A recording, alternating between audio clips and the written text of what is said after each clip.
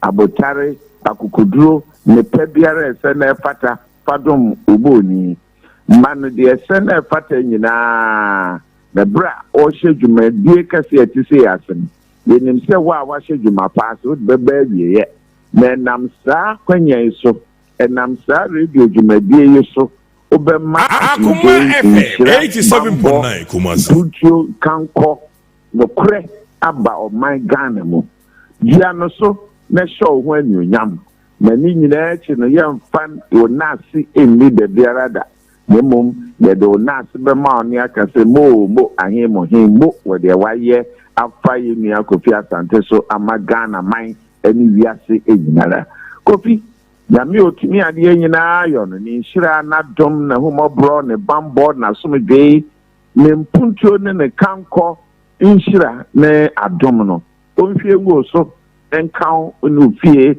enkaw eno de oye biara ene kosida akuma FM 87.9 Kumasi amen. Watenase Aduanaba Kofi Asante Ennin bema wonsinsuo mansa na waham kotopumpuni a woda ya ma bo adenchem do ho santena kopubunu mu popochichi a ofrinsu ase beka so adenchem awu ayenyi wachinyie kankan tamantu kodu ya baka nkama yankari ni yahu muduro wonya bema wote tatatata na odimirika ekoto tata ne tete wa wosi efiri tete bekoin a waji udin wa akono Kofi se wo kọ ba bia ma adenchi wanimu o ne bia no na nkanini bi dakwam anopa bosu agugu no so ni trimu aye nya aduana de hia wotuja etiketu aso na ye kese ondo kese a wase wanyunu abodwese na yemfemfimfim hunahuna wo de omanfo kukuru ye a wantumi no wotimi kukuru ye nanso eba se ye kukuru wankasa no ye ntumi ye no nti ye de kuro yi mu nsam hye wa no saka kire ye enne waka ma akoma atoye mu ne ye se de onimu to no ono ne ye de ni gina to no anu o ye no nti enne ye de Ghana akoma nyina hye wo nsa Kofi kura ne se kosua dandan ne sabofra kuma ne kusa ne sabode a ye de atuja so se Ghana kuma bo a wunti yebete watena se dia me yente dia koso wo Ghana kuma mu Kofi kasa Edia na ekoso wo Israel Palestine akuma FM 87.9 Kumasi Israel Palestine bia ni okoso dan say problem bia British for equity to ho among the two countries since 1948 aba kiminde omayomajun oni America say omo solve issue no enti yango ya papa mu bino Israel Palestine the impression created say sabi Christians and also Muslims and any Christians akuma FM 87.9 Israel country so biati Israel say Christianity wata but that is not the case. The case is very simple. The case is say you are asasi da ho Palestine land. So asasi no the region no the eastern part of the Mediterranean no Israel for from Jewish omotina asasi no so da for some years or several years in the olden days either before Christianity or before the birth of Christ, whatever. After years, so they left the land and dispersed a few assassins for several number of years. Long before Second World War, Ebema the Jewish folk asa Umar are dispersed around the entire world. Now, Israel, when you are so, and a certain the Arab part of the Israelis are you from the Jewish Arabs, and I say the Arab Israelis. Let me remember and remind the public say, only different unit said we seek to create the impression. You want people. You were Jewish Arab and you were Arab Jewish. Kasabaku no minaka. Palestine ni biati Jew language. Jew ni biati Arab. Arab ni biati Jewish. Only one people. Inti Jew for no koya no. The Palestinians for no. I know more the West Bank. The one suna no. any the eastern part no the crew no etna so for several hundreds of years. 87.9 Kumasi. And to cover after the Second World War now Israelis dispersed around the whole world, you know. The war ended in 1945. 1946, you know. Urban near British for and near Palestine for in the Texas so. The state was not there. Palestine, any British for internet is a Ghana and I'll go coast in 1956. Ghana, Ghana in 1957 until 1956, 1954 election now still under occupation and now overseas British territory into honor near Palestine British territory. And Israel for no kakrabai after the Second World War. And no catch British for no say ahayatra hada yinam waha yabusu afọ waha sasen so near na namuso atransubi. And yes, and even the British decided not to come to somehow. Diabolically, no, and no, Palestina for them, so why not? And see that side of today, Jerusalem, Hebron, Elat, and this Anyaman, these are being an ancient city. Our Bible, wait now. King Solomon transit cities in Nara Yakan was in the eastern part in Iran. Israel for Nihon, a Arab for in the Tinaho. The Bia, Nabi Musa, Moses Tefiano, Ubia Ubisagan and Ibia, Sofubia, Uti, also a Israel pilgrimage, you know. You program on call on Casa de American Meboa. That belt now, your course, the old Israel now, your question Nema, the Bia Weta, Lower Time, Zakios Time, Bia Fuena. That is the part of the Palestine we are talking today. Akuma FM 87.9 Kumasi. And the woman, your war baby, a friend Ramallah, and your war Gaza Strip, and a West Bank, and in Kurakeka. Now, Gaza Strip, no, and yes, a Gaza Strip in a war view.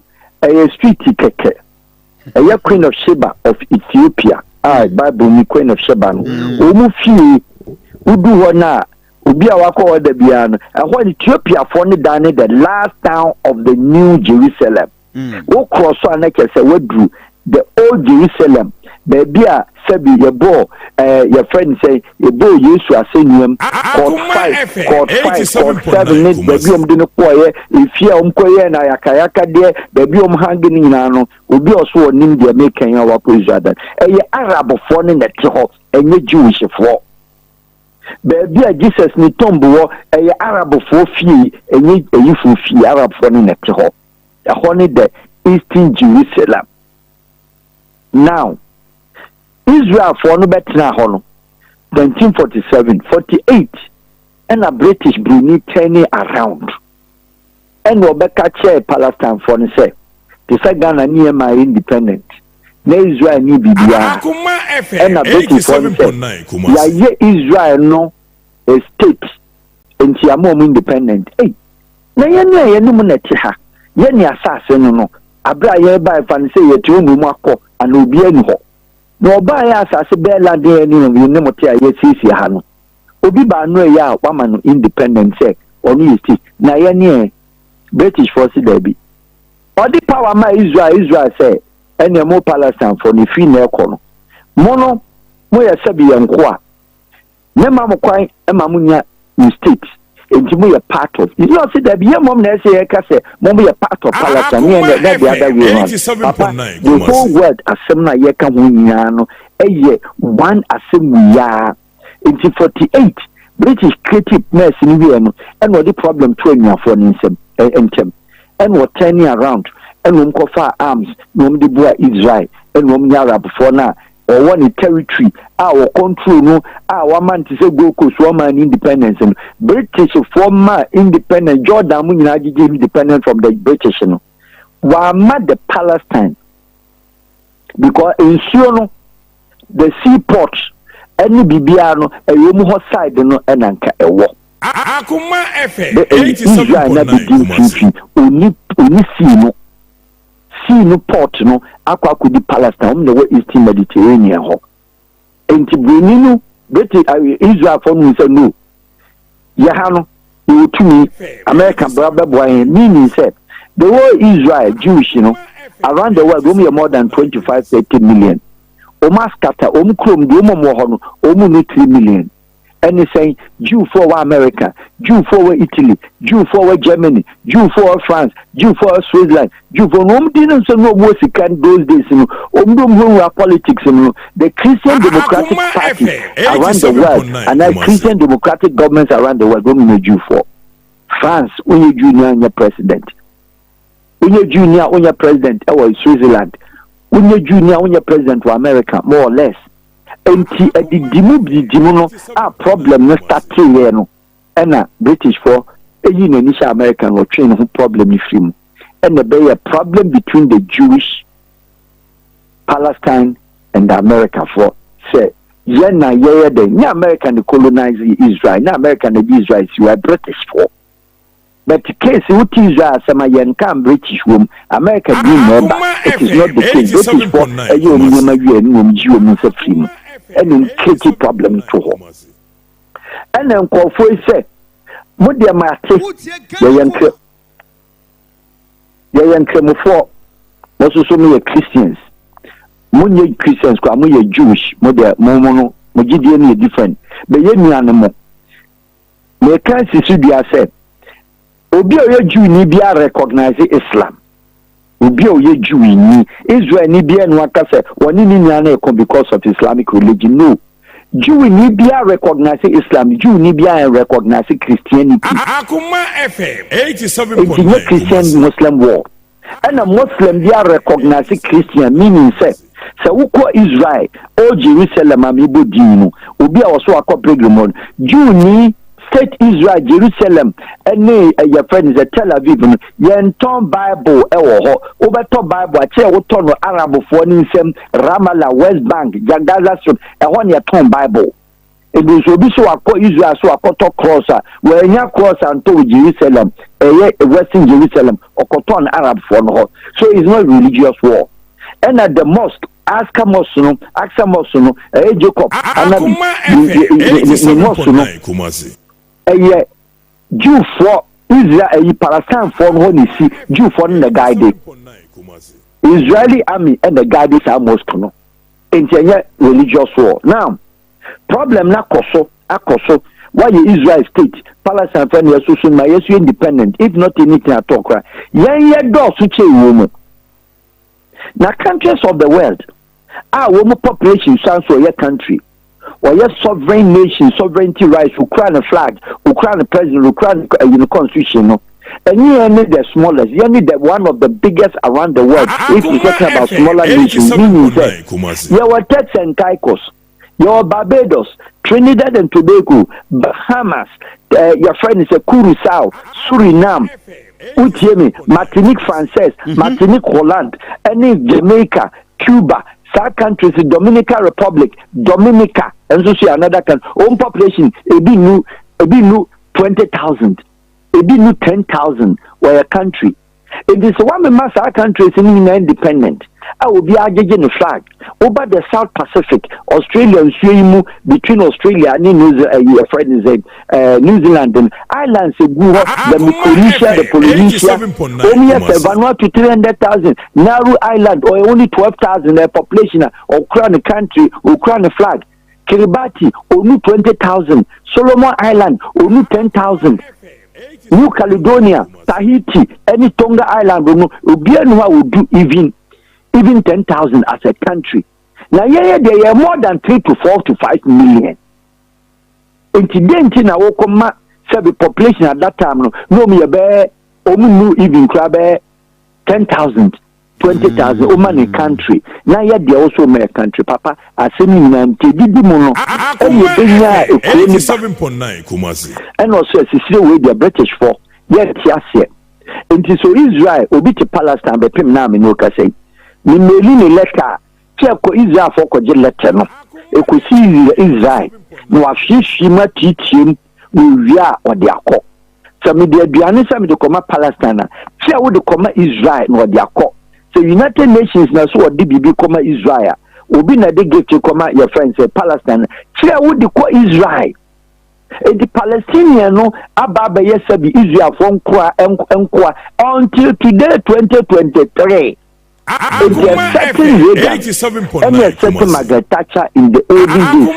Woman is Jewish for this and woman you imagine say, yeah, dear pen on your pen in Tokwan War.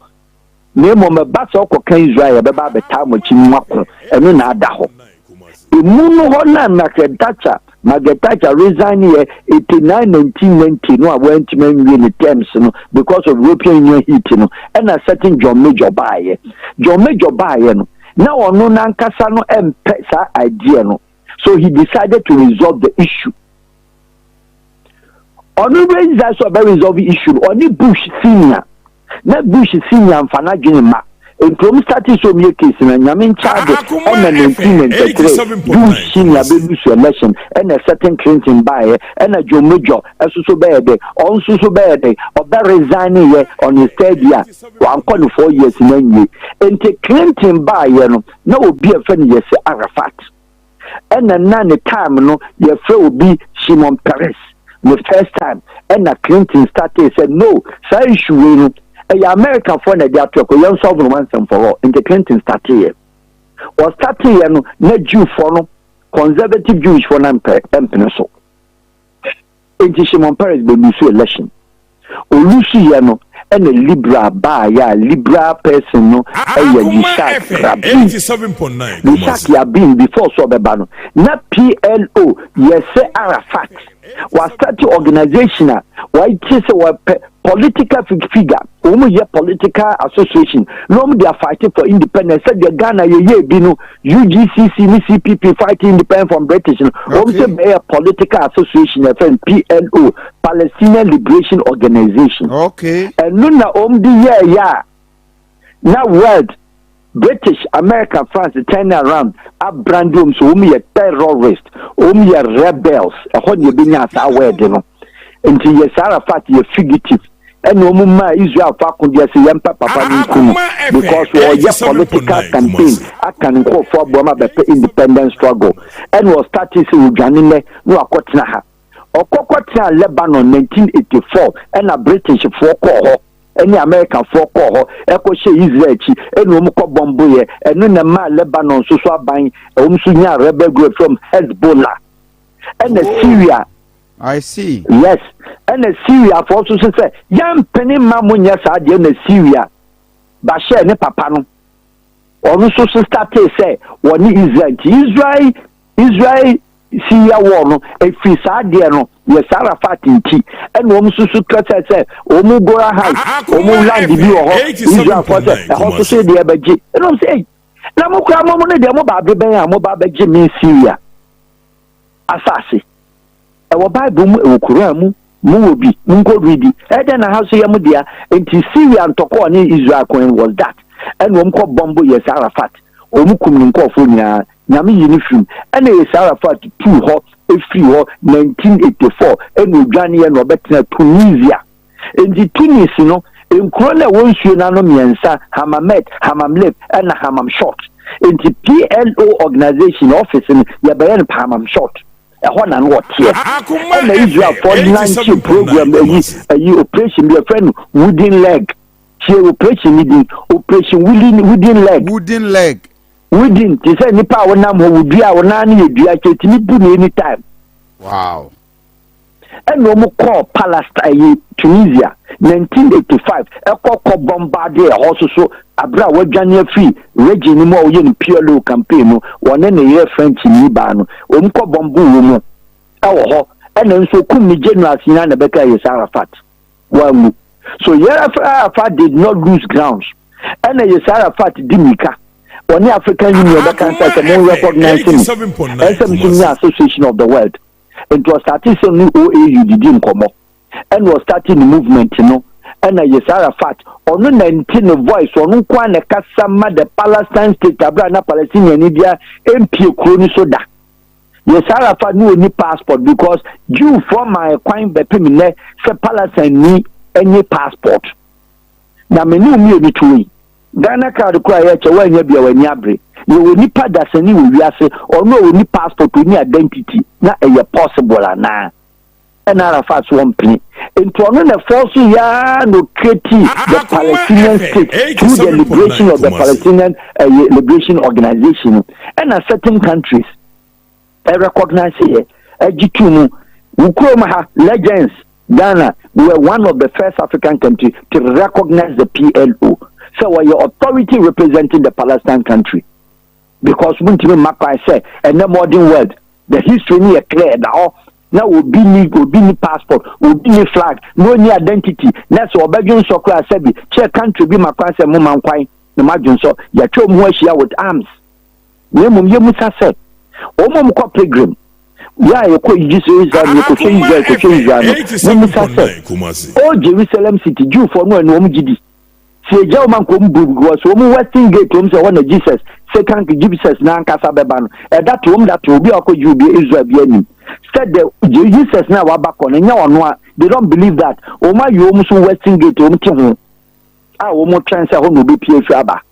But Arabs want to protect this up there, and yet the today, old Jerusalem now will be a course you could join Western Wall a bumpire, your baby see you, your baby a Jacob Denny Nashua, your two coins, your baby Jesus, you know, mobile dinner to cross, and baby I didn't copy all your social and Tisa issue when twice so as say Palestinian yes Arafat ebidimu and a free amount for status here recognizing no a certain Clinton P 1993 and a Clinton sorry so best solve issue once and for all.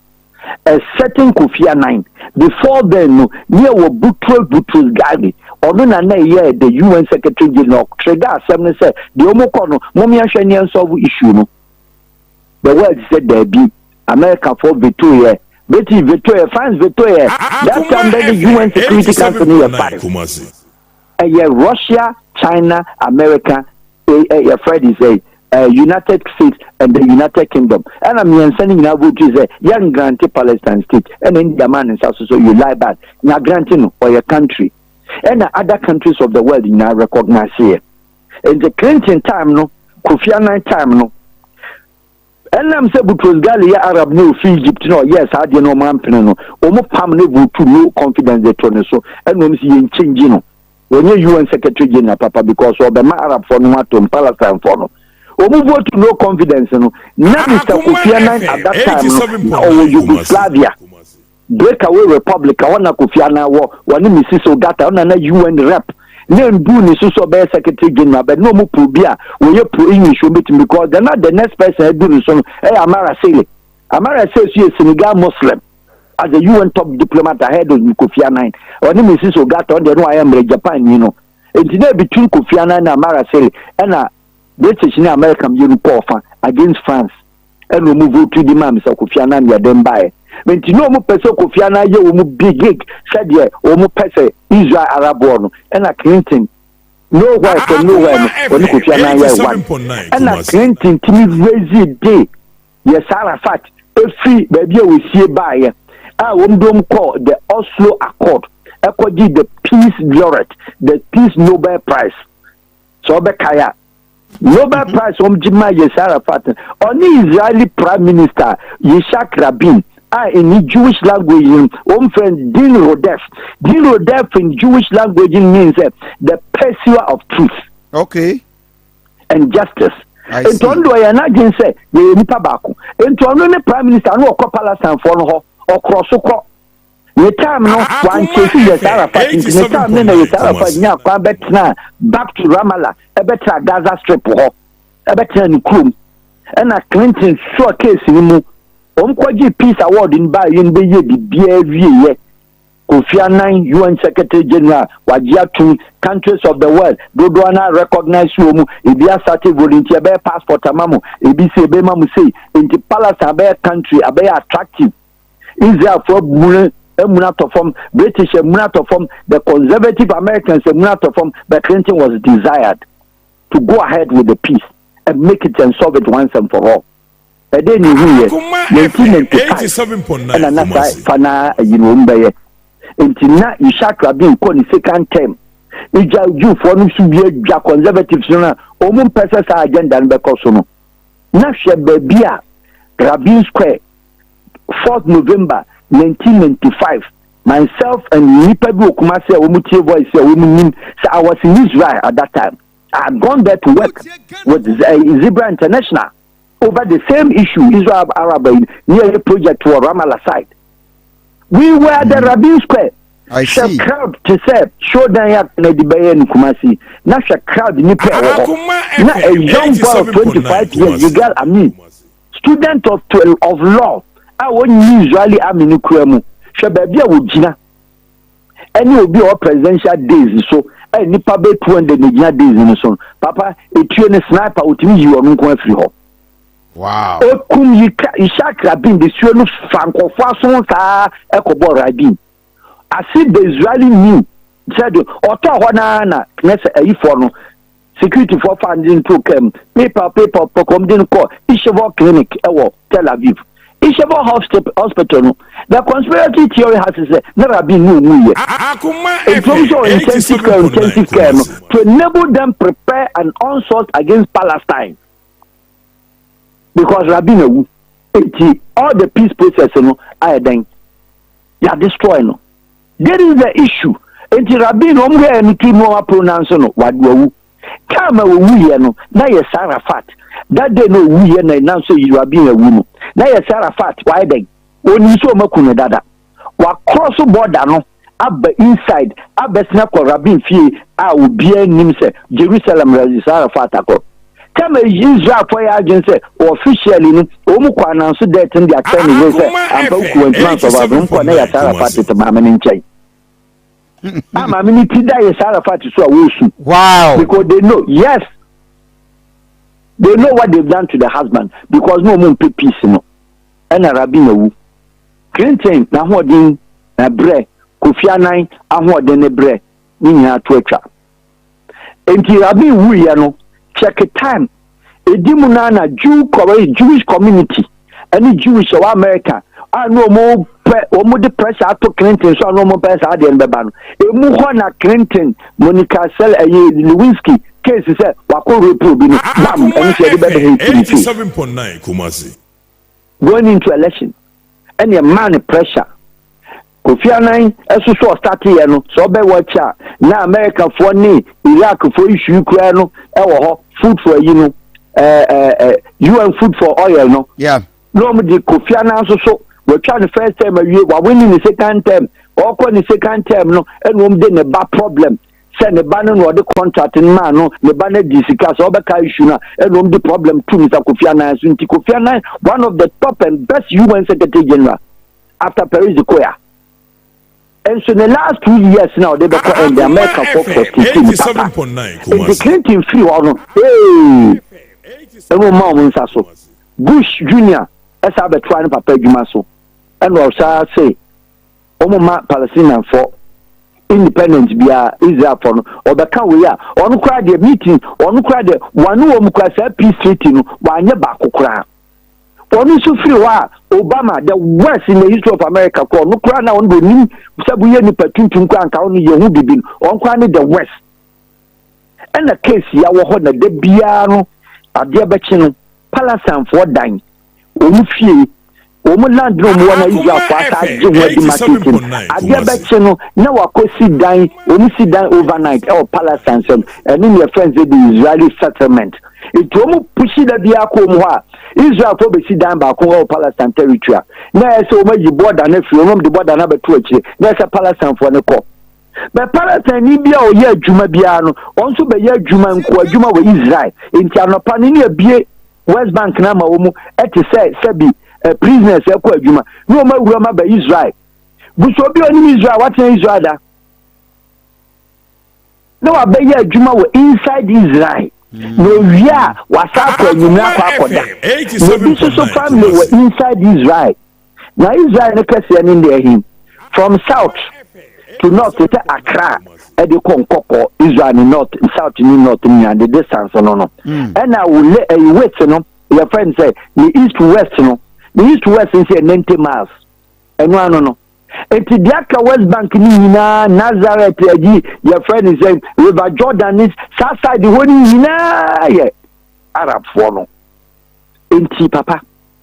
The long and short of the story is that Israeli Arab war, the Western countries, America, and for whichever reason, we stand by Israel. Other countries of the world are sorry, Gina. Russia was the first country to protest. China was the second country to protest. India was the first country to recognize. So, a country, more for more. Now, sending out to chat. Now, Papa. Listen, my mind. They are for one back also in the country. Israel existed as a country from 48 years now. Mami so me country. Now me so me function. No one me airport. Me took a ni kwasa me call report to my Israel say me took and san makwaba.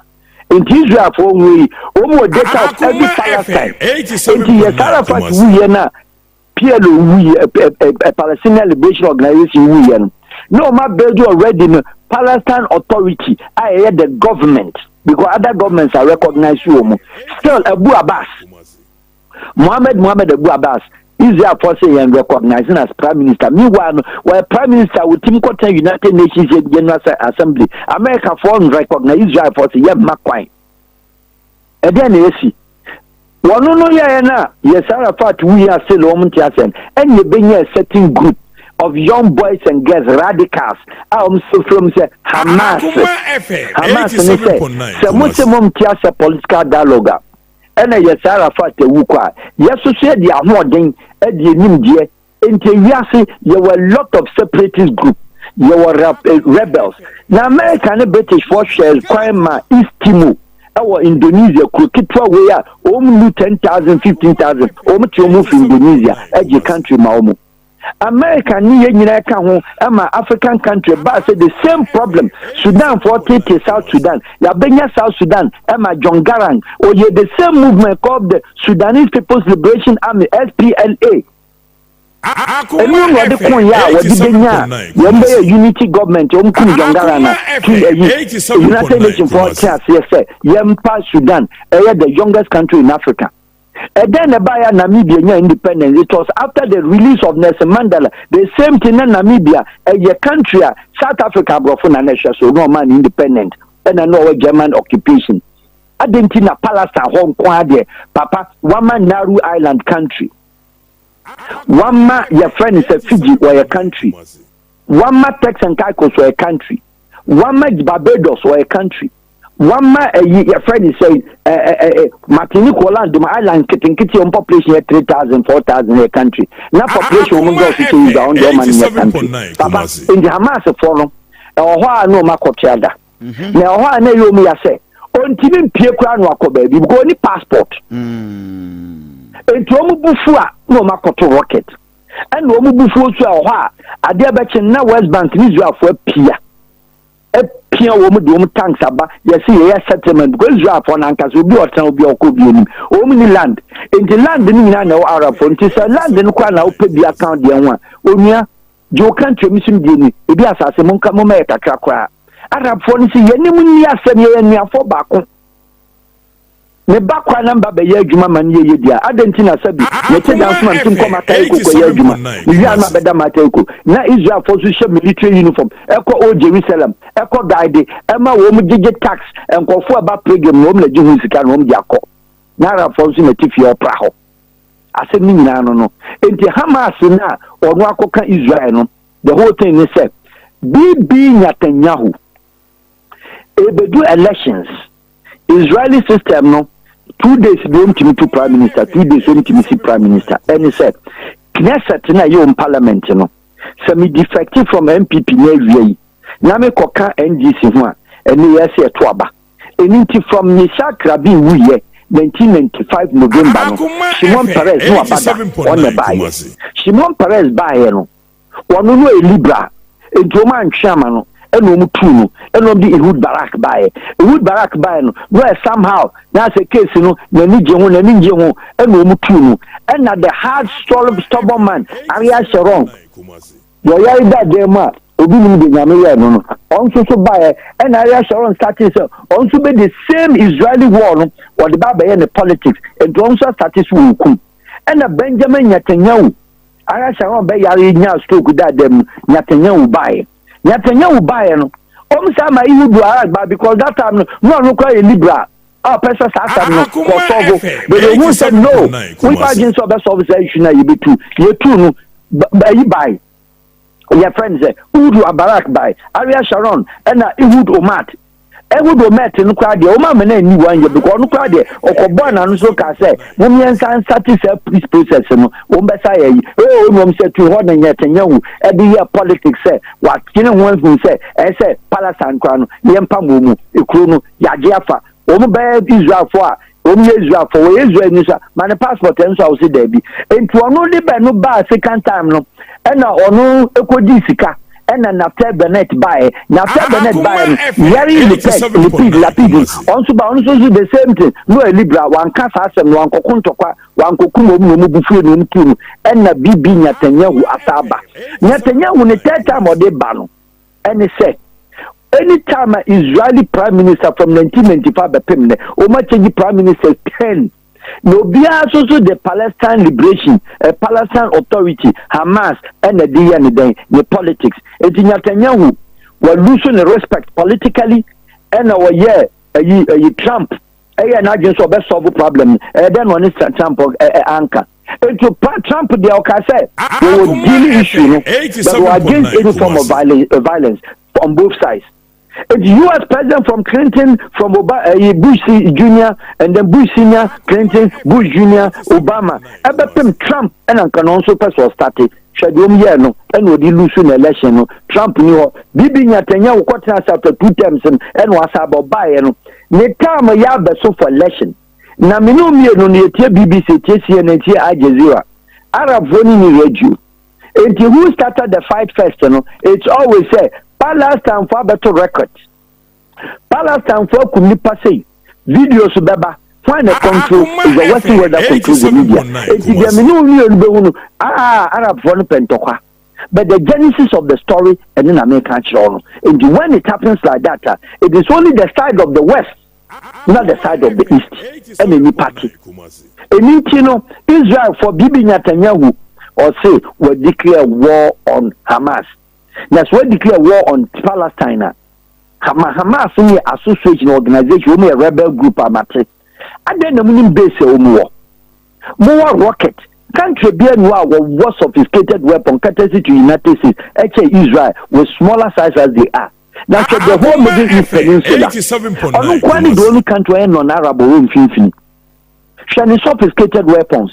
Now you obi to say Joe Biden will be a name say, well, you're far right activists. Were you produce now on Tokwanki trouble in your phone term said the other presidents in our sovereign Aduanaba Kochi, Lebanon, Palestine Kochi. You were team move the most strongest, sophisticated American, your friend is saying, gunships 6 at the Akko. Say that from Meginaso and launch attack and destroy Palestine forever. Now, when declare war, no, Russia and Ukraine war, one day when declare war, starting military operation, one solve or starting a free edical invasion, one stop or do invasion, Levinsky, Zelensky, I say young solve issue, no, and Russia. Any the world allies, any the international community in between broker peace. Your friend is Zelensky, any Putin Babeshia in a neutral land in Europe and now somewhere in Asia. No. And now the Boris Johnson, British Prime Minister Jimmy Fallon, he is the cause.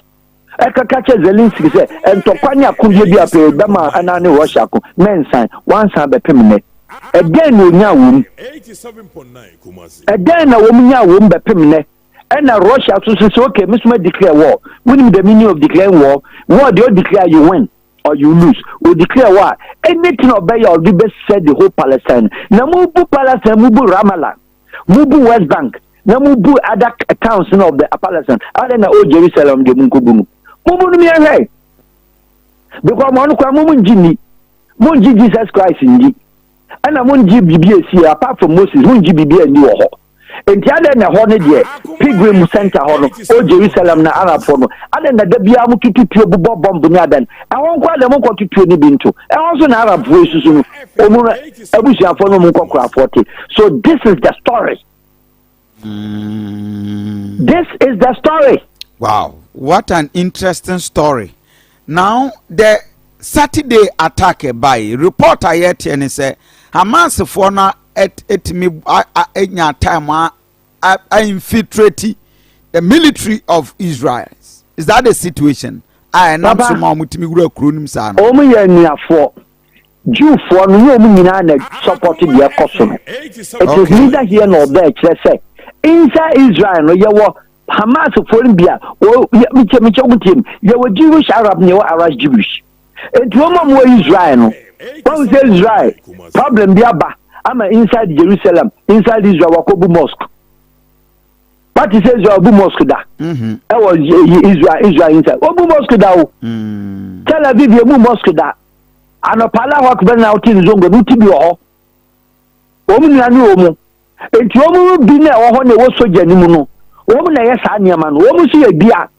Wo eju ni badu ntimi hu ni team asem. Ala say Israeli soja omu call guide. Oda na ni kum Israel for 13. Ami for 30 ono ani niam ono mkomko guide no. Say nkwasa asem na omu di ni niam no. Ono aso ebia. Okum 13 ni kum no ho. See several times. A man be bombarded woman, Abram Israeli army uniform, or no kun. And he said either Saturday, so also my grano, only no semno, a year war, a communication war, and not a son. The Hamas of one kind, Western Timidika, the Israel of one kind, Hamas of Timika. It almost semno bar. One thing that nothing more than to maybe someone said. And in the damn pana, yeah, Adiabako, Kasami, your country, how mine, Miss my country, will be uncle do so. Me patch your bra, I said, we're adding. Adding. Recognition. Keke. Now, my main country, the Chrome Ghana, first in the air, like KLM, who took any other flight to be our Ghana first, no call. Ghana and the dear Nimu under President Kofi or Chiasi. Munko Bisaye Papano, no Fano. Your man Penny. Rollins is supporto Palestine. On my recognition, Emma Yakofe Rollins, so were you fugitive. Hugo Chavez, yeah, was Castro a fugitive. Castro Fidel. Watches our countries no from lunatics. These were countries almost recognize it. And Tina Rollins uniform no made a Oman Penasem. It was then the Mitterrand, the Margaret Thatcher, and the Ronald Reagan. Into Biana won't Israeli, Oba recognize Israel Biano, we are fugitive. Now, Rollins is called Kofi Baye, President Kofi there, Ojiemu, and Omutini Ma, one it tabom Becky, one your friend is saying, Rwanda President Paul Kagame, Botswana President Festus Morai, and your Basanjomo, and yes, Arafat, a permanent seat. You know, can say PLO and a Palestine, or a member of observer member of OAU, and I say AU. Well, when the seat permanent to the Biobetinaso, you have recognized woman 2004. And Ghana elected to be part of the Obenya election to join the United Nations Security Council. It was under President Kofi Munko Busano. Ghana Security Council twice. As we speak, 2021 November 2nd, Ghana will chair UN Security Council or chair Ambassador Harold Adeajiman or Tiwamunko Busano said. Again, Ghana can first Ghana speech of mine and said. PLO, your friends of Palestine, Israel for Nim Toka, any two no more recognize room. That was 2021, 2 years. Ghana still was Security Council, so the time best 2023. You chair the Security Council. Interestingly, country I want na Palestine seat our OAU. Country I want who be a chair of the Security Council. Who can say Israel for the protest by Kuma. Echo Ghana ambassador to the UN. Harold so echo protest here. Eba na na do danko kufa do say. Aden wo mo makwa ma na ambassador no I recognize Palestine. Na enura asem we ba ya such a case sensitive obia me na nunka bi na Ghana ya tiesim His Excellency the President of the Republic said Hamas for condemn the Hamas for ye seriously na why a foreign minister da Ghana ye neutral land we share ye identity on the United Nations platform tina de bia no yam kwani African country ko UN na ye dimi kasa first General Assembly, and they say Ghana stands for world peace, global peace, security, and in international global politics, and the alliance of the world. And then already last year, September, the UNGA, United Nations General Assembly, Nana Koye sa mistake will be. Ekoka said any bomb that drops on target in Ukraine affect the pocket of Ghana and the African country, which was, I'm sorry to say, it was a shameful comment. Obi akwa nse no abonisi mama because women need na opakika na Israel Arab case aba Palestine case aba wo ankasa Security Council any 2 years wa condemn action no they always condemn one side but you don't condemn, stand in the middle, then create animosity in the country Ghana politically, diplomatically, because you're international global alliance for peace. And the Palestine case one thing will be on Tias and Machirum. You say, Palestine say, you crow, or your name, or Dawson, under the UN chapter, your country, your own population, your 10,000, your president, or prime minister, or government. Maybe you're more than Israel, into Mamisumi country, Namisumi from whole country. Now, me, I'm crime a passport, me, I'm crime airport. When you airport, when you say, Papa, Nagana, you airport, and I told you, so I'm in airport. And 1 million passport and Kaya Tikro Mancadena. When you bring Kotogo airport, Uber Ukrabe prepares to do, and only Hamas for the ano. So the last Saturday, Sunday, Monday, Nenipa over 1,100, 200. Is this the biggest attack ever? Across the sense and Tokwa we start here. Aba, Omakum Arabs, Moshi Dayan, the West. Arian Sharon, Wakum Nipa 560 one day. The wife. When you be Barak, there was an attempt to Hamas for no Israeli school girl be and you operation one and went direct to the Hamas. Direct to Hamas. It would met direct to Hamas. Naftali Bennett, one Hamas for your problems, small sporadic exchanges. But Bibi Netanyahu and I'm so only the political council, the Biano or no any Joe Biden. Because when Trump go and read Trump and then the relationship between Trump and Bibi Netanyahu, it was bad. White House who threw that. And that was the first time Israeli Prime Minister, US new President Baba Wamba, time about Homunchia or Chiano in Sano, Trump called Middle East. Netanyahu refused almost to meet Trump because they make a comment say we have to solve this issue once and for all. In Philippine 1,000 is not the biggest operation. Moshi Diane, then go and read. Arian Sharon, go and read.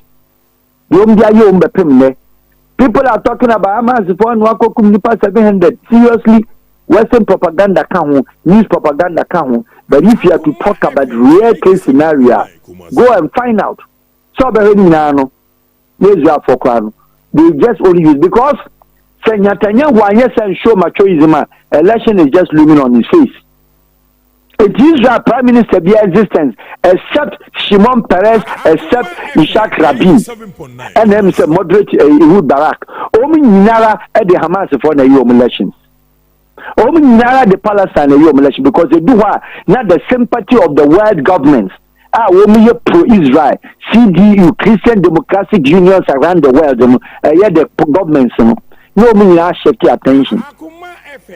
But Moon can say Arab friends are protecting Christianity for people to be able to go to the pilgrim, not the Jewish. On quote, on reference, on fact. Obian wa betima kache no tie program wo esofo wo ye den wo ye wan wako Israel beka se de meka no wakoto Jew ni bi ton Bible sympathy na ye sympathizing Jew ni ba no so oje Christianity Jew ni ba na Jesus Christ di. Is the Arabs, they have protected Christianity. Our origin, not the Jewish. And I think about last 3 months or beginning of this year, there was a law not by Israel. Christ said it's a criminal offense to preach Christ to obi biara owo Israel ho. Papa, my on reference around 1994-95 thereabout. Also, football Kumo Fukumasi, a friend selling for Makumunko Busano. But here, sorry, we Israel. Then a first of all, started on Baho. About Pilgrim, Eber BC Yusu. We are Muslim, I call more than 10 times. We do one say yes, BBSC, and we are pain. Yamibi, and I say, Yami Chunchun, you are. Baby, you didn't send cross or so. Muslim being Rebecca said, when you. The difference I must say God, yeah, they say, where a prophet to Yamusuma for and come she need. Oko baby, only papa ni 2 years. I found the number send cross or so. Oh, yeah, no, if he never saw, Ujana saw for 2 or that's why really come bibu, but the oil no fan. It is life. Oko baby, ye be see, you didn't be send cross or so, Ubunko to ye, sell or bumpire or didn't say, oh, buyen. A boy didn't teach us. What do you see to one sir? What is him in us? And your mother was soon. I bear born at that. Whoever says it doesn't, I have found a papa home, woman a shower. They believe it. They understand me. We are not against. Only protecting our hope. And we let you. You for no, the Oka Sambrano, and you know you. The American prophet selling for my food. That I'm gonna be by us or Tel Aviv. And no more going Americania, the animal tintin. Master share 87.9 a share. Omo. Fregan and you are telling us over my bones. Am I did up on Pie? Say, Radio. Yes, you. Sentence Abedino. Sentence Abedin. To chant and tuning Namu. Oko Vampire, D. Mumuzo Mongoya, Cocoya all night Israel near Renantis over you. It's what is the beef about a moment to story as feelings Christianity and Islamism. Wow. Don't hear the video. It is a real video. And it's a law passed. Woman to watch a Western Wall, Western Gate, Israel, or Tel Aviv, Jerusalem. Woman to Abo Israeli nation. Woman to Uncle for a bit crowd the whole day. Come after the changing 1 week not Western Gate, Messiah and the whole will be fair, but the Amokan. Meanwhile, Messiah Munini, the Messiah and the Tom, the Messiah and Babia, yes, and there. A one of the Scalish country. I don't know which kind of Arab for the proper or infa. I see.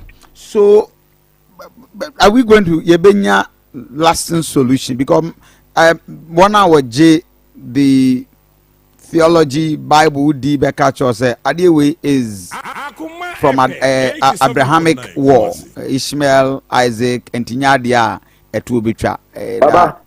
Baba. Nonsense. But those days, countries near our country do go see me Ghana any Bible, Tunisia any Bible, Nigeria any Bible, Mali any Bible, America any Bible, Britain any Bible, France any Bible, Germany any Bible. But Syria womb, Palestine womb, Jordan womb, Saudi Arabia womb, Yemen womb, Egypt womb, Egypt womb, Lebanon womb, Israel was a region of the Palestine womb. On the human level, any other formal constitution. Obi mekan chem said the okay so mo mka for ethical say biblical one near there no. Monko is a constitution in the Bible no. Yeah, constitution say Ghana president being quoted 2 terms or anywhere in the quotation of the Bible what we have arranged as the human beings as at the human level no. Any answer say until me my adwin and no my ahoden and your control your horizon. Send any Israel and as Saudi Arabia, Mecca, Jerusalem, Gomsi Hospital. And Kobi area near Kofa, Mecca Imam, no Abedina, no Ayakaratu, Nankwa, sorry, Obiwa, na Israel, Yakwakofa, your friend is saying the Moses believers in the no Ababon Payano, so is that the case? The human level is human level. What has existed in the Bible is existed in the Bible. And your man that what Bible muni Quran at that time, no. The changes of the population and the changes of mankind and the life has changed a lot of things at the human level. It has changed. And to be in Timaka say, Isaac, anyway, say, Ennin and the Santa Quantum to be intimate is nonsense. It is indeed nonsense. Yamina Namajin.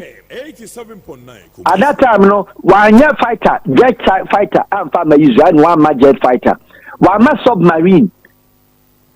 Bible, yeah, submarine be the Israel, yeah, submarine be the America. One a year. Don't you broke a peace at our homes? You come and see your regions, your their traditional leaders, you know. Who been a show, said the Oma Sebi, and your friend traditions and culture. And your political traditions and culture, political culture. And 20 Macan James or Babum 20 minutes of Winti, Omukumu, Abra, it is just a matter, say, a real way. American Fapen Casse, Israel, young could be, Mammon could be, Palestine, we will crow, found Israel, so tell baby. Ghana or border with Togo, Ghana border with Cote d'Ivoire, Yakon Toka. Baja Yakon. Nansia. His Excellency and other new colleagues, comes from Kwako Nijay. Me, I'm deflated fight, no catch us a useless fight because you had to commit Makoko. Yeah. And I went to do a program. So you told me myself I want me program, yeah. So Omtimikoi. Dabi. The American Omtimikoi. The Oman to me, uncle. Oma Matansa and Kobamaka Mabedi. I'm a Jediana and Yala was on Kwadini. Me catch us say just only people are talking for that. They don't know what they are talking about. Senior Farouk Awahab this morning. Yeah, what the school acquire political and international history for. I said you transfer one semester. I will invest. We are more than grateful for your time. Let's say Ghana. We say Kumasi. Schools were hot. International, your friends say universities, higher schools, one kasa journalists, any all media men and women. Between the same council, but let map one day because it appears said, and you must move forward. International diplomacy, politics, understanding, and the history, geography of the world, and you move forward, and you fault. You're in create a forum. Ma akoma from us or Momo from no Munikai. Now Monkata what created this forum. Invite me. You bet me spend me here $1. Me am try take it, me madam hotel. Let us understand the world politics. Any question across the group. Wow. Now what follow Liberia? As well upon we are lose. Is he likely to lose? Yes, sir. We are at the end of the day. The African elections. Aduanaba, Gambia, or anywhere. Yeah. The second term. My debut, or when in second term. Upon all the three of them became at the same time. We are winning elections. Yes. So we'll check it upon your records. Only the expectations of the Liberians time or by one would say, underperformance. But when we go at the end of the day, was 7 years, so 6 years mandate, a move into the energy now upon the buyer. Upon we has every protocols, every ABR to learn from the Ghanaians and then also to do his own thing with the backing up of the Americans somehow. In the Mamina near say, Waya Brewawa Nyadian compared to your phone, that means he said, Gidia Labia for you. We election as was striking. It means 90%, 90%. But indeed, it was struggle. But at the end of the day, no, I can still tell you, say, there's no free and fair elections in any part of Africa. The campaign trail, I walk Odu Bia Sebi, na yeah, Benaboy Asa was Sano. To me, it is irrelevant. You've gone past the football cycle. You've gone past the football age. What the executive president? The Liberians are crying. The Liberians have been up to now, Papa. Liberian go to rooms again. So Jana Canana so did you call me J. Only 2,000 per over the Antimin Fabinka. Are they? That's what we are going to Jomuka. I say more. and then also into politics. Look at how even who vice president, Chancellor or them politics matter. How many politicians in you? How many politics in you? You see the point? And upon you have or struggle, yeah, this okay. But meaning say at the end of the day, you sing the baba, but you do counting where and you do aggregation where I want to African politics were. You didn't say yes, he's struggling, but upon you also see it through for his second term, whether he likes it or not. And do many in the second term said the end now uncle. So the Liberia uncle for another problem because the country is fed up and tired of all these kind of political upheavals. Yeah, tonkra edi ama omampanyini Akufo-Addo ene na bedi akire Mahmoud Bawumia say ya adwadefo aye wokumase de ye ka ama obi ate ase se yen ta obi achi na emom ne obema Asante man enkoso ho ahia no na obema Ghana man enkoso ho ahia no wono ene yebeto na ba yaba ede amano na yehwemu na yehwe sa enkrofo ya yenim nipa odwene Asante man ho ni nyuma mpo wonfra Asante man mu ni nyuma akase a wabuabuwe no Asante man din na ode atoto so ono ena senke ye wo bibi se yeta akira ono ena yese yeta no achi na enya ne woni bibia e wa Asante man mu enya ne wonwena Asante man mu enya ne wonwena Asante man ye mere wa ne ye nkokora eho a wonpa ye mpuntuo wonpa ye hwe enne ya yete anuma ye kasai kajetia yete sumu ene ye kasai ye ninkane a yetim sankane asem ya nso ne yede to aba etu abandada bi ma ne ko ye se dum so ye mpe ebio nanso saisi a ye kasai yete sumu ene ye kasa ento amampanyina Akufo-Addo wonu abedi akire Bawumia mumra bonten majority leader chama wuntumi ane MPP mpanyimfo yewura Steven Tim Justin Kwadua wo ye Santini ukwatena ho ye hu hwe emodembo a wo na nabi wo ye Santini mukọ ye hu modembo a mo bo e de aprimpuntuo e de ama Asante man enti na da adwadifo a ye wa Asante man mu ye ka kire mo se mo pese mukwaso tena ban mu dia Asante man puntuo a maja atu form no enkopim 4th November muma ye hunu se contractors ane adwuma bia ye to na jeje mo no Kalam say ya illegal mining fight no. O mine no elusu no koto. Ya bokagu. Kofi sika wo ma say no wo Kalam say fight ni mu no. I think say ya the free SHS anka ebetumi aboa free SHS no be say 10 years. Ni nyina asiegu all because of empanyimfo a wo mo hyehyɛ ase Professor Frimpong Boateng kokan ya ehun aba asema ene wa frami ni nyina no na Kofi o ma me kwan a ma memfa enioma nan bi mbie Ghana for memfa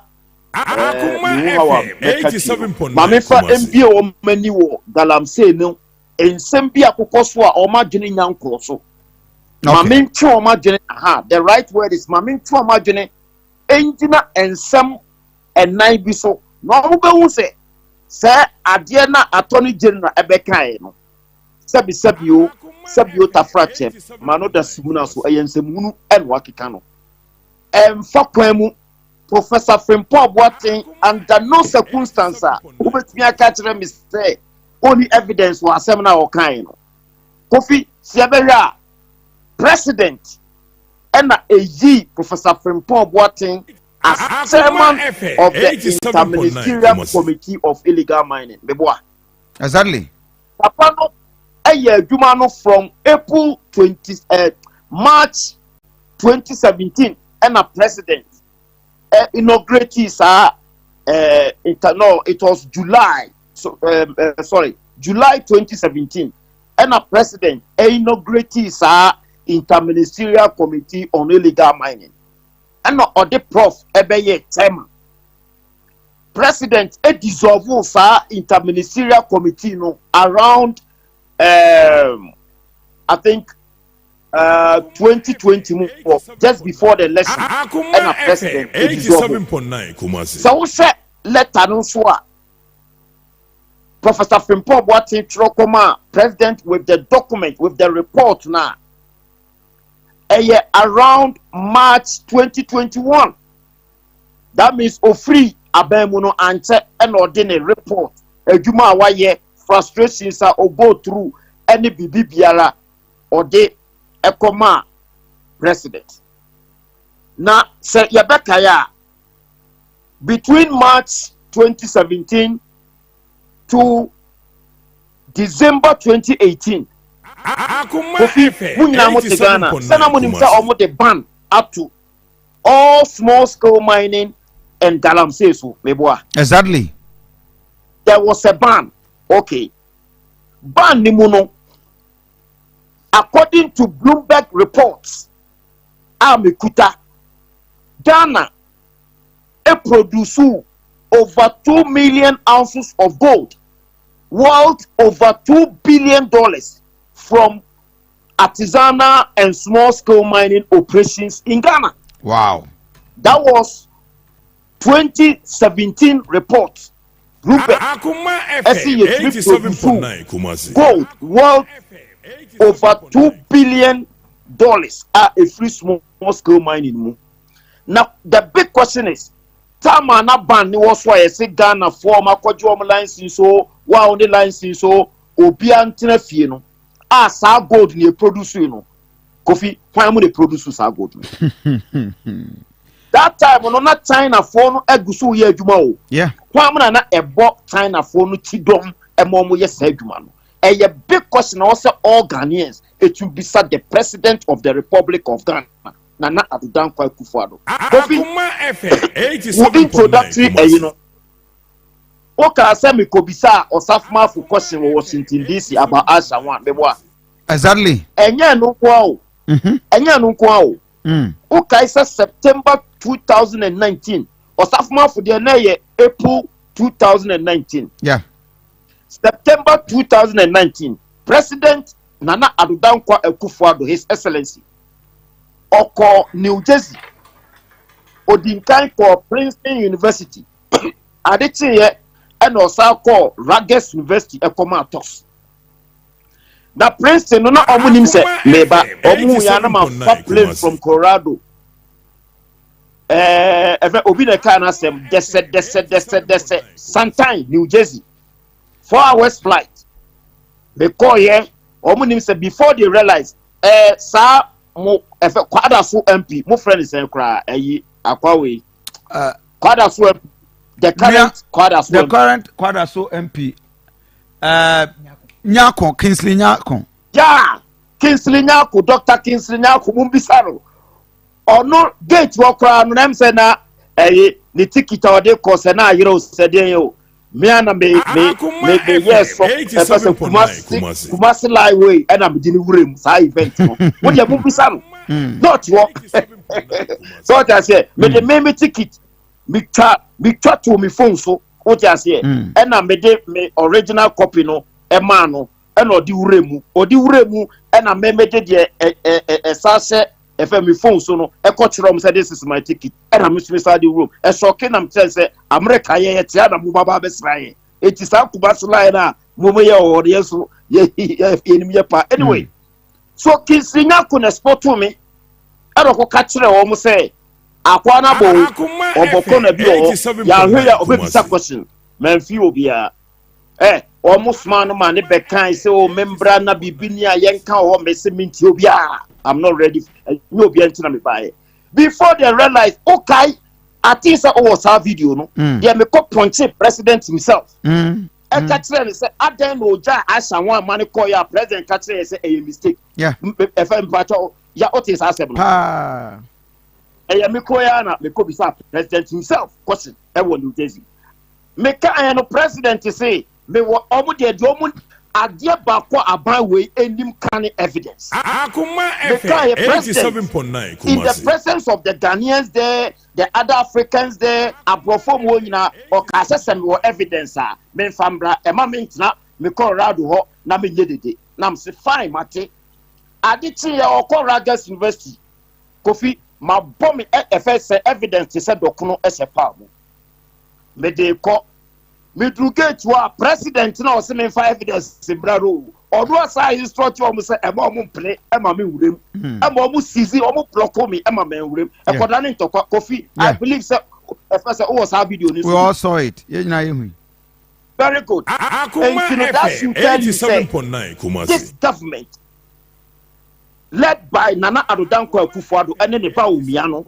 omo nye wo ma dwen say galamsey nsem we wo a wo de evidence be ko bia on beja to enti prof de na esi no me enyam nwanwa. The second point okay say April 22nd 2023 ya time report no leak ya eba edwom no a office of the president quickly they came out ebetro say the report is a catalogue of personal grievances. The claims were unfounded. Akuma FM 87.9. Very good. And here point 2. Point 3. Samubekaya May 12, Attorney General ya wabo asamne gusa evidence bi anyone. May 12, 2023. Attorney General Babontin Beka say after office of the president issues a statement. Attorney General so Babontin Beka say Ghanaian should give little attention to the report. Now, a full of hearsays. Me pacho what is assembly. Now, Akuma FM 87.9 Kumasi. Yenim say Minerals and Mining Act 2019 Act 995. It was enacted into law by President Nana Aduanaba Akufo-Addo because 2019, and that was enacted into law on August 20th, 2019. Make I say date no free me trimuta. Yamaya Huakwa Bahaya Akuma 87.9 FM. The Aduanaba Kofi Asante we Wonsum Jumedi, your most authoritative weekend political show. Good morning, Ghana. And good morning, Asante. I'm Jirisa Ohoya. For your transit, and unfortunately, we are not streaming from Facebook page as a challenge, but ye Oba Akuma ye YouTube na Akuma 87.9 FM on YouTube. Akuma 87.9 FM on YouTube.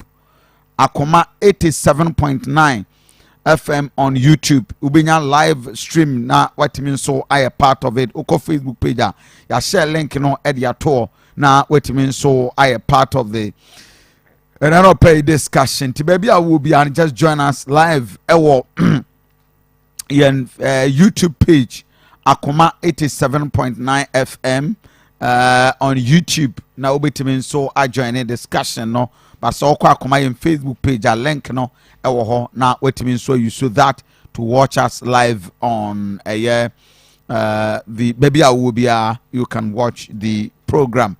If free sabre kosi nundu ebe pa ho I'm going to be with you within the Aduanaba Kofi Asante and anopay I can tell you say a lot and a lot is on board ebe to boss near din komo Emmanuel Osei Jemfi the head of communication for Asante region Emma Movement for Change, of course that for Franto group by Alan Kojochre Martin, lawyer Abbas Nuruddin, of course I congratulate him in advance for passing the exams. The next 2 weeks or so he will be called to the bar and he cancel. Good morning. Also be join us in the discussion. Michael Iselmels in so NPP constituency secretary and I don't pay your Brady, but pressure mount on NPP government to complete abandoned project our Asante region and I don't pay to interrogate that Atuisian sentenced to 15 years over collapsed bank. Report out was NDC crash on bar. They'll give him a presidential pardon. Is that the case? Ibinyamre na finsu share Akutsumbudam spillage or Hawa Ede Eba. And of course, all the other issues. Public react to AG's advice on Professor Pumfon Boaten's report or the buyer on Galamsey. Abino shut it down, making it useless. And I don't pay all that and many other issues. Israel and Palestine, Hamas, and Tokwa Ekoso on the international fronts. Join us on YouTube. Akoma 87.9 FM. Mamenko na men started with Minua Emmanuel Osei Jemfi, the Afrofanto leader. Bema. Yes, sir. Zay. Yeah, the two and a mutu. And that's some good one. Baby, Obi say Afrofanto de ne honya de. As about 2 weeks time, and I say me name say oh hunchini etuni nam eko baby ada. And I say also no so what tu nam wiem. Within 2 weeks ni de obetumi de aye no. Yes. Nipa beji ni de nipa be ni nche. What I say. And I say obeba na obetuma ye bibi e dance. Of course. E dance saye abeni pabra bom asesa nipa tebia ahye nyame en monya no ye chen say mo be ka bom osunu ni chine 32 years now so we have nothing obviously to it's not about how long you live. Of course it's about the impact I will be making. What I say a short while what I say and to hear leader now also onye dede or ye impactful what say o kasa untumi nya adwuma and na o ye adwuma so untumi nkasa and he preferred that the talk is too much. I see. And he preferred so action than talk. Why action and they be also action man nya na exploits nka MPP anim guase no menyi ni senka o betimi asoa we need the free mo obi obe challenge e bia so no you go into the details the economics of it ni I say enya alanchre Martin records or ye a straight minister and dollar 12 cedis no na can nam 20 something cedis. If you want details you be call details na omo ba no be omo usual politics na so MPP NDC na so na wa frɛ economist omo you see upon yi na what the analysis aya na tudwa na omo no so from independent view no omo kan e de asi so say ampa enya alanchre Martin enim de ene ne moa nka MPP kan guase ato MPP no se papa na ga se wonimu onim se omu dede omu ye nyina otwene ho a MPP ni ho okay sana nyame ye obi a Lionel Messi otwene ho free Barcelona so are you saying so otwene ho MPP ni ho MPP way Alan panyini kwa kasa asema no kai what say some church business say amanfo ho kire o amanfo complain was say na me de me dey o man panyi foforo be ba no ba behwe aye Ghana yi nyesa no man panyi kai enyesa no man panyi kai nyankopon anim sa no man panyi kai because obi atwene ho obi a otimi ye records the be account yes Africa predominantly import driven nya hwe wa ha ye wa ha ne obo ade a chede odema ye export gold and natural resources no enti a balance of trade was enketem be nya deficit we from 2014 eba hona me check free NDC export value value of exports are 2014 2015 2016 now where there Alanchre Martin MPP back for 2017 cry the value over $13 billion and what they Ghana year on bias no new my export and export value no foreign exchange from export no just say a cost unprecedented ofri ho no the question is ofri 1 year my but the mask kakra ye ko media budget finance minister can also say once again the NPP government as I record bio yenya balance of trade surplus obi a yenya hwe ya kra bibia no ye balance ye trade ye export ye and the import ye no they say nya surplus yenya no moroso $1.77 billion all thanks to Alanchre Martin enyem na make one example no finance minister da so bona baso I say as the nyina nkoma Alanchre Martin so wetimi aboa ni asaye another record of achieving balance of trade surplus to the tune of $1.77 billion ye call IMF akwaje bosia ye jojo ye tete ye di atem ye gu ani mo ase no enya 3 billion na ye akwaje nipa ba ko timi within a short period of time media budget to enya full year be 3 months na de no otimi enya $1.77 billion ni pay se to abama no me president no be president ye nko IMF da because nani so adi ho a wo GTP nim no sika ye be hwie no wa manhwe so bebre say garment and textiles atade keke aye pam kwa ba no Bangladesh etimi nya $30 billion afi ba ko 1 year IMF on say this year spread here memfa we adwuma menye we say wo say wo kwa IMF akwa dey o na ani so adi ho de ba MPP abem mo so be popular na wa biti Dr. Mahmoud Bawumia enti no o ka kra in fact cabinet we budget kra de man so fanya adwuma ye mo be $4 billion so fanya na konko na a whole trade minister ya man $400 million I say factories 296 factories emududu na operational what you say enti said empanyi ka no de eba ena ye bo kontin ekohwe enye de atwam mahama ba atwam ye nim de oyeye wo bo kontin akohwe mahama ye dey Dr. Mahmoud Bawumia esi de naso na agigu sebi onye scientist onye agriculturist onye pharmacist ofi ena onye media personality the oya economist the only man no onye MPP nimpo ye kofa ne buy purposely say economy Mahama timi fa dollar to cedi no $1 to 1 cedi 80 pesos and it almost 4 cedis no omna no metiso omna no mede o metiso oba fe free 4 cedis and it 12 cedis we also as a president if you were serious as a country your maya your person ya setena mu yedie koyie your person san ye ba na etu mpon a we enko betime nya kokodo so ba president Dr. Mahmoud Bawumia Mahama de obeye nyina chi ensensem bebrebe nyina echi no ko benya kokodo so ba president because oma fa yesenwa Kofi nim se ma ya adwuma parliament number of years oma fa yesenwa o aya omo fa denti a wo kwan ne yenye ne se omo nim se sebi mpredu asa sebio ya jimi kakrenti no omo ya analyze omo se how dey omo no se do mziti ya do yo bo mo sum krom beto ma ya nya omo hwe krom beto ma enti omo nto ma ye no ya nkohwehwa omo na yenya bibi ma omo enti ya vote region kwan nyina MPP yenya vote region kwan ya ye papa because ye dim se omo nto ma ye de kodede omo but Asante fo na ana Asante mantam a ye susu se ye de sebio edare te se bompa omo ba be boye ma mi tuo mpa sebio ya adwen no emu ha kakra ni ntino ye bekoso ato ama omo enti no omo yesa no but ebraso ese se ye koyi ohene e wo fie na ye hwede ne su ene ne ban eye your integrity your credibility and what have you adena o mike say ye ba be yi de obeda o man na no a ye to sa na mana gu akwaka se callous party callous ene ade se doctor a mistake so kunipa baako se driver a mistake so timi kunipa be 14 ni ade politician a mistake politician abon a onu nipa oku won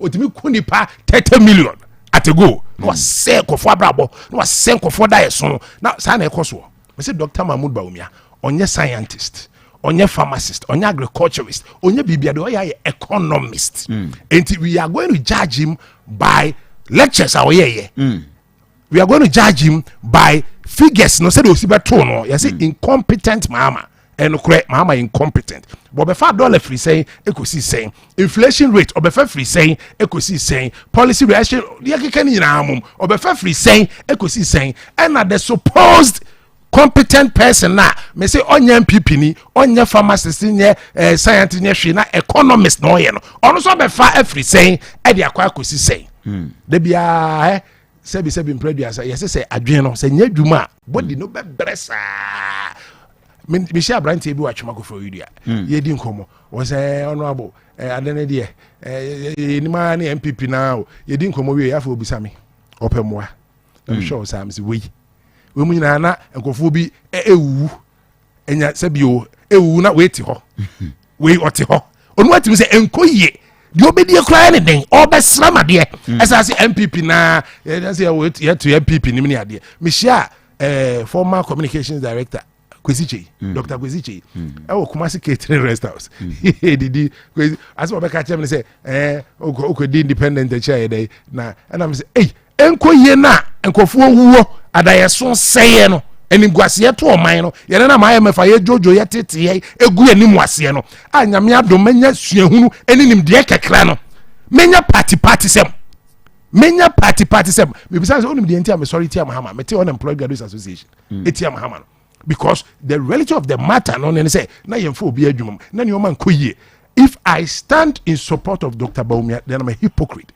minyankopon bo am kro bedi me ho yaw say wonim say apro etete essay and na woda so di akiri ye say do oni papa na wanye no eye bone ma no bone aketu asoso ne de eni owuo menua entimi ni akiri Dr. Kwesi ka kire me say me wu na say MPP ewe ne kra na aye de say me de me kwatwa so MPP and am say unim nyame ka bon say nkwa eso won faso eche party se no Yesu Kristo awe odoma nkoma no oba Ghana sesi on fa party beto aba wo obehwe wo se efie bia mu wo enioma pi ana so fuko fi mebo a de wa siesie no ho na wa ye krado no ana ode ne bibia ye den eye yie Yesu Kristo ye nyina ye nyamesomfo oba Ghana so beto aba on hwe MPP kala hwe NDC kala yesu a we nyansafo badwemba no oba Ghana so beto aba obehwe enipa yemfa no miensa no John Dramani Mahama Dr. Mahmoud Bawumia Alan John Kwadwo Kyerematen omo miensa de o credibility omo miensa de odi ne ho ne de okura ne mudie mu sebio de o wadwen papa enya de go with the flow enya de oka no akoye si enya de onye ensure due diligence obi na no oka bibi from January 2022 you can travel the whole world without recourse to using passport wanye due diligence or textbook kura omunya bi or senior high schools will be given tablet from this wanye due diligence omu procure for him funding for him wanya we just all lack credibility and a leadership so ba kukura ni mu because if you are a leader you check all these things before you comment. You can leadership and communication. My sister station be Accra, and now you didn't come 2016. And I'm say former President Mahama or fantastic communication. I'm saying want to communication. I say, oh, you say oh Baba one communication. As somehow cannot people should hear. Me better I make up French Asante Mantemfua. Me have not communicated until said you make cannot and go for better say na make meaning no. That is when I've communicated. Obe say doom so be 2012 that 2014 that so doom so why you come back to tell me he's a communicator. Obe catch me say Dr. Alan Chematin Mpekasa. Sebio mpreduasa so ba be kan semwa eni tie obe kan sema dada nkrofo de o kan no tumaye na say opie afo ma say dede no ye obi onim kasa no afo wo kasa afo mo popo o sha se to kasa ka krebi no on say Professor Michael Kwe o say HMS abonzu o mo say o mo ne be kasa o ne hwan be kasa na enya kankan ne proye na enko be frim Alan John Kwadwo Kyerematen ono ote wonyina na adwen ne se enkofu e mo omusu ene omo ban na omo de te honom no enye fe but enchenche wona afi ebia nyame ya madomo enche kra I will be the leader of the party then I will sanitize the system. I will sanitize because the system is corrupt, too corrupt. Na me ya on ese ya sheda ya adwen say ye be bo man ye be sell man MPP ni bi abetima betena ha deep down within him, within his spirit nyame ne man sa spirit no na nyame ehome ne nkwa ehome gu ne mo enim say the way we are corrupt no the way I yet ya sell man no NDC dey cry fan to nchen and yet you don't mean it. I'm telling you deep down we are convicted within his spirit but for greed, for reasons of greed, for reasons of just say abo be yesa me kwa menya obi me se kwesi chei e ka kire me say me wu e ma MPP trase na ayede na me ka kire say me ye nyame so Psalm 8 verse 5 o kan ba was akaka krebi na enipa ayete se Nyankopon ana me bua sa na Bible ne ka was enipa me yete se Nyankopon no mimu na party something I don't want to use the word useless.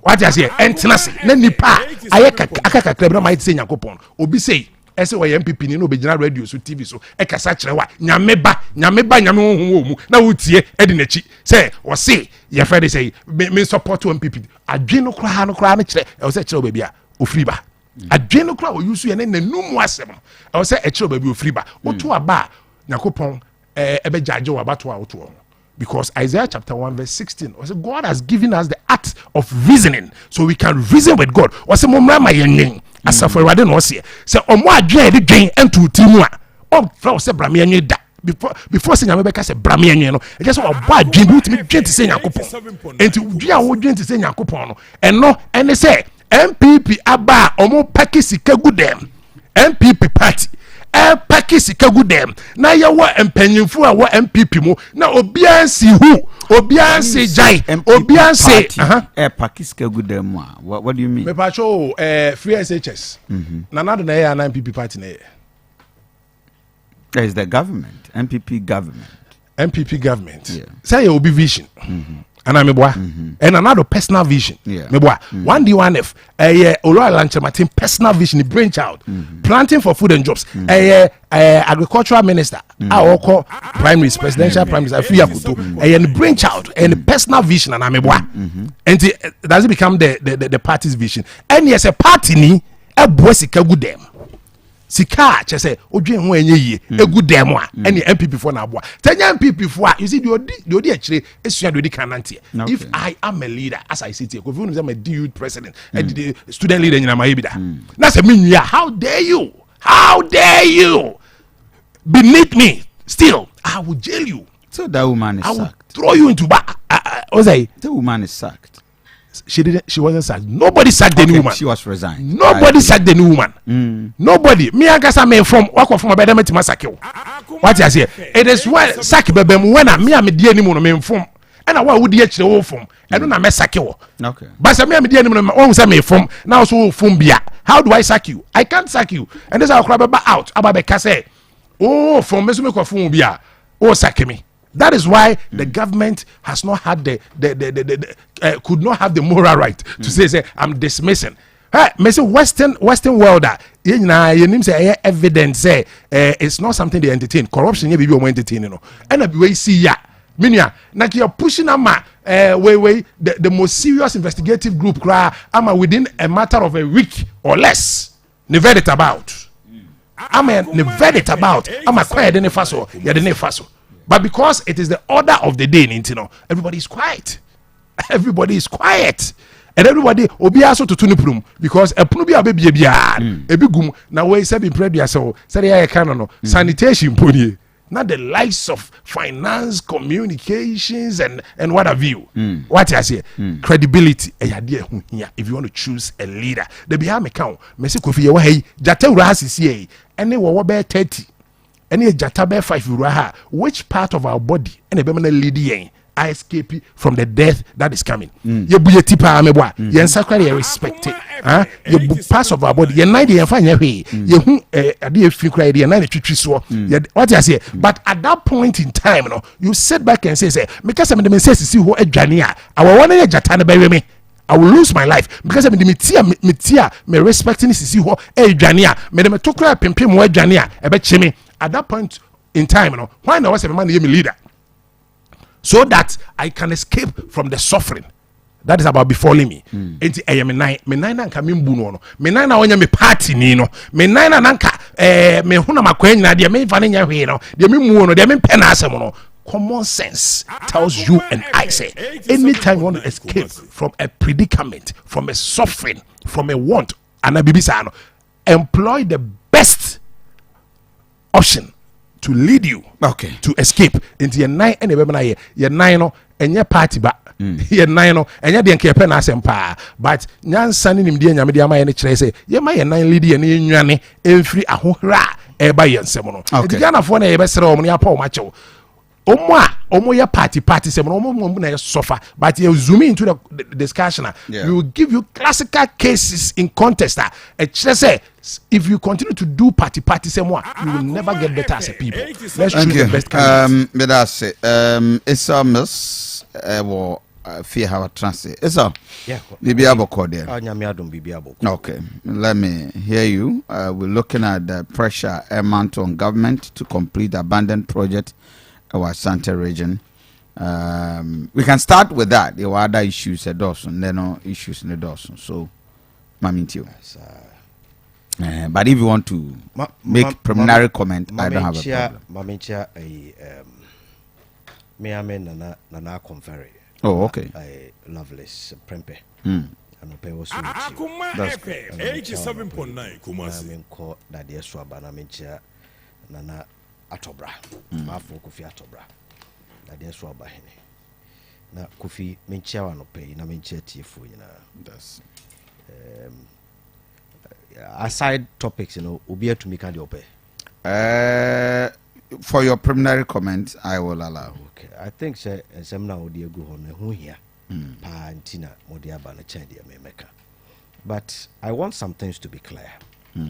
Say there has been some ABR notorious invitation to discuss a personality.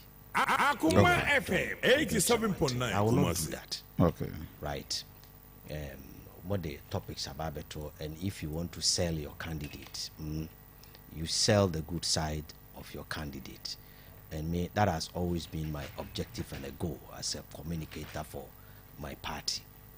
And of course, many are just say and pay there's an admission. Say time wa Ghana ye call ahunye mu kakra no. A minister under Nana Danko Akufo-Addo did something. Emma Ghana yen currency no ahunodin bem. Kofi say no correct. Sure. Good. And that person, according to 87.9 my brother sitting on my right, S.A. Yura Alan Kojo Tremantin. He was appointed by Nana Danko Akufo-Addo, and he did it. If that was the case, why are there? So, there's an admission that something was done. Whether say on one a tran them and I didn't bedroom and wokoye and one country will be one country. One fanko cabinet and one YAU and also the core cabinet and a cabinet G2 and another Nanko Akufo-Addo semi bochi them fakwa Kofi minimum and say media mema mea war Akuma FM 87.9 that one is immaterial. Yeah.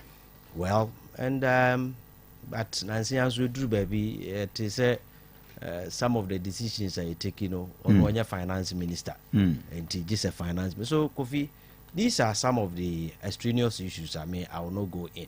In fact, the normal bet hand time we are so na yin to me mano. I think under that period, you know, and penning for no mudi o him obia to me and the kakra obi to me aye a day asoso sa hitina e bae no. It is say ya baby Akuma FM 87.9 or contribute to ni quota bia. Eye ne de kama and Kofi chesi ayetuwe Dr. Mahmoud Bawumia wonye MPP flag bearer. Okay, wonye MPP flag sure bearer or prese or flag bearer eye sisi ewo Yura akoto afriye yewo Yura adainimo yewo Yura Canada Japan ena wono so say ono so pese yento abamano. Unfortunately, party no Akuma FM 87.9 Kumasi. Party no trase mankrofo wiesika. So after throughout the 7 years, afi na ye ho. And I mean ya oti ho no ya ka credibility yem fire dwene ni nkomo ne we say no. Kofi. So until say Yura Alantramantin a call contest. Fine. NPP at this year. Ebua no man nebe kan enumna yesi omo enko no hono. Ekosi se ono a ba ya wo se enumu no ompeso be kan ho bi. Echiri ose ono a pesa ote no ho kontekro no. Right. Ya antecess NPP for me ya from the contest. You right? You see, almost say obi or trauma be engaging corruption or no onka corruption or part of it. Okay, but for me, and NPP Ayakum, I can tell you say from your lunch maintain. Apart from say, you see, even as at now, you see, sir, Madam Cecilia Dapa, you see, he's battling the OSP Accord. Yeah. You see, sir, yeah, you say, you nimbe, right? Not for political expediency. Yeah, the idea who are shim, see a demra, and the BD and him, the Bekayasem. Now you're near, you see a nimo de, yeah, dear, ya general, a ye fitter to say Sutrema. Ya told ya tum say yantum na you emotions here see and find your communication. I will not go there. He's using the rule of law. Atwesi Casey. If you hear about bedroom. Also order the baba. But until say a Nipano will be jailed or he will be convicted by a court of competent jurisdiction. Me and you, we understand it. Say yes, say yen tiasie near Betugua, but Kofi, let me tell you, ye won't send be or ma will see my said the modiato way. Say Asante mai, if su say projects bi a asese ate akama o say Kofi no kre everybody who is calling for this call or was of oka because let me tell you say wo fa bibi te say konfanoche sa we say maternity block, yeah, 500 bed capacity. Imagine say we are enkrofo a ebefa wo omo a ebefa omo amomanya direct employment. Omo a omo so benya intermediary employment and omo so be indirect employment. It runs into millions. Inti se omo eka right omo dika.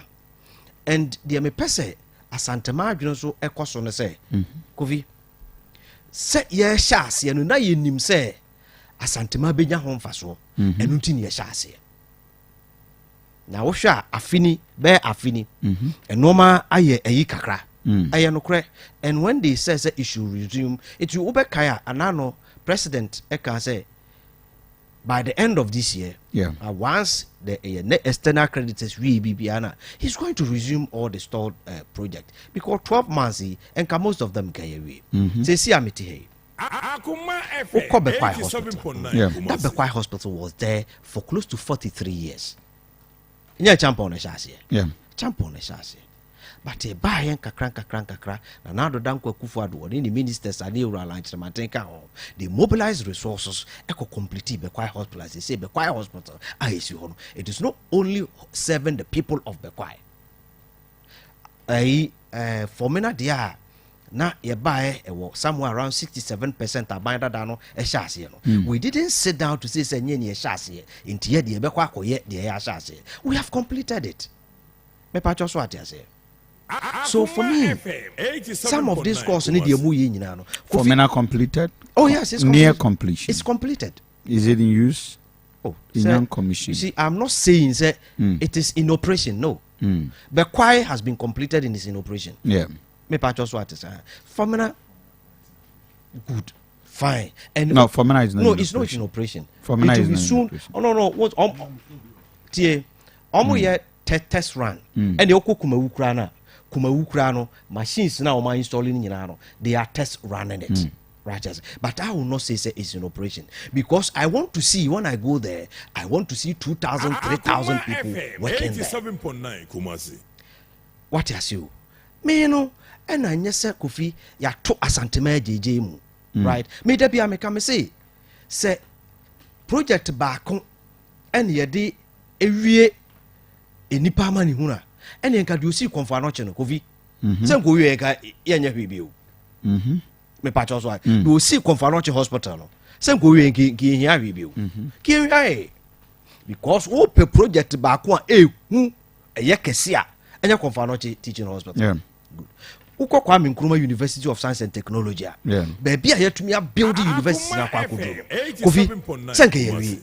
So we use project for a development, it is not an event.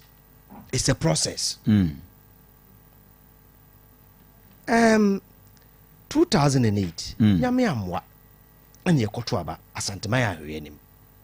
Samre no mampani kofo aya asokwa interchange a wodi nani akire miami krum bosomtwe. Yeah. Eba ye mfie nwotwe yetwa so ewa ahensan Coca-Cola. Debi ameka me say baby asesi akura na do danko Kufuor ado ayedru atwa mikrum Abidjan kwanta eko we say jate no senka binder than within 8 years enkotumi ye de koduru ho no ma ka Kufuor ado nko ma hyase mfiri ahabi wo enka ono so hyase efiri jate se senka contract senka ewe na so ye twen ye kwa akiri ntino na wo se baby aye ka mfie nwotwe achi no eho ene wo se hyase asokore mampo affordable housing o mampani Kufuor da so daye se wode ba osi ya fofi antoata yetu yefiri aban mu no sa aban na wo baaye no se wo hu se eye Ghana for project en wo beye na ama Ghana for ho atoma enka bi kura nka Kufuor ado baaye ko so ko pe asase foforo mu Abidjan kwanta ekosi foforo na enso se tweka akire ntino na ewo se wo sa akọ hyase efiri baabi ana Kofi meboa wo hwe Sofola interchange NDC aban ebeka say a project ohu ana na yemahye no me ame wofa ewura tamels ohu ana na yemahye no right meanwhile wo nua na obedi na chi no ono kro de IGF na ye o na yemahye no wo de ohu ana yemahye ye no kokwasa na IPT wa yekujayo. Imagine say baby a aduru a atra abuakoy a nam asiye hon mu koi and yetumi eye de fa hon sanka kufa do ba enko beto aso afresi obuase kwan ye di koduru Rollins ye kuduru a anwan kwanta a yetetemu a eseye no sanana do dan kwakufa do ba na nkia ya akoti obuase a enko me hyase mfra anwan kwanta nkosu obuase and obuase town roads bititum say a lot has been done but we still have to do more. Because every day ye wo akora bi akora na wo ba wiase no na ni so ade hu ene de oba be pe na wiase no different from inu mienu ana go vi meboa and he may come say wono no ono wo de wo fi so wasi hospital wasi ebi ha ono na dwene nkyere wo de ba wiase no say on de wo person ye AI engineer artificial engineering no person ebi nso ebi ni ha, so you need to also build infrastructure to support his vision. That is what we do about development. So I always say all this call, they are reasonable. It is important. But say your papa and say, oh, let me attack this, let me attack that. Ghana will never move forward. Right? Omampani kufo bae. Now you stadium do those in Ghana. And then we have about two. Just two. Accra and Kumasi. Yeah, Accra and Kumasi. So they see Takrady there. Good. There were two. All color. No the Tamale. The Takrady. Even Cape Coast, the Accra was assassin. And Omampani Mills also bear or the Twazo. That is how you teach it on mine. And so we see stadium Muzwa, a soft a small portion of your problem. When you build hospital, it solves a small portion of your problem. When you build schools, it solves a small portion of your of your problem. When you build all the infrastructure, they all individually solve small portions. But when you do all this, you combine all this. Just say in development, you have achieved something. And we so believe, they say, Ghana, move forward. You cannot develop your infrastructure by leaving your human capital behind.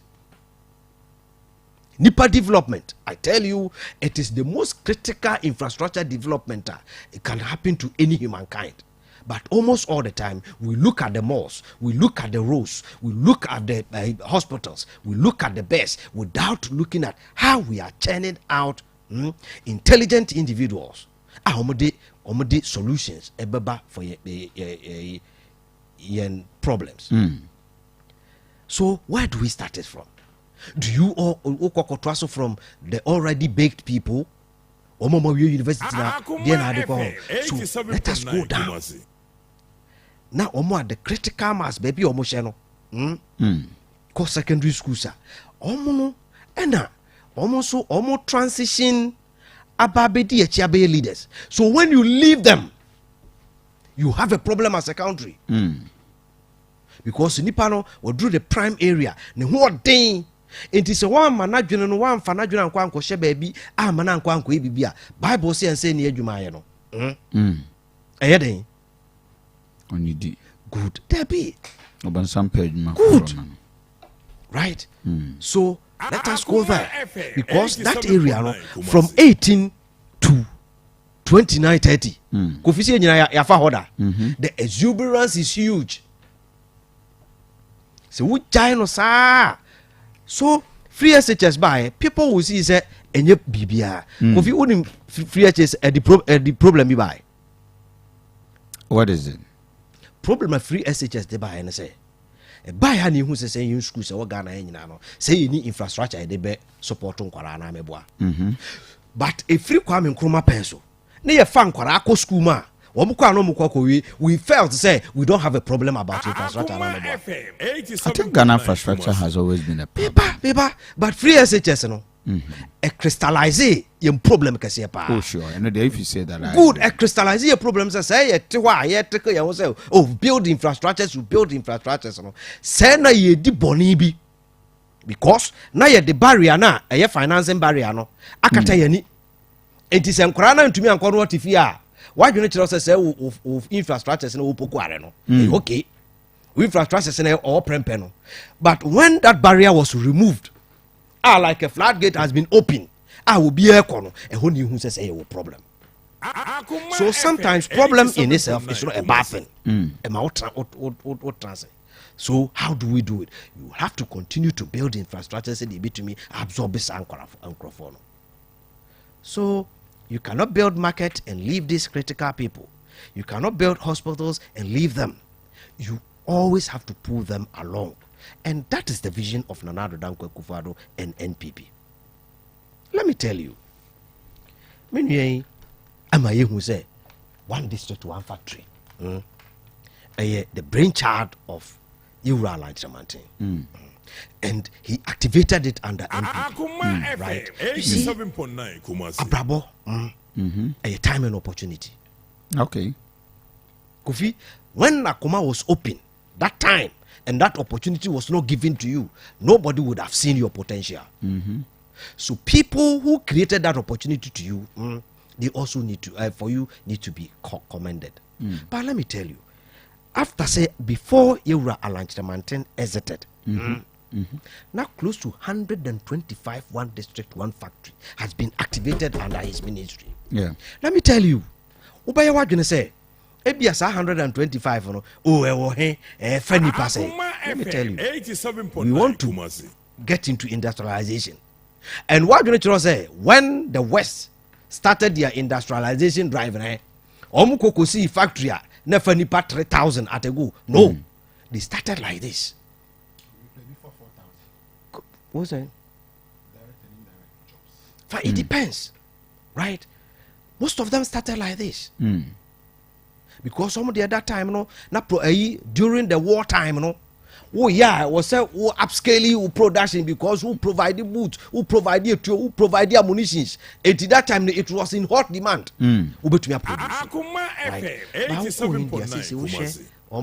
Call artificial intelligence, we call technology, we call pharmaceuticals. And right now, they are a force to reckon with.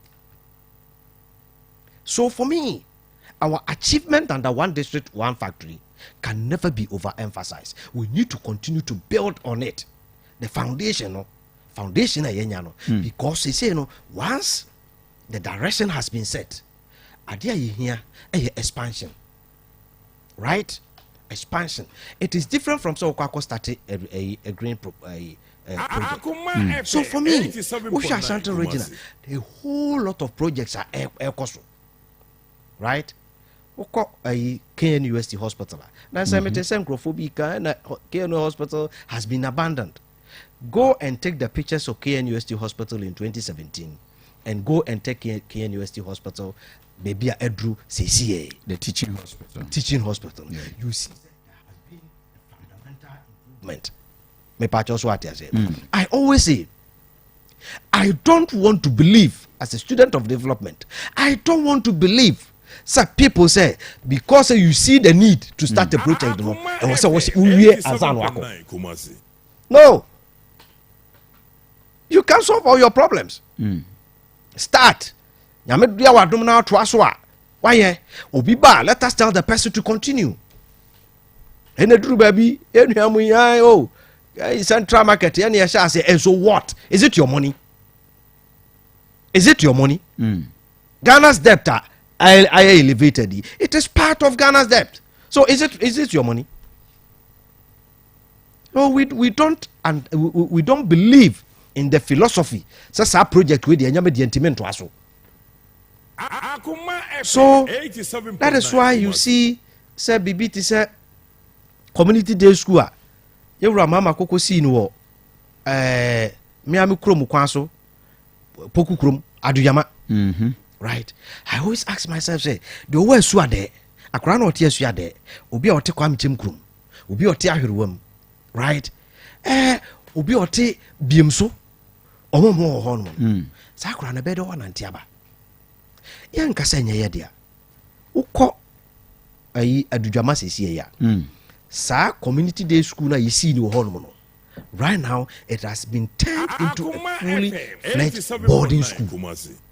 Yeah. Kofi, so I aware. Sure. That is what I believe in.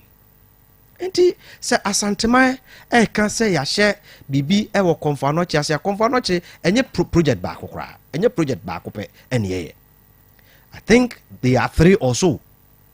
Yeah. I think and e koso.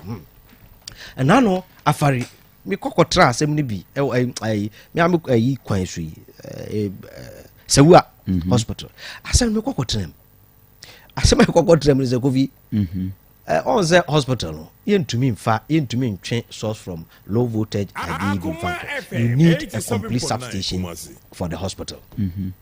Na baby a electricity grid for twe line no afa no me am krom so yi asofo bi se hene ha obi se na masa Afari have had a complete plant. Our site. Me kobo Afari so but me can't. I agree with you, Sewua.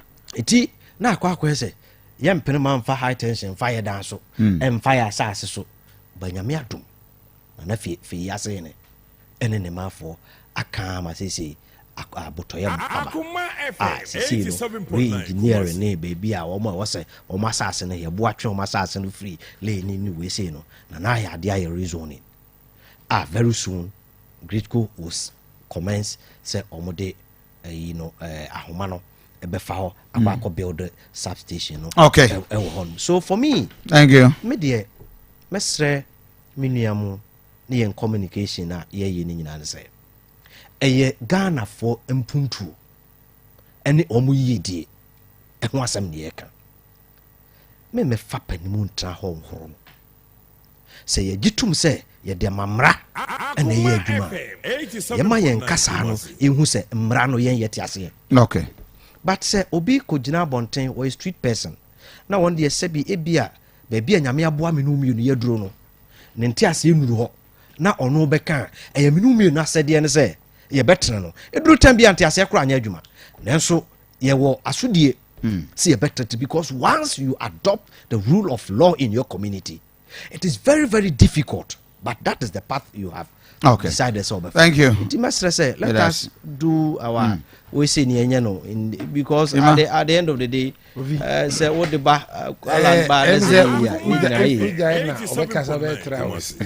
now we just one gasa 2 hours.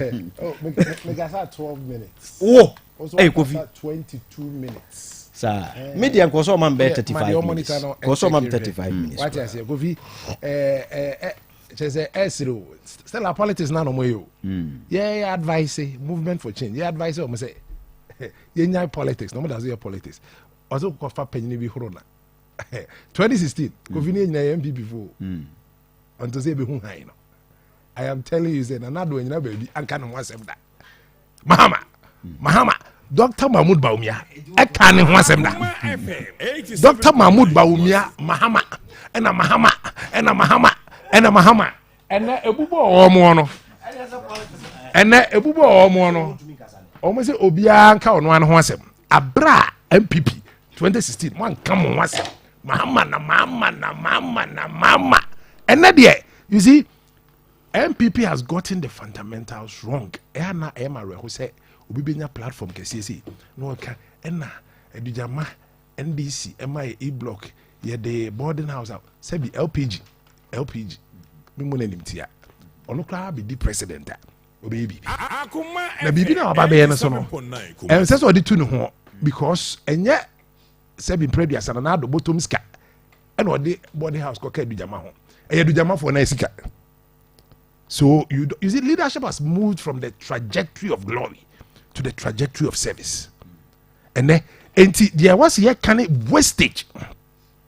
A was system because Mr. Class 6 ni 7 previous. Or asokwa school ha. Ufa class 6 ni so may president na or the boarding house be can day school. Or be konfanoche. Or kwa ye kakra. Ye ka Kumasi projects are abandoned. If you're not getting the fundamentals stronger, if you really understand leadership, Kofi, I'm bringing it down. Me de from crowd. What a Kenya sia?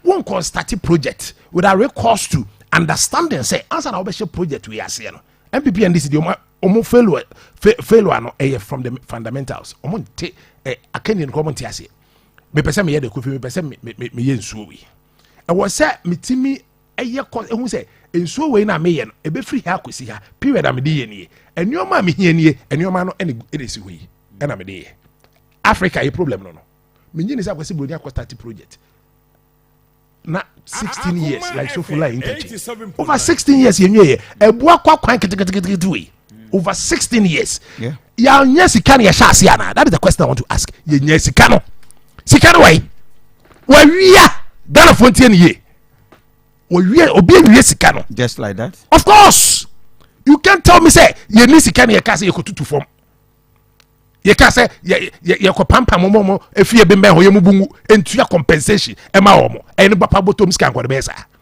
Let us call a speed obi wia sika no.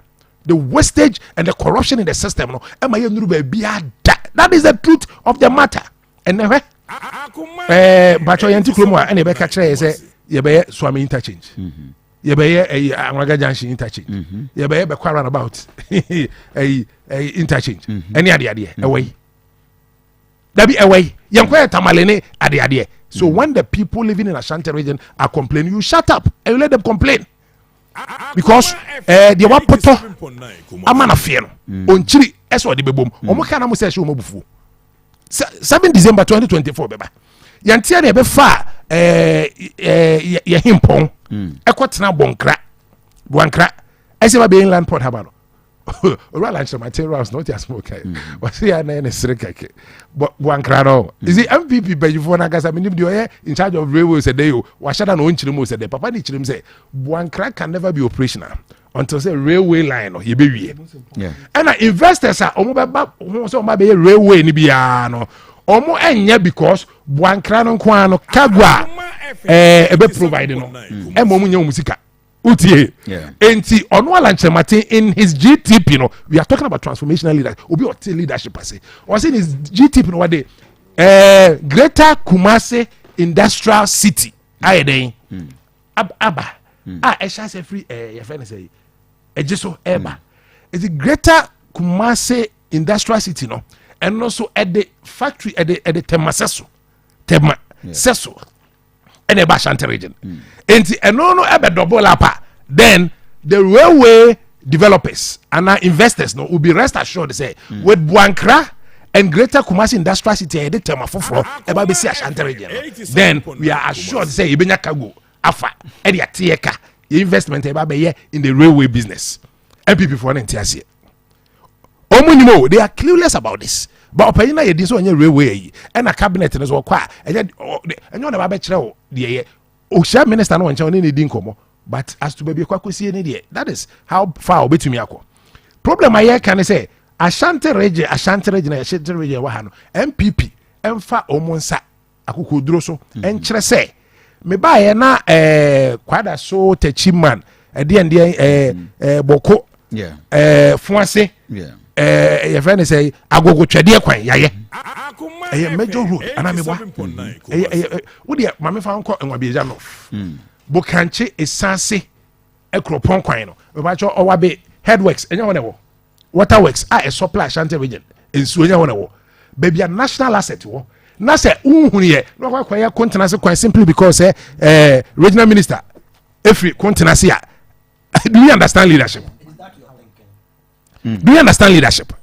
Me say baby ye nya nsuo nom efre no e kwan ne nye enye kwa o enye but let's compare sa bokanche isanse owabe ekropon o se ho no nyina fa ko sunyane goso tepa any ade but asat enra the bank of Ghana bullion van ekoka mopa hono no is it in fancy my bullion van drivers ne frame from Omo. I don't know how they got my number but I've been there say they are Bank of Ghana bullion vans a car about more than almost 100 cars aka mopa hono sa hona ebu agumu no ama car nko car ma enti bullion van the police ni nyina agina I stuck. And I was that stretch. I'm Jesus Christ. Can you imagine? And around there, one just suppose that to as fatina omoye within Kumasi inner Kumasi city. Just suppose that nobody say if leadership is not missing in this that area because you didn't come what you say fence area. It's so terrible. What you say? Nobody say if leadership is not missing in this region and by extension this ruling government. That is what we are talking about. Why not? Mr. Class 6 ni krano o man chance konfanoche obe ade best 5,000 bed capacity obe bibi kakra exe de mo bibi kakra or the boarding house beka edujama day school Class 6 student obe sa. We are talking about leadership. Just say what priorities and who say been previous. I don't mean any disrespect to be a the kwan baby who how to say a kwan you buy a kwan e kwan na cars e fast that chrono en 100 na sa kwan ya make ya e ho no national asset baby Asante mantem fo nya omunsuo free cars be 5,000. So this is the place one I think last 2 months nsuo toy say in ho no all cars became choked blocked na enkwemba enti this is it ekwani finfi kakra o ma ya higher yeah okay original minister yeah and the call so why you window dressing okay yeah so I think there's a challenge with your microphone but your the mauda kasaya regional minister yeah cuz I'm going to pictures all metro yeah that block one camp for camp but okay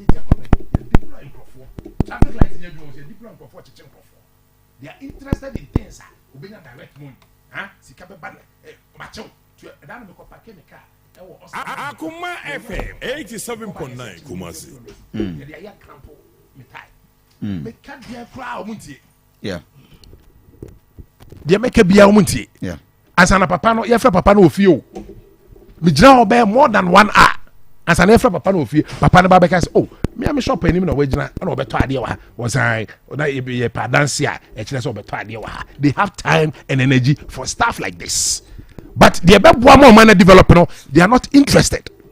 That is the MPP for you and no one some ne ka o ka sa do ka building human capital o ka so do because school mo be free SHS and human capital no start free ho na de di akire no class okay de di akire when we talk of human capital building human capital eso chain we bebre what you say you say building human capital free SHS human capital goes beyond that. Share unemployment rate what system nim what you say share unemployment situation in our country nim okay me patch on nurses eco school we are land mame nurses go school we are they stay in the house for 4, 5, 6 years without being posted and you are talking about building human capital. You think taking somebody through education is a human capital? It goes far beyond that. Why are nurses staying home when we have your Ghana Health Service the administrator our Ghana Health Service and then your backlog sir when you say here nurses hey nurses midwives health workers there is shortage. I'm telling you there is shortage baby some of the districts how do you call it if you call liver na wadam say pebicho say who live no for 50 meanwhile past people trained nurses and midwives are staying at home okay because sikano budget no almost half into party funding party operation Ghana Fontaine you the entire say party 7-1 the entire say party 7-1 national budget na ho no busia hodo mkwakwa no say part of it thank you into party funding landema they funded party sem that is why the movement no e dey be rescue we on a rescue mission okay movement no we ni you need party sem bia ne akwakwa ya kase ska we nko party for no mfanye operation o mfanye we bia ni nyina centered on the development of the country. That is the way to go. Thank NDC you. MPP have won for 32 years. It is time for Ghana to win. Nuruddin.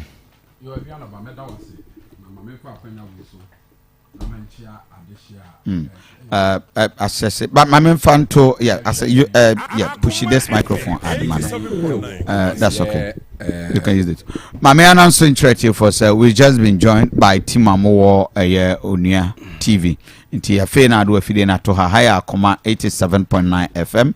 we are one subjumedie and weekend political show I can niama akoso ewo Ghana nyina boom na fe yetimi delay with it na enanopay we have all the issues I benyadaje deal with issues on board there have been several press conferences back and forth our abandoned project in Asante region and concerns I would want to say so one more mama ya residents region hey and you ready say on Betwaba and no dan chance we dealing with several other issues nipa binum and sujidi say there have been developments yin take priorities right and anopay ibenyamre na ya interrogating in the studio having this discussion Nuruddin Abbas regional NDC communication officer Sanso na Emmanuel Osejemfi on so ewa a part of the discussion. So okay I think we are ready to go.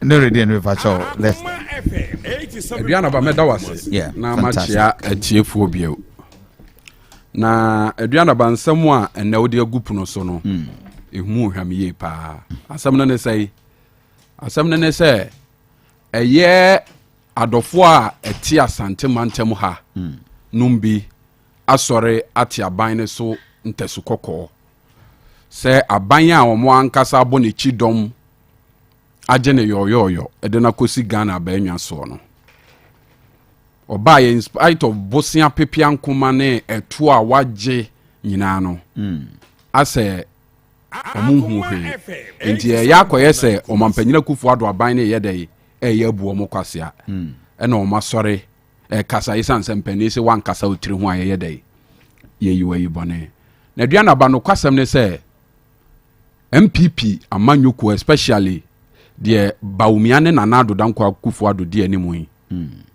omo mu Asante man omo mfa Asante man nyɛ hwe ɔma yɛ Asante man sɛ asɔ Aduanaba sɛ onim asɔ sɛ yɛkɔgye asase ne yɛkɔyɛ afu a enutan ne nusini a ɛwɔ afuo nim nyinaa no asɔ ne yɛde yɛdɛ yɛde tuo mebo a ba yɛdua nnɔbayɛ no na nnɔbayɛ ne ba na asɔ no yɛde akɔsɛn hɔ yɛse asɔ ne kɔfɔ afuo no mu bia bɛɛdɛ ɛbɛsɛ saa na MPP foɔ de ayɛ dɛ ɛde ayɛ Asante mantam ne nyinaa ne sɛ Aduanaba ɔmampanyina kufu ado titiriw ɔkɔ ahyira a nka wɔ sɛ ɔhyira Asante man yie pa because 2020 aba yɛkɔto yɛ no Asante region hamadodo onya ayɛ no ɛka 5,000 na wanya 1.8 million ɔno ani kromu Eastern region a hɔ no ofire no onya 700,000 ene kakra and he had about 1 million more votes in Asante region than he had in his own backyard. Yes,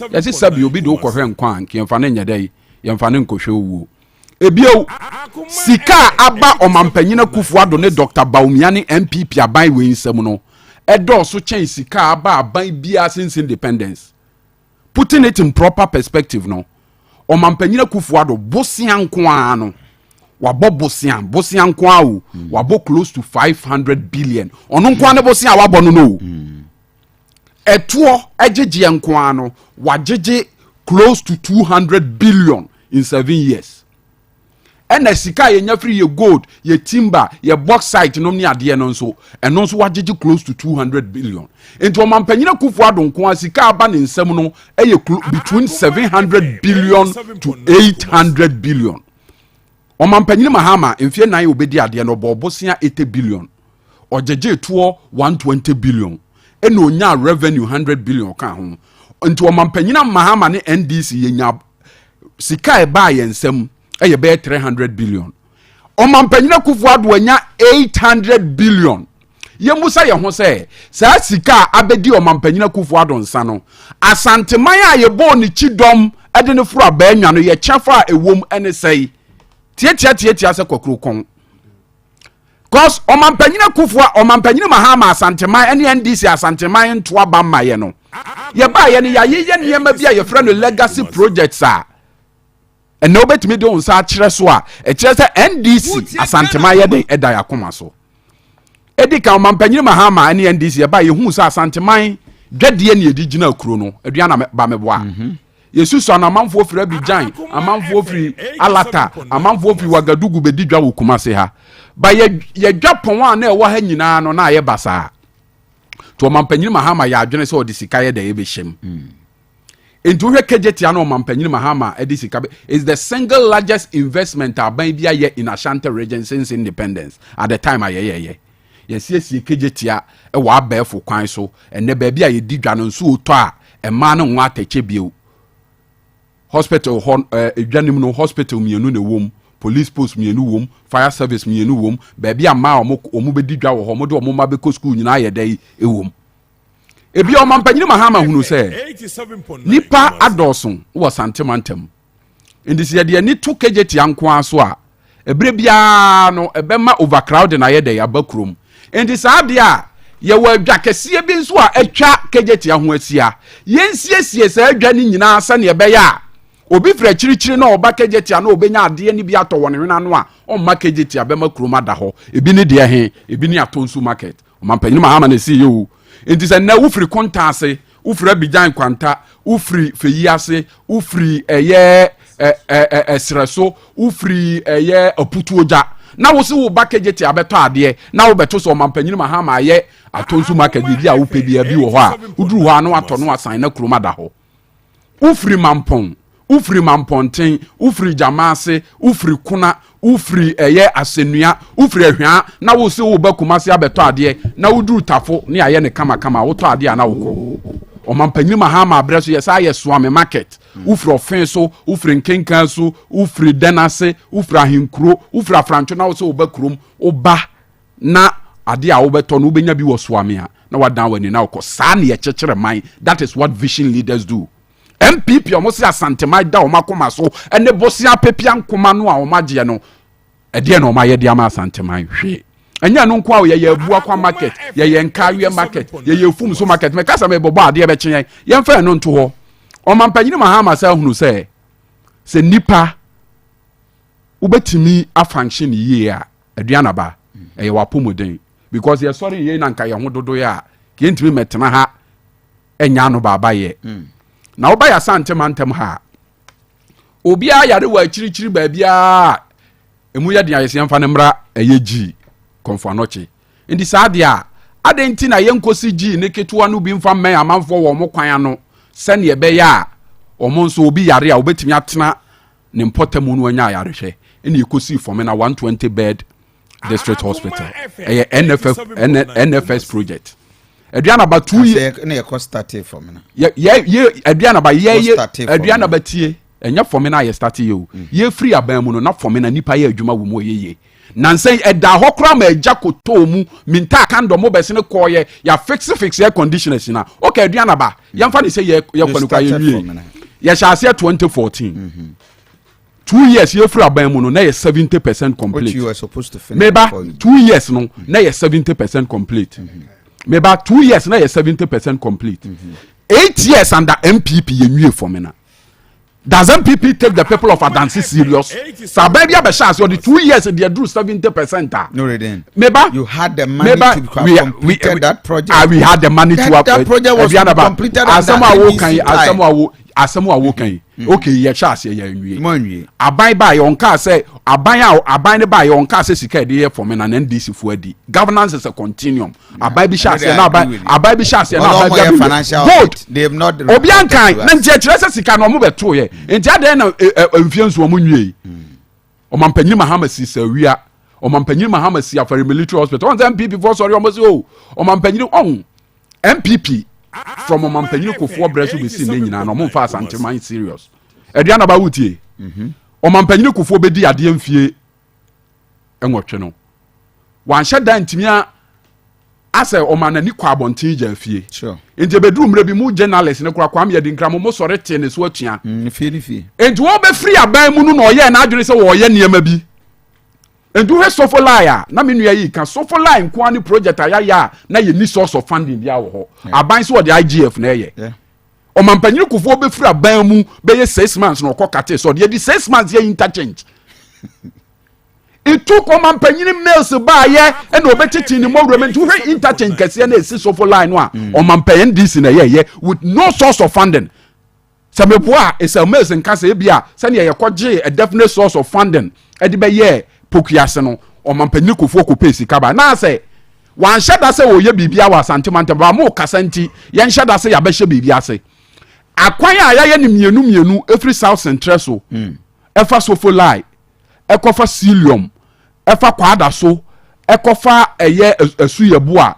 Ekofa IPT junction efa UCK kosi 87.9 apatrapa junction NDC ye na man fa kapre basa yikura na ho ye ba ye meto samo de kapre basa yikura to ho ya ye kwan no mu fa kese a mu ba ye na kwan na dru be ye 70-80%. Aka be ye 1 kilometer wo de o ye bu akwa ni me nso be ye bu akwa ni aka be ye 1 kilometer free tunnel so ho ekwa abu akwa no. It has taken MPP 8 years. MPP don't take Asante region serious. Aduanaba. Ba kwantimpo wa kese a NDC ye no Asante mantema no. Aduanaba. Enya asem ketua. Ye kase ye boba de be kye. Hwe bekwai. Ekofa bojare, ekofa fomena dance aso kwakosi adanse praso. Jaika ho ne yekoji sika signing agreement no 2010 yes akwan it is the best road in Asante region. Sure. Uye no to nchen a okọ Joshua. Ekwan ye free ampaba on NDC.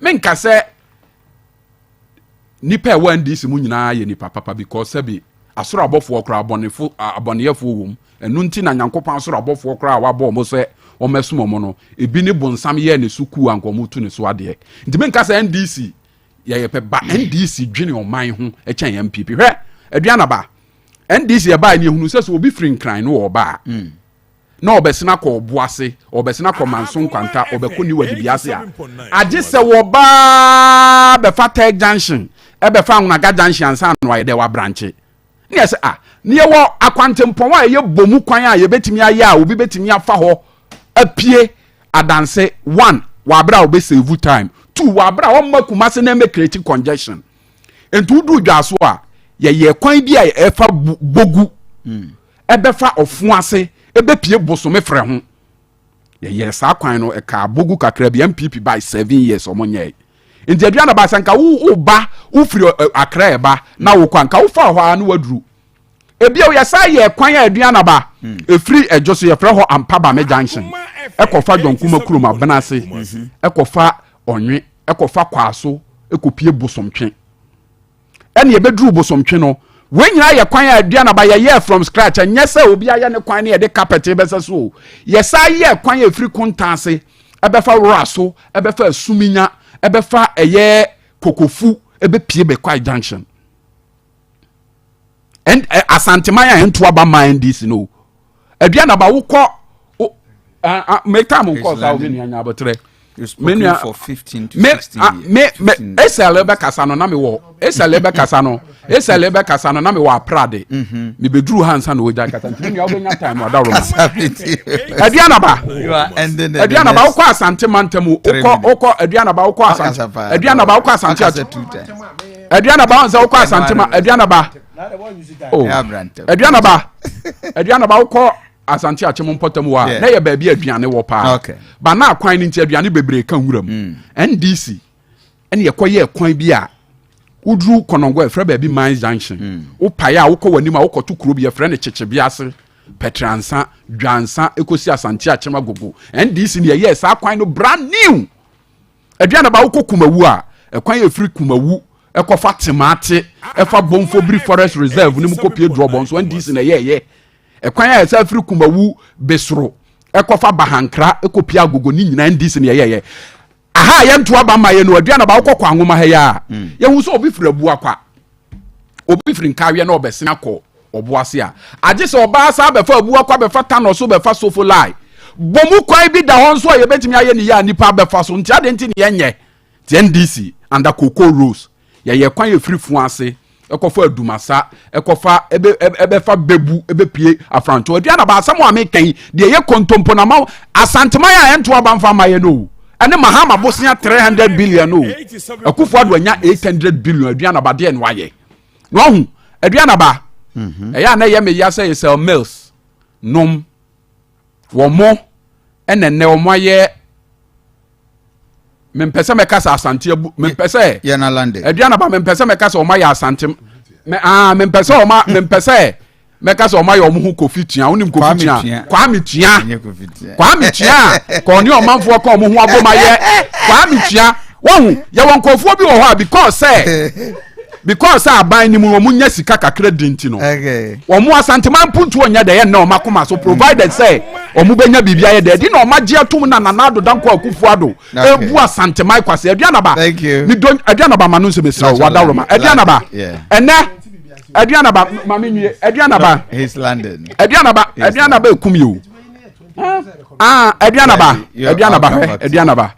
oh Aduanaba mpache o mama no se Aduanaba he ukọ mampanyina Akufuado kurom a wa hwe ya obeka se waduru abrochire ehwo o makwan no kra ye soronko ekwan no etata so te se caterpillar tie makọ ho mahunu ana na mo magye agina mu ne ebu na Asante ma ye serious a enka wasa na nado ne baumia de edi ye owura kwadwo bonsu o manhia no Aduanaba wutie e wo se enke Aduanaba tie me wa ha me se na nado danko Akufuado ne baumia ta Asante man ye peye mpuntu o serious a enke wo se ye chi wo mo dadua ni ye twadwan gu o mo so because o mato sikadwa kurufi brade unim de nti Aduanaba ye lande na nado danko Akufuado betu santimauru ase de ne ba ka ase he ya so obe ye railways free ha e de akọ boase opese ye sa to abama no second term no Aduanaba o se railway ni be di 2 years 5 years ni udu ha dade ba akokran shefo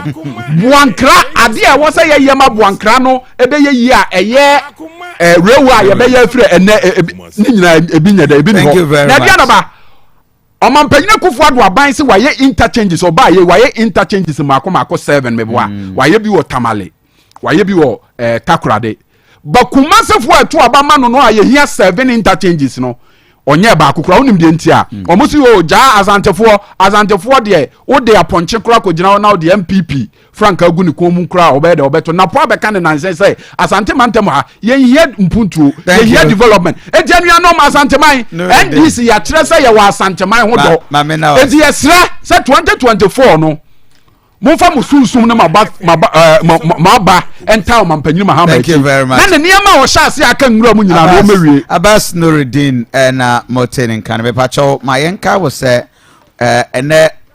from Enra Benyina Facebook page and VMix challenge until we are not streaming from Facebook page.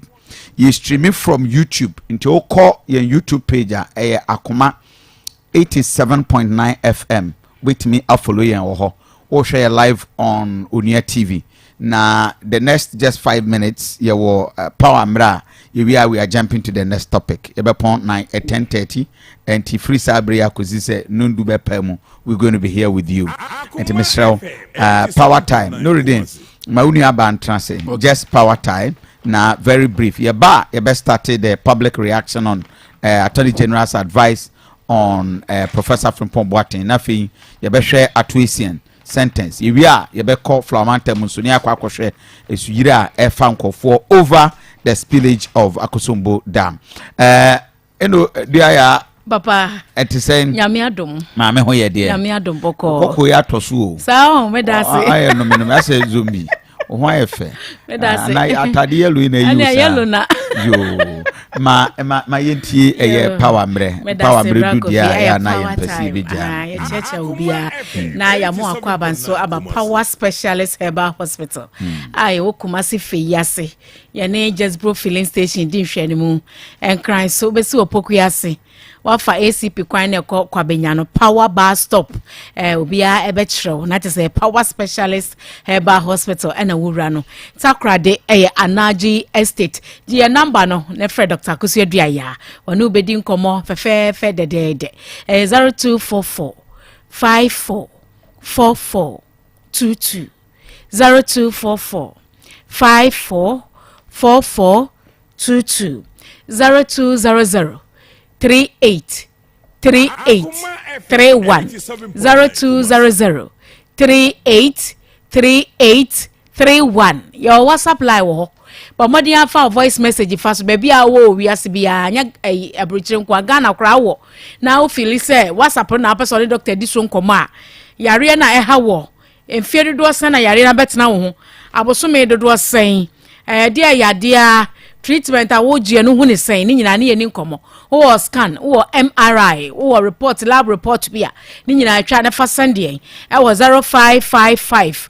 79 78 78 0555 79 78 78 Power Specialist Herbal Hospital ye frɛ say agisa wa fa yade na ama ahotɔ bɛba agisa wa fa ama ahotɔ bɛba na wo hwɛ ewiase nyinaa eye brebuom yade a ye hepatitis no Dr. Kosu adua ya once sa awards nko ano maako nkunu de ye kan ya ebenya wajibi wa America wajibi wa London wajibi wa Asia wajibi wa just fa Dubai nyina wajibi Ghana haso krampo de ye start my hepatitis B award ayaresa bia hodo no Dr. Kosu adua ya frase age obi anyim free ne sem da bia afi bia wono ana age afi bia wono ana age wait ra modem a Dr. Kosu adua ya ebo e wo brebuom yade ho na Power Specialist Herbal Hospital say brebuom yade beku a age se wa ama ye ho agisa wa ante yen ka ama eno na aka hu bia ma ye boda wuro mo efise power ba ye na hepatitis B ano brase no aboa pa nka first no beti mi nda bia hepatitis ye hepatitis B ne ku no bako ye na se hepatitis obrebuom yade o hepatitis o fatty liver eku no enani nyina ano abrase wo mo asade no to wo mo ye wo mo a omuntu ana mo ama ye ho na wo ko baabi ba ko mienu e bia no ante yen ka sa ne hu no eti ya ka kire wo se Dr. Kosu dia ya wo ho de ma wo brebo no wani da so ne no se obehwe so de ama wo ama brebo na timi ate apo eti brebo mu yade bia hepatitis na kopem zete kura doctor se nyina ne se wo betu anamo a wo beba Power Specialist Herbal Hospital lab report a ye kire radio ni TV so nya asam ketwa amanfo dance die ne bi mani da so asa oh ye mi ba fie na me hwe me nipadua ye mi ba fie na mo hepatitis yade na mi him so a me sensen soro me so tia na etie afemiti ye me ya me mfin ma chinkase yi mitu na mani so biri mi na me to ss Kofi doctor on kan kire se ubewu me ye nya aduro ne mfama wo ka che se Kofi no wo hwe wusu ne wo tebia na wo mu na aka bibia kire na so me ba ya me di hu nkomo me nua bi behwe me na wo kire me se me nko doctor Kosu adua ya wo Power Specialist me koduru ho no enne me na me ni o emoa ne ye hwehwe o mokran pa afa ye hunu bi e wo me mogya mu ana me ne padua mu wade ne ho afiri eye brebuo mu yade ho eti mesra me ma wo de ni nku me mfa nko na nante bebia wo di treatment wo baabi na enko agai na bra because brebuo mu yade ndem a e delay no na e de asam eba eye 0244 number ni nie 544422 0244 544422 0200 38 38 31 for Dr. Cecia wutie me na wo yobi a esichire yade ha wo diabetes ha pa yesi wo sichire dodo a wo mogya mu na doso dodo aburo so wodwo so bebrebe su kom do tentem ensu e wo fa obo ne se guna encha na wasa adwonso we kire wo se ensu e wo se nkegina wo ho na edi dwumaso de ma mani padua no nya na ho de no ensu ne ntimi nyina ho ti ensu ne nyina na ese pia kono etitem bia na waye ha wutie mi o na wanum ye wo dedede wanum ye hwehwehwam su kom do tentem sa de me kan ya so jonso bi akahwe doctor se kahwe na wo kahwe ne mo ye femfemfem to na mo bra wo kahwe ye no wante femfemfem no bra to na mo sa bra Power Specialist nye hwade kwantia ensu a wo num a wo se nkekodi dwumaso wo ni padua mu no ensu no eni gina ne nyina ahwie na sa ba besne ko e yade ha dwene pa entena wo ma yade ni di wo mu ncho Power Specialist ye ka kire no eti ye ka yade no wasma ne yase tofo se wonuane a wokɔ no a wo jade ho nyina no ma wonuane ne nya waduro hwe aduane a wodi ebeboa wo yanwa ye die nyina fa anye standard anwa de wo ha bebre ye wo bi sade nam no opɛ waye abenkwan ye nwotani na sade sugufa enyi wo bia na minim sa abenkwan ye enwo abenkwan ye nwo ye de sade sa guso e ma ni susu ejina fa ni nyina ekum ye Power Specialist ye de yesenka bra no be chake se de obrabo ye adwuma fa na etimi aboa efise bibi organs we ye ni padua mu ye mfa ye ni hu no obi betra wono ma adokro na ese ye wiansa no waba doctor sese aka kire wo mpo se wo brabo no asai ya eni that's one sign wo de bra na wo fa fidie hwe wo ni padua nim na wo hu brabo no hu se emoja kakre bi wo brabo ni mu a Power Specialist e besa ye yade ni biem ama bibia ye kama fa was 0244 544 422 0244 544 422 bema wo dwonso a wo chinchem wo dwonso a na abaka krabi na agya wo tukọ wanim kakrabi na dwonso asade wo ko wanim kakrabi na dwonso asade bema bi wo wo dwonso a ne bema mu ye ne ya ne bema mu hye no wo so wotada ne hudi no de ne se ba akọ so de ne mu afe ne se wo hunu amane e ka ne nko na ka dwonso na baba na nko kọ na so entimi enye saa wo dwonso ne bia kam wo dwonso ne bia kam ne bema bi dwonso dodo wo dwonso dodo no wo mama ye hwe no wo say ya me prostate ho abasam me kwa akoto adura no power specialist se bra self medication beku self medication emwa etibomodi abra na dwonso bebrebe na wo dwonso ne ye kwa hwe ya de koro e fa wo pen koto prostate aduro me so wanya infections a bomodi ana bra infections a when treating ye na e ba be hydrogen be da ne prostatitis na betena wo so and na prostate ya de adoso ni nyina ne se mema ne nya check up etifrey was 0244 544 422 0244 544 422 Thank you. 0200 38 38 31 Obapa kachre enradua ya se yedana se this week will be frame me mane ba ho odnani age Kumase branch o se said mutriti no na moti monim kire no no eye ne fe nti power specialist ye bedamase eye hospital pamcho eye hospital ankasa enye clinic it is graduated to hospital and a specialist hospital awukohwa ya tuebu asiti ene muchiro the welcome and last week na marathon and catch any say mafino tiano so nyamishira no aberwanum se yedana se me maberwane me olidi yare kakra no box baako na ode ba ye kohwe wo munti mamenchia evangelist John aka Ennin me papa and Mrs.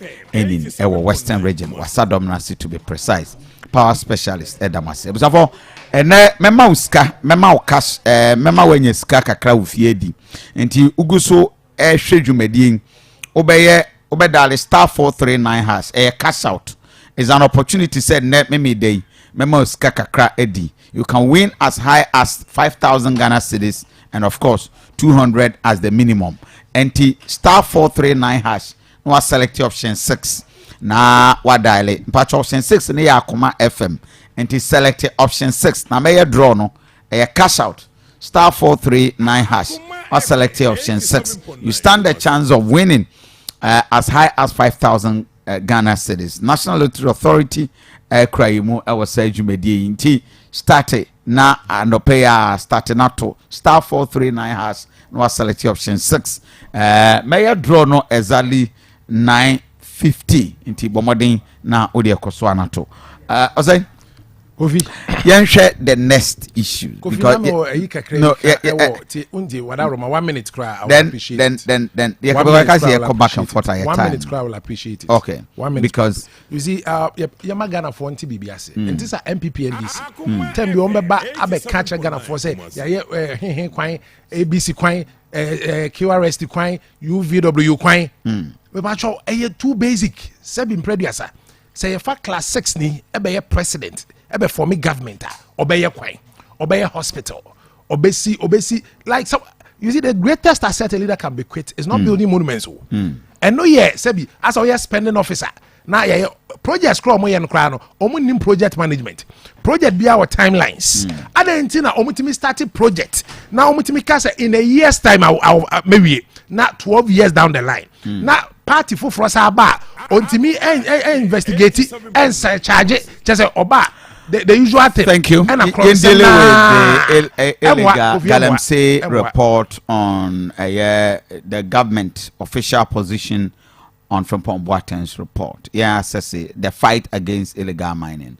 Have we lost it? Considering reporter, Attorney General Eddie Abba on Frimpong Boaten's expose, and if you are two Asian sentenced to 15 years. Any of them you want to touch on? Nah, you deal with that. Kofi, Obiya Kachiro say, or fighting corruption, political gimmicks. Or fighting illegal mining. Or fighting illegal mining. Fighting illegal mining, no. The exchange now say, it is a bobo, na a substitution. Ye change. What is it? Or shame one, especially the MPP government, catch us or fighting illegal mining. A substitution, or eliminate TB. Now, or the Fofra Babishim. I am telling an authority say, just as in January 2021 to October 2021, this current government could hold the nation to ransom. Now, when ye MMDCs for 10 months, knowing very well said national development is equal to the aggregate of district development. Now, seeing cases of where Alan John Kojo Chemate and as a president for aligned MMDCs. Now, we you omedi. Our more you omedi now. So you say they are aligned. No, sana galamsey fight no etie. Or shusha now what pamo sebio omu nye aban no nkrofo omu involved in illegal mining. Now we substitute with party apparatchiks.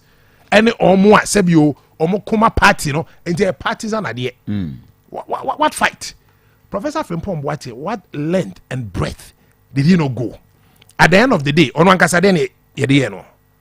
Fighting Galamsey when you have executive powers are constitution one to me fighting Galamsey as we speak there's a Kentampo waterfalls in Asai.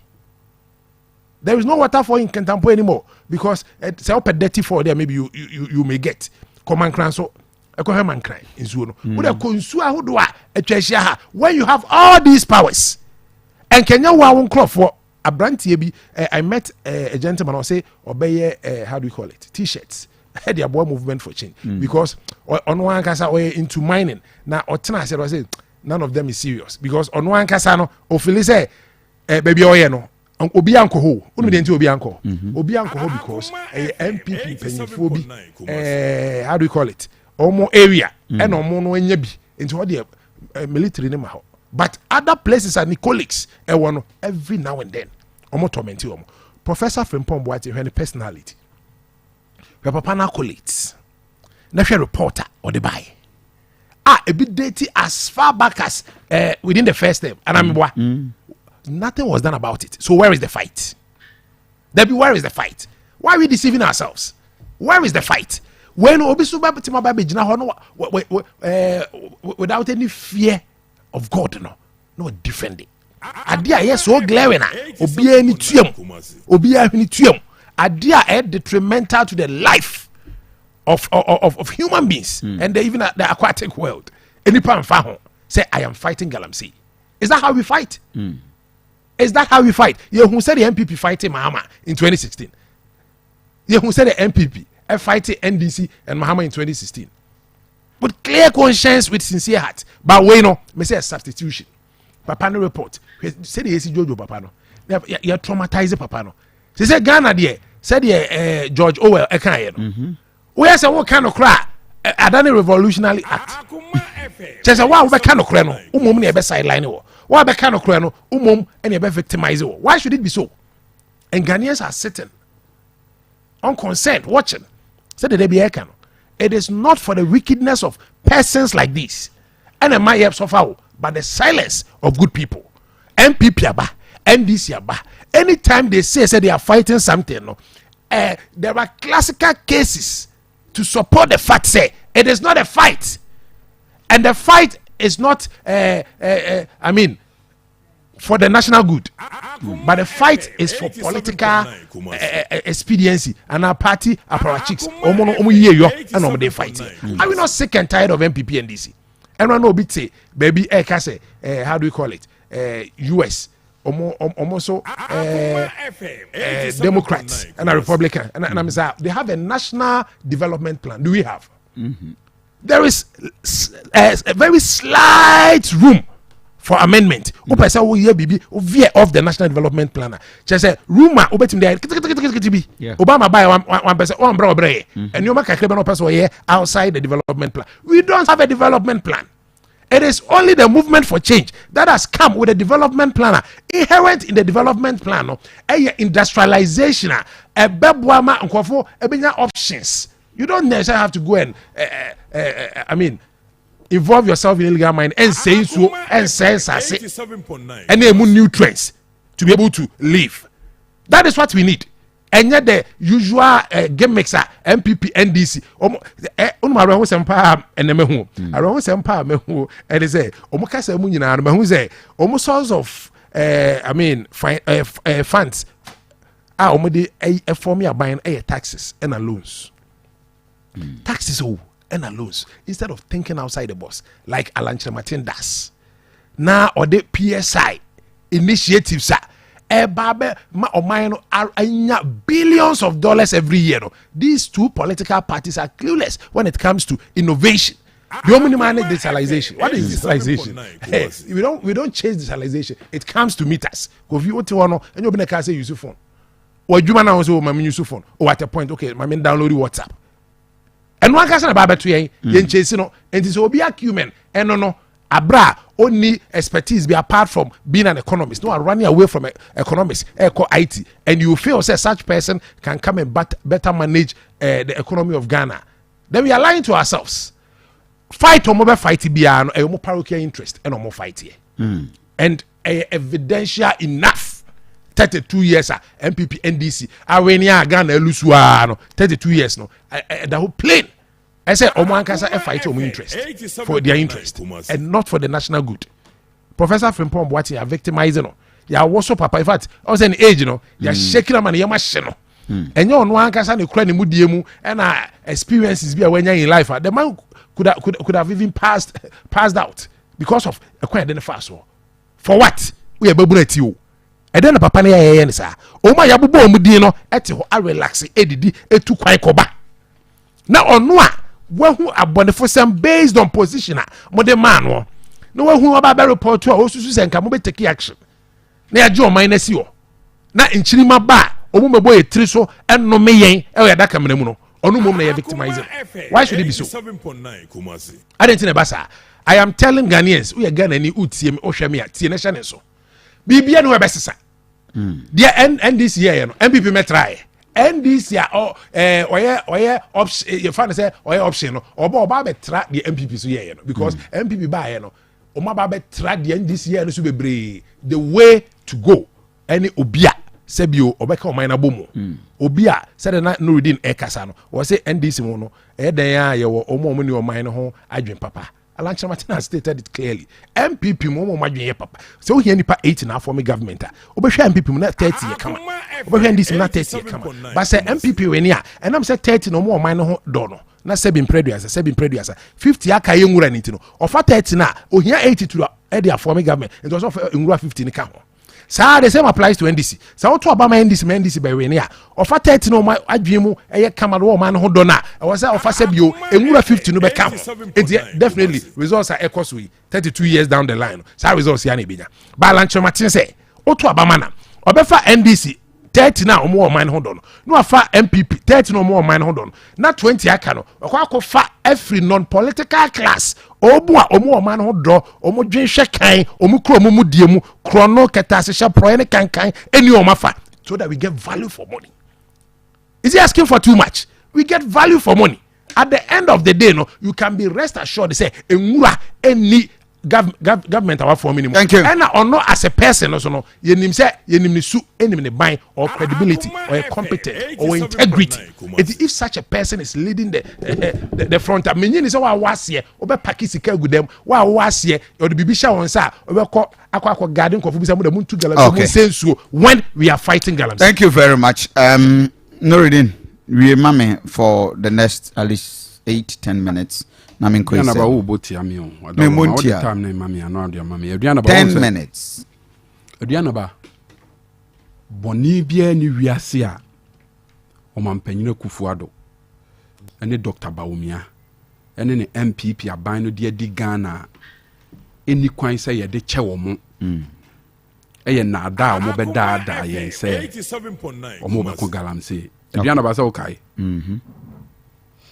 o mampanyina Kufuado be ka kire ye se wono de se wasi nkete se obeko galanse na wono no ye oman na konya kese a wote so no o di si so se wantimi anko galamse a ye hwan na se akonya sure santam kese no a wo ka ye no e ma Ghana fo nyina ye dai enya ne mu gidie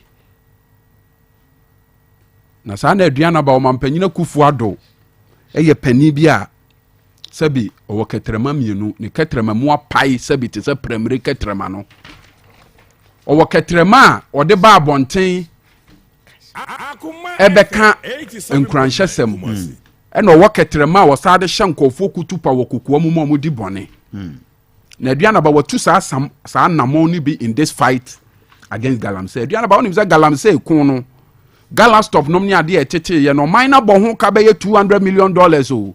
Aduanaba say onim sa. Yeah. Galamsey hu na Aduanaba onim say nkofo bi ahwere wo mo nkwa. Eyire no bi adane akunafo because of Nanado fake fight and also fighting a Galamsey mu. Enkwala bi adane nyanka ne wisia because ye kuma mo papa no menka amanfo yaw. Yewura Maxwell Mahama Galamsey kun yi mu ana ye de ye kun no. Sana Nanado kon so obekun Galamsey no Aduanaba. Obeka Ghanafo nyina gudem. Na woni ni nuanom ni nabusuafo ene ne partyfo ato Ghana asase no mona.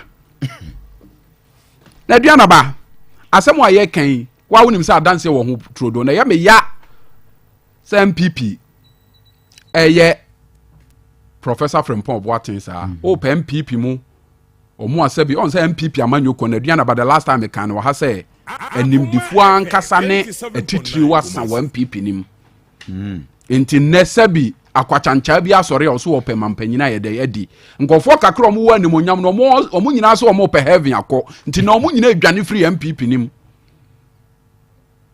yewura Frimpong Boateng Aduanaba onye nipa hunu bi saa keke yewura Frimpong Boateng is the first black person enye first Aduanaba tie ne nipa tuntumu a the first nipa tuntumu wo wiase a otimi tu nipa ba akwa akoma edi si nipa na akoma asai so no wone Frimpong Boateng Frimpong Boateng you be a wiase nyina wo dini or credibility or reputation and Aduanaba wono na wo de Galamsey kun ni nyina ye dey e hye ne nsa Aduanaba meboa ono na na ye chairman of the interministerial committee on illegal mining and no say adwuma no a wo de hye me nsa no ma hunu say na Nado danko akufuado wan kasa wo nkofo ene ahya de na chi a wo mo ye nti ya na ma de ne ko akoye dey akoye dene Aduanaba asem o kan me ni nyina ye nim sem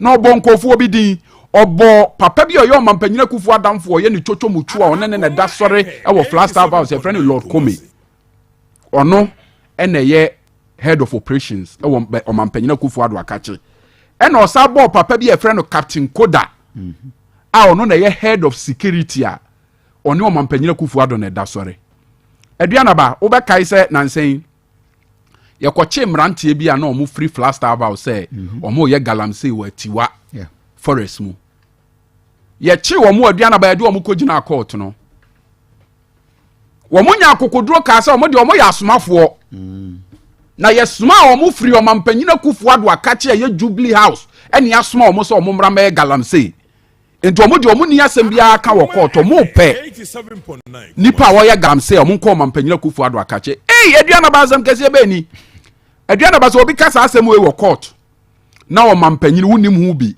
onkofo wonim hu bi a sanka asem no mu hye mu kena e ma no kro beda di ma mudin hu ye dai esan Aduanaba mfie miensa ni a omo timi ko kan asa yeso omo of Flagstaff House no asem no ye mfansi court bi e ye va asem ni si court bi e enti Aduanaba se ne obi kasa asem onkofo ne kan ye no eye no kra ubedi achini ana dabi eno nkoda ye wo krom na prof kwam ono so Frimpong Boateng abonidi o woni ni DC yi nyantokwa we yi Galamsey we yi Galamsey DC yi ne say prof kwam a ye MP for Manson Kwanta at the time no wajeje concession a oton ba ku bia 2 billion live on video Aduanaba meboa MPP for na ka o masam o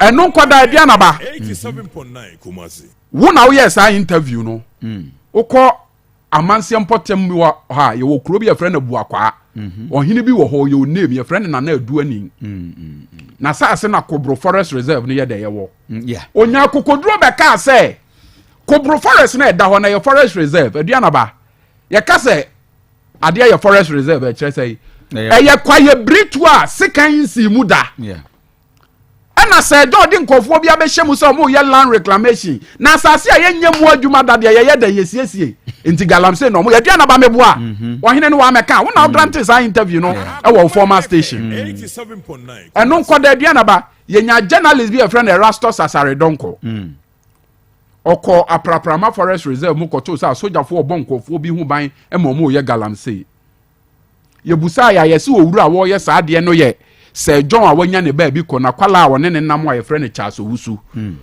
Frimpɔ Boateng kan wɔ ne report no mu ɔso wɔkɔkye saa machines ne excavators no Charles Owusu ne nya akokoduro frɛ ne sɛ an excavators nwɔtwe no a ɛsɛ forest reserve na yɛ ne dia nti no Frimpɔ Boateng nyɛ dɛ enyai Frimpɔ Boateng abɔ ne din ewom Aduanaba yɛwɔ kurom ha ɛna yɛhu sɛ wokɔ Samra boy a forest reserve bi wɔ hɔ chama wontumi company yɛ akonta mine no ateɛ simu a ɛsɛ saa nsase no Aduanaba ɛma minister ɔmampen that is the video good Akujama show that Aduanaba minister Aduanaba tianie o minister Nanadoa apaw no sɛ ɔno na nhwɛ ɛfɔm agudie ho atuo nsɛm so no Aduanaba Abujinapɔ ɛyɛ press release Aduanaba Abujinapɔ yɛ the press release ba abɔnten sɛ wontumi ni license sɛ ɔbɛkɔ akɔyɛ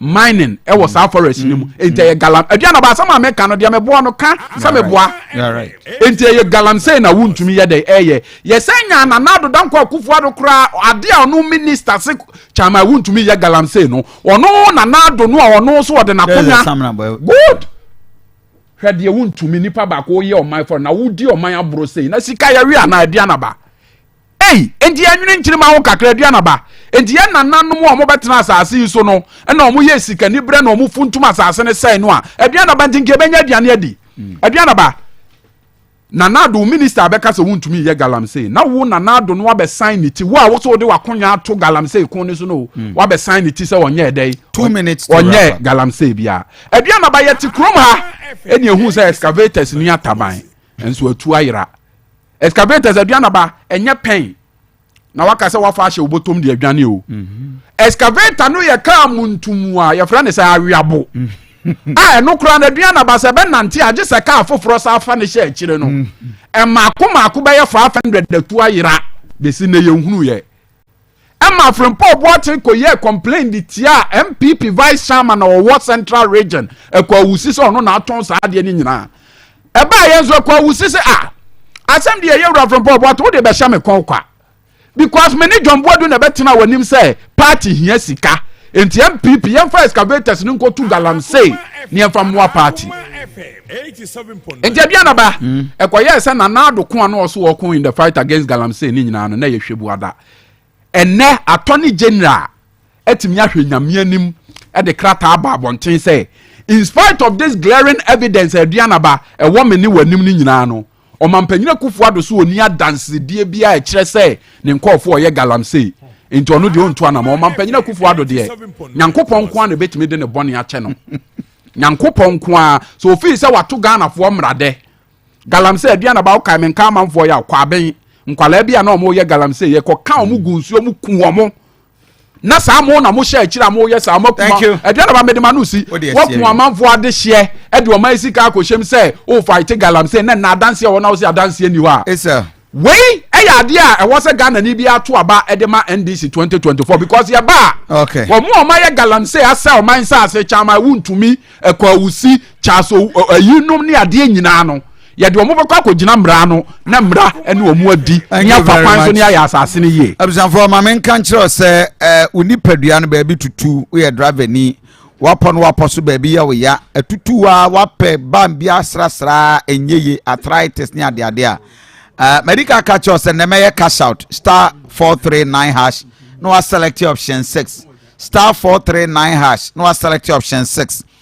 na what means so ediska but answer na no ahomka heat patch eye adwuma sem konwa ye nyina ne se oba bi ya we ya owai ayese plaster na de aboso eboso abo tututu kakra cha be few minutes na eno ano no heat no ɛkɔ baabu nsa ne fie gya dum a na yaw ne pain wɔ hɔ a wode fata wa ya se wɔ kakra na ɛso fu form hɔ no ɛbɔ so bo tututututu ɛno ano no na ɛyi yaw ne nyina ɛde afiri hɔ bia kofodua ɛne eastern chemist Mikado ɛne miahodo bebree ebi wɔ hɔ New Tafo Cab Royal Pharmacy Accra Pharmacy George Farmer George Pharmacy Tribe of Judah Herbal Center Takrade Ebuakwa Pharmacy mmea ni nyina mpacho de frɛ na gye ahomka heat patch 0599 991 149 0599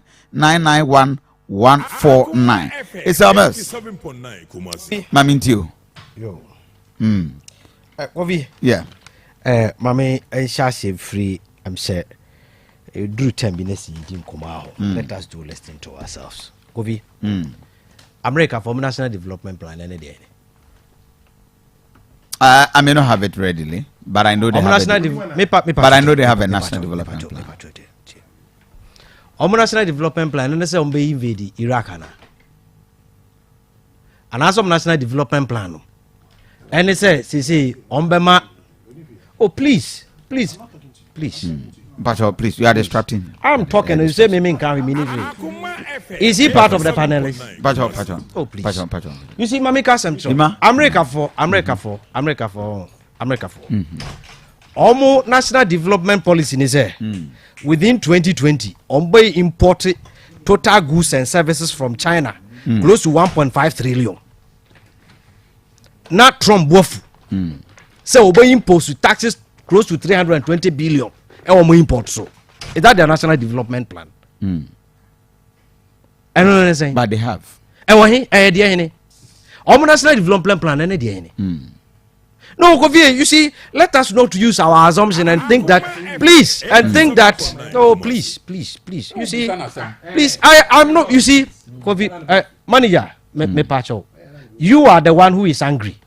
I'm pointing holes to your things outside, you don't have anything. So please, you don't dictate how I should communicate. Kofi, ask him to have the patience to listen to me. You spoken about what you want to speak about. Allow me to do my communication. Please. American development plan. If you don't know, then come and misinform people. Omo development plan Omo development plan and say me I'll walk out. You see, no, I don't want us to get into realm of absurdity. You see, the point is that. No. And relax. Don't use those Kofi, words. Say, I don't want us to. Please. You see, you don't use that. No, but you guys are heckling. And then why you damn out topics. No, you don't walk out, please. Topics you are using absurdity. And then what's a wolf? Thank you. Come over. Me, I will never get angry. Make you submission. You see, I am taking your words. Please, allow. Please, thank you. Thank you. When you listen to yourself, now you realize that you didn't say anything. This is what you do. American development plan, and only say Omo financial sector, a collapse. I know here an infusion of close to $800 billion to resuscitate their economy. Don't tell us what you don't know. And moving forward, moving forward. Yeah. You see, Kofi. Please, you are disrupting the show. Kofi, yeah, it's not the best. But please, I'm controlling my show. Yeah, I mean to you. Good. Having finished with this analysis about any basis, let me come to mine and near there. So, Abbas, maybe I'm to see a boy Abaso. Oh, lawyer. Let me congratulate you. Thank you. What am I saying? Good. And I offer Professor Kobra from Pomboating reports, and I will debate it. And you are making it to look as a substantial. I will court. A bit to me standard the test of the time. Kofi, report no call page 12. President Kobra from Pomboating. I shall say QC Professor Kwam. Yeah. Was it Professor Kwam? akwakoje large scale mining ena wose wo de ba be large scale ena wo baaye wa betwitwam te sentos ena waton ama nkrofo even na ni kuromfo kura abofu no ne party mpanimfo say ade na papa no eye no a ball mine Kofi, let us listen. I'm listening. A ball mine. Inti ma party for numpo emra wosan ko gina say oyekwa akoto abama no no. Professor Kwabra from Pop Boaten say ade ana party for no nyi hu nti no obegina mo san to abetia no. Yeah. No man to abentia no say nye bibio otua sika kese pa. Na emom de ono ne challenge ye na no onu hwe no kra no party for mpanimfo no hu say papa no onya de papa mo am. To mo to abetia no. So mani nkobio. E pa choso atiaso.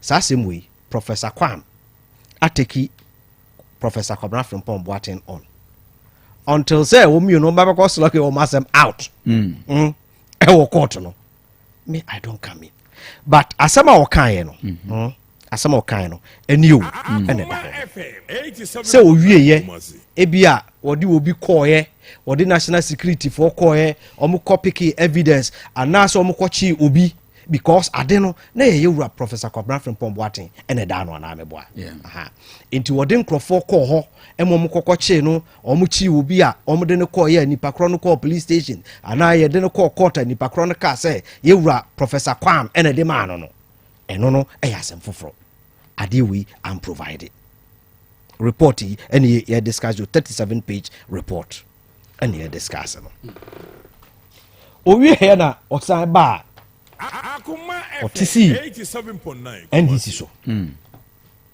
page 13 good and was say NDC for from 2009 to 2016 on be bo Ghana mine etwitwa Ghana nsase especially western region and the ma omo party for to say the etina kura ni hono no na de bonia NDC for ba be di Ghana ewo illegal mining ni ti no ama wo mo anya sika me farmer you see no me for no it's in the report it is in it you've not read it you've not read it any it's in the report what you say etwitwa western region sase e de ma omo nkrofo to say de no omo che tomatoes na enu no wie ye no enye se ebia omo gya o nkrofo no anya sika e na boni nti wo ye MP wo ye MP na wo ye wadwene so obeka ho asema na NDC fo sika no omanya wo illegal mining no mu no omo dibi akwa support opposition candidate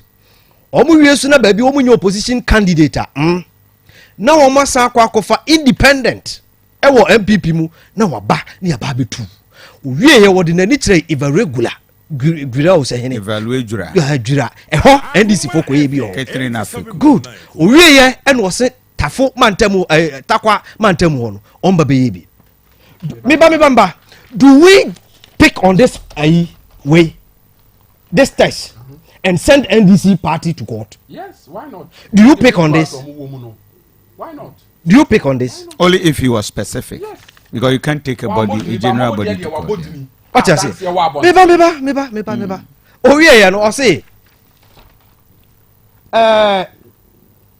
in Wasa East District, a former NDC deputy minister who is also MP for Wasa East. Oh, he incriminated the MP for what Wasa East. You know, Isaac J. Mensah was a good.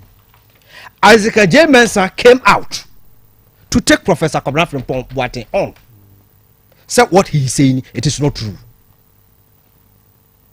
Is it because say a German say NDC nintino, or because say Professor Kwabra from Powaka, enti fano kotum? But the man also have also liberties under the same law, and he is challenging him, threatening to say if he doesn't withdraw this, he's going to sue him in court. This is coming from an NDC person, right? You are happy calling NPP for say, oh. What behind the Lord coming? Yeah. Me ba. Your problem now, report no, no. You have kept quiet. Let me tell you, Mami Kasem Cho. Say you no cross Lord coming. Say Ghana say Ghana Zuya. Or nya kasinche ubi. So what I say? Onya kasinche ubi on sunche ubi. Professor Kwabena Frimpong Boateng must provide evidence and push the case to court. He can do it. You see, what's sending you to this wild goose chase? Because you can. And look at the last one. Say, or the Kosi Kojo upon Kromaso. Kojo upon Kroma, Ekwafa NDC, ni MPP for press for. Kofi, which side do you are you found? I was not part of the press meeting. There be which NDC and also which MPP. Some man call press. Yes, say you be farm who Kofi na aka ho. Who ni MPP or the NDC. And now what them call tena hotel bi. And na mugu no fi. Man ko binti me nya part of. Meanwhile, media form call hotel hall no. I've heard most of them coming out to say no. What the good professor is saying, it's not true. It is not even the minister. Every one am okay. But me man ko hotel hobi. Anya won crofo. Anya won crofo.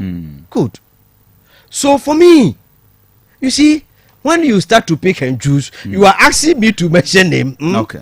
Papa na Otro na did he mention any name? I see. Which name? Asam na Kofi Kojo upon Kroma. Okay. Oh. Kofi.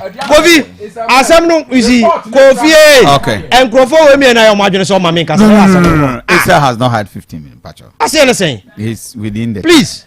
What time now? Land the man. Mama nka some true. Oh here. And was akwa say.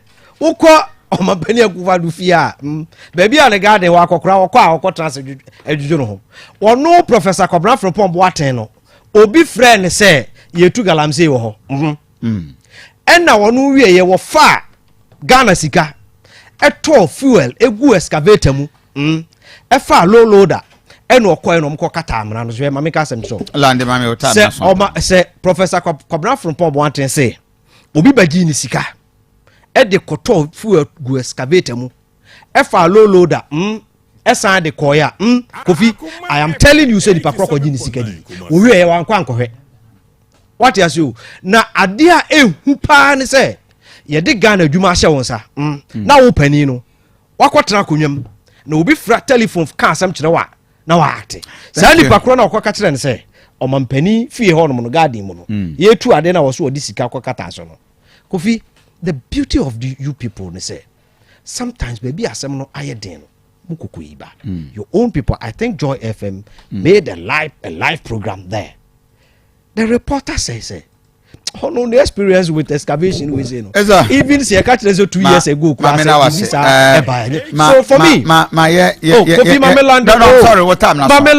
You spoke for 12 minutes. So for me, I've exceeded all of them. No, for me, 10 minutes. Your time is up. Thank you very much, Mama. 12 minutes. Thank you very much. My Kofi.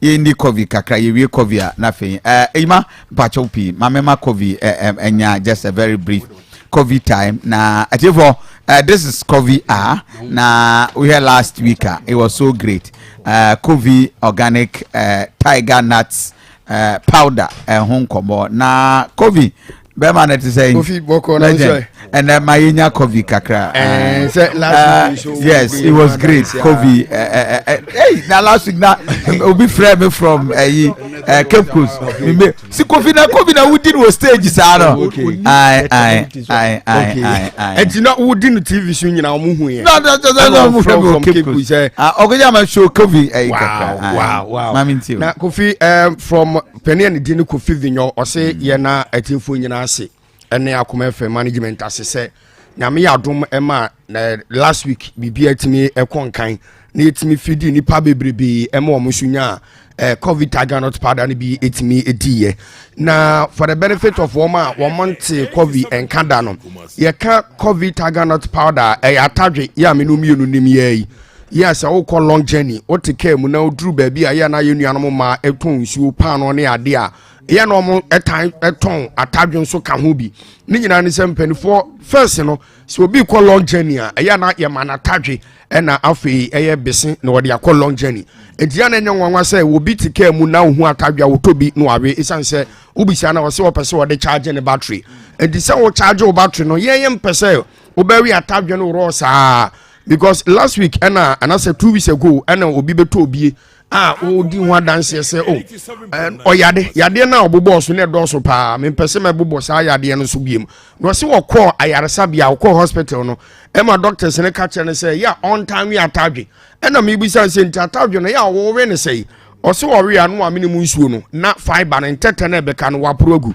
enti Kofi Vinyo Company Limited na say no se da bi enam ahoden ye wo eye de first atadwe mu na fiber nsudi makotene enu tin ompese omanfo bewe na mienu miensa bi apro aba befra mu enu tin otimi aprogu ananse bia obi wono a ono nso ntimi emmene saa eye entertainment no wagibre wamatadwe ni nyina awuse ya ana wayam ayesi yam humuhu na aduane bia wodie bia no dodo na atai ede atadwe ya yam nisi yam humuhu no etimi de fra esanse eye aduane enye aduro na mom udi aduane no na eye nipaduane mu adwuma enti pani no te se sa entete na wontimi emene na de bia oprugu na omni mu nsuo nti no wate yenka ewa akoma afam so nti no ba beto obi enti oba beto baako ani nansa ena obeto mienu de kan ho kire se okodi bie no adansidie ahyase a eba enti bomodien se obetimi adi se aduane we bi o yade o onyade o de bomodien se obedi bie na de baako a enwanwan se Kofi eye edema wo mo omanya diabetes pa wo de edibi wo mo de aduro so no wo na ebo omo na no adansidie bi free nkran ebaye maami bi wono wonya mojabroso na omo de na to aduro so nti wote nka se yesi odi abeboa em obi an moja no na se bia ne pressure no abomoden akọ soro wanhwe yi a ade be kiasi o na onyade yo da ya wansore ye mpene sa enti maame ne ba beto miensa odi miensa ne wieye no ana ofreye ye no mo ade bi o man kasa timi de test wo mo eye pressure no enti maame no de ono kasa de test ne kire se ade no kakra eba form eba normal ofrey ema ye kire no ba bi obenya bi ato won kran Kofi onim se maame no koto baako edu 1 2 3 uduru 5 amenya oto 10 maame no to 10 edi nansa no na eduro na omode ama no hospital no na maame na hyase a oto eduro ni guo sanse wani aduane pa akwakofa yade de abre no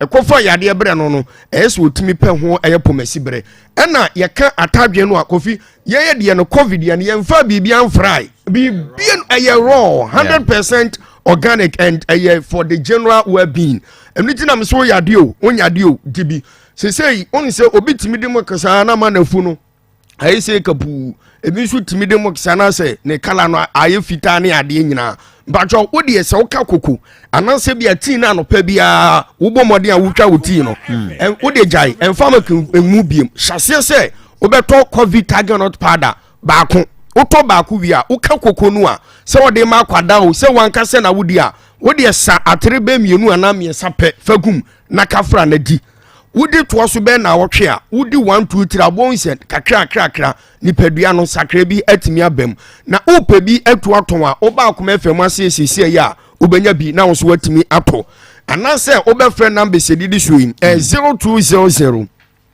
777 277 0200 777 277 0244 78 76 39 0244 78 76 39 bomode so be friend numbers we mienu se wo Ghana mamu ase ba bi afre na opeso to bi to anansen amanfo bebra friend na wan kasa na enfan se bi wo ye mobile money vendor wo so ye wo de bomode wo de agebe box ba ko pe obi aba na wo de ho adanse atadwini o sanse ye de no 100% organica vitamins ewom carbohydrate ewom protein ewom fiber no Kofi fiber na eboa ema obi a wodidi awie na se de bia wai se chekon aduane ne ntimi indigestion tem aduane ne ntimi ntimi enyam ntem no wo de hyase se obedi covid ni bi enya atadwe bia keke enye atadwe powder bia keke ne mom eye covid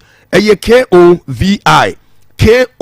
COVID na mo hwe yen ewo TV so sesi a na mo hwe yen so ewo YouTube no ba ekon yen afa so ya packaging no woti anu wie na wadi bia wie no wo so kata so Kofi nyade amframa bekom nka mpesa de no akwa dabi entesa edise bia wa hospital wie no mama waduro na omode agu ade bi no makata pepe correct one pa enti bomond se eyaduane omo da busu aduane na wudi na mu aduane na wudi no akwada di pani aduane wo yo ba wa fa afurum wo yo ba wa wo foforo na bia no fusuo ne mantim se na no Kofi akwa bi ono no de oye nyina no se ono openufo nti nufo no ope no ne yire nufo nyese bia wotwe afamu nufo ni bi ne yire nufo nti no watobi otomako ba kom yensa se de be yo benya wode akoma oba ne se woni na se de bia ono so nufo ni bi ba bia benya bia to no enti oba Asante mantem ase ya wodo ani kiremu ewo Silver Crest supermarket no ewo Giro and about a wodu ono mo a onsa be ka bi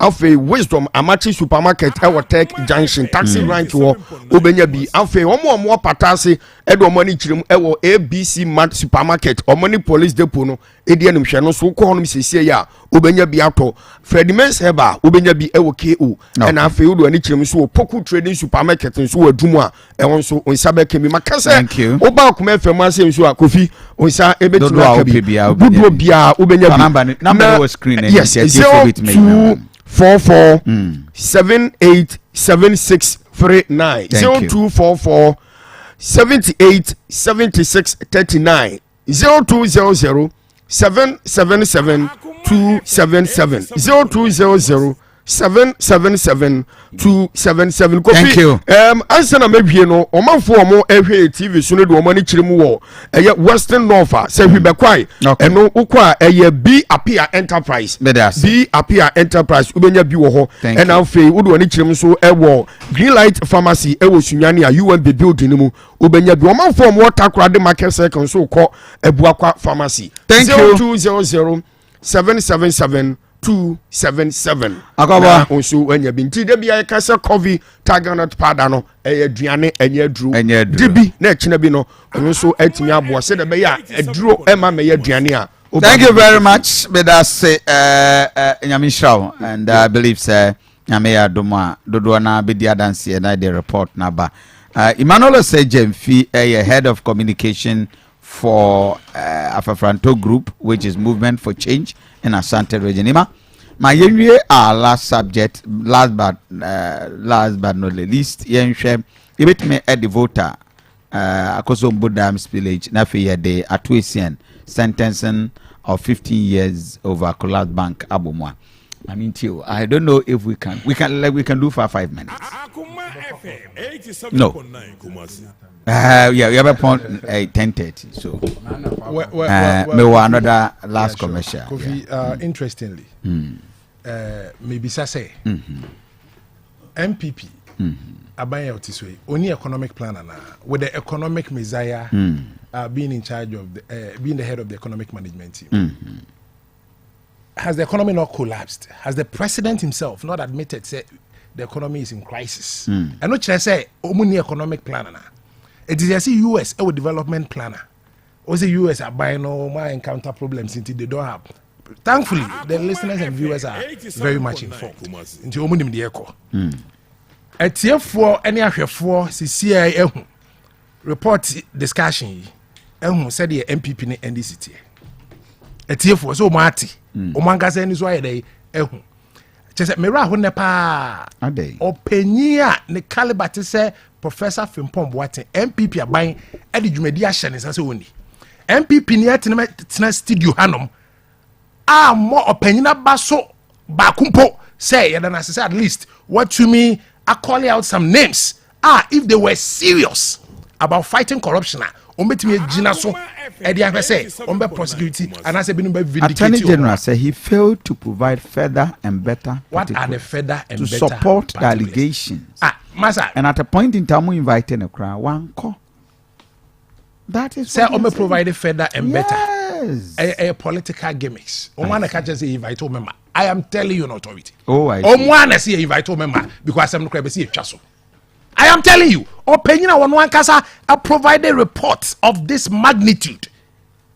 Now abu body na ebinumu threaten some de be court.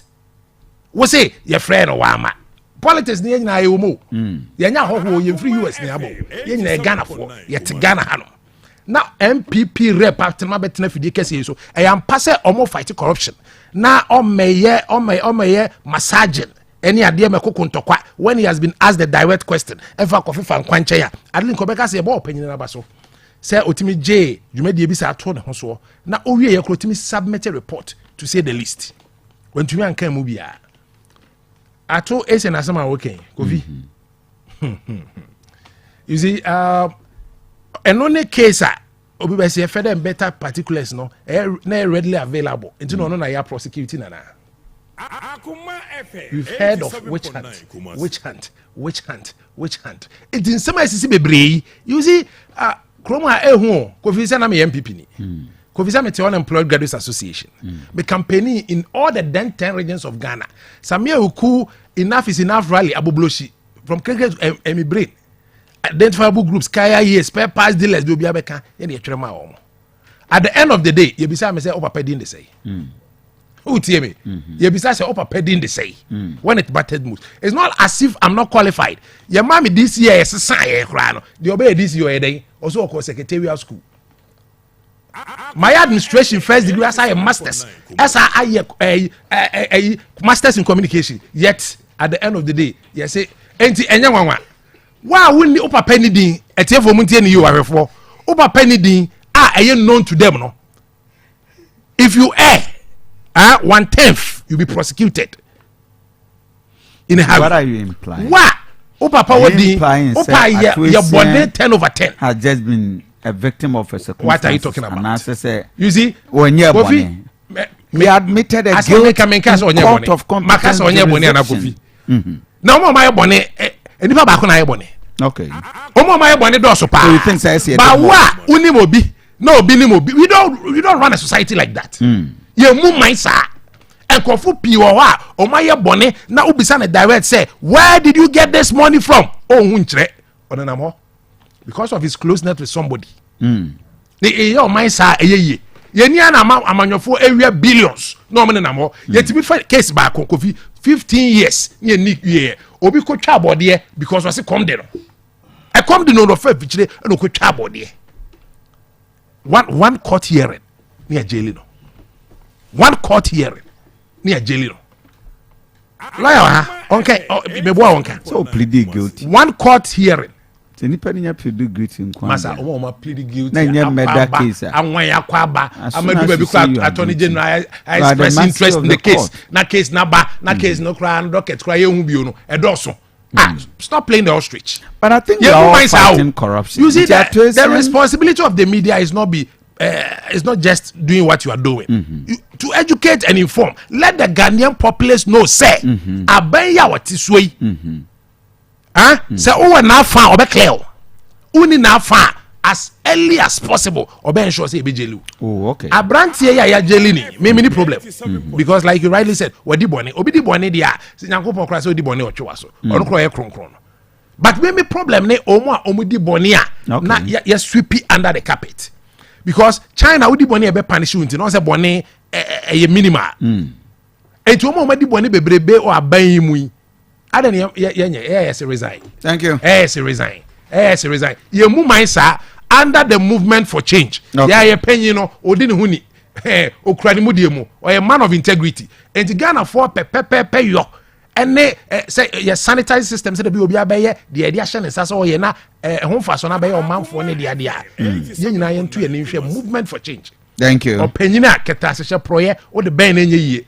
Ministers naka almost why you anymore or the I never to sign a year or besides can free or besides questions one man was a faco.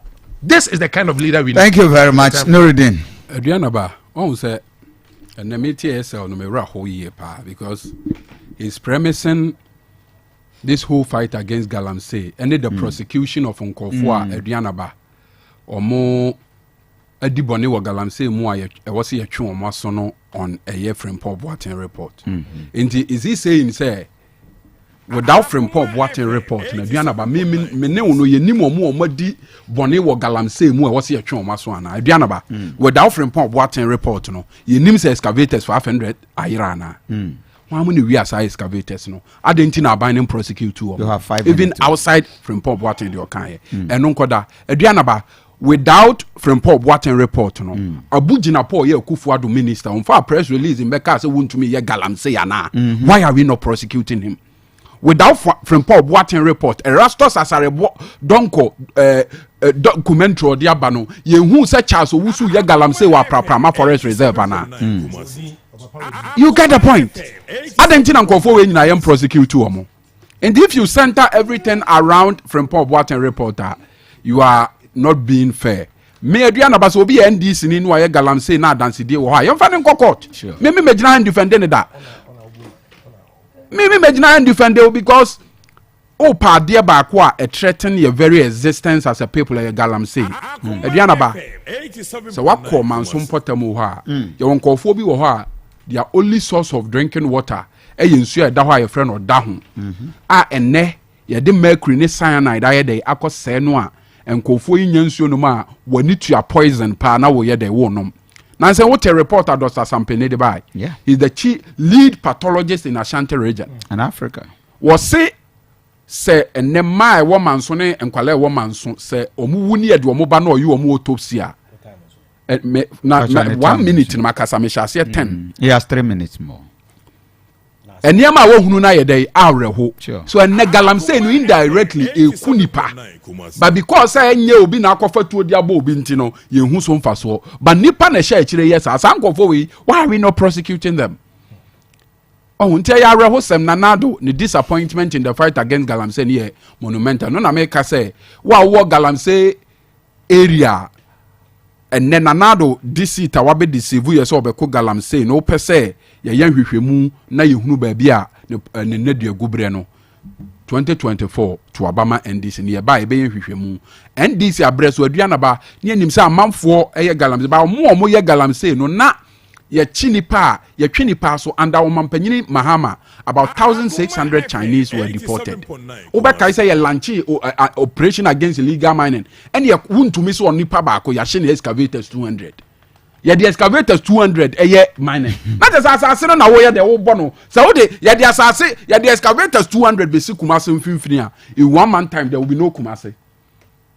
Because excavator minia atu Asian eye penny bia or Kofa bank be a friend Capital Bank first the plus be buy and the drew maybe aban who say bank no akwa hwehiem na odisika ko shame odisika ko shame no na atu Asian e amra so no first ka no koye eniama bone sa de ka kra de kote bank fofra friend sovereign bank ene ye hunu se sika no wadi ene ye se na wonfa nya de mra no no age atum se wadi nti wode beba ni ntu ayemu no na akoye asem na ye de na kotum 15 years.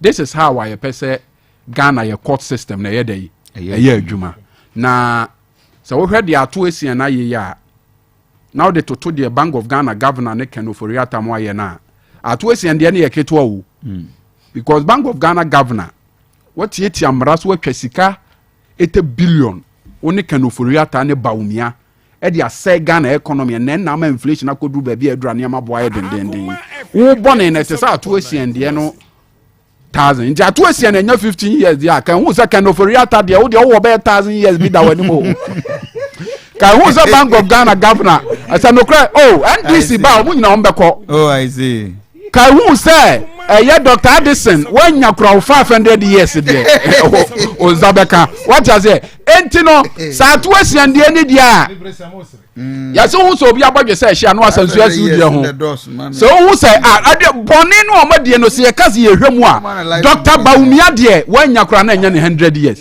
as head of economic management team Aduanaba makotwa sika we ne sika na hyehye mo mpaase o man ni sika no ayakotwitwa no hyehye mo mpaase na atu Asian nkwa ne de na kogina na Aduanaba on say Dr. Baumia Aduanaba Dr. Baumia a certain politics of desperation bia I was saying na careful okay one of such politics no trying to exploit the religious sensibilities of people and now one say assembly ba you say and the chief imam wo fakese bia wo ye Dr. Baumia ko wurura mo say ama ono de wo ba ye mani nwura mu nkochia nipa nyina no wevu na Mahama de wo ba eme ma ne nkochia obi ado oba ya ye drive straight to the days na Dr. Baumia nya sa de we ya wo ye ene be ma zongofo anankramofo ato aba e de ayede amawo emfie nwotwe na wabedi ade no de watimi ayede abo zongo na no ne ye be hwede ayede ato aba de ama wo hadith mu a ya komshani Muhammad sallallahu alaihi wasallam wakan say sɛ woyɛ kramoni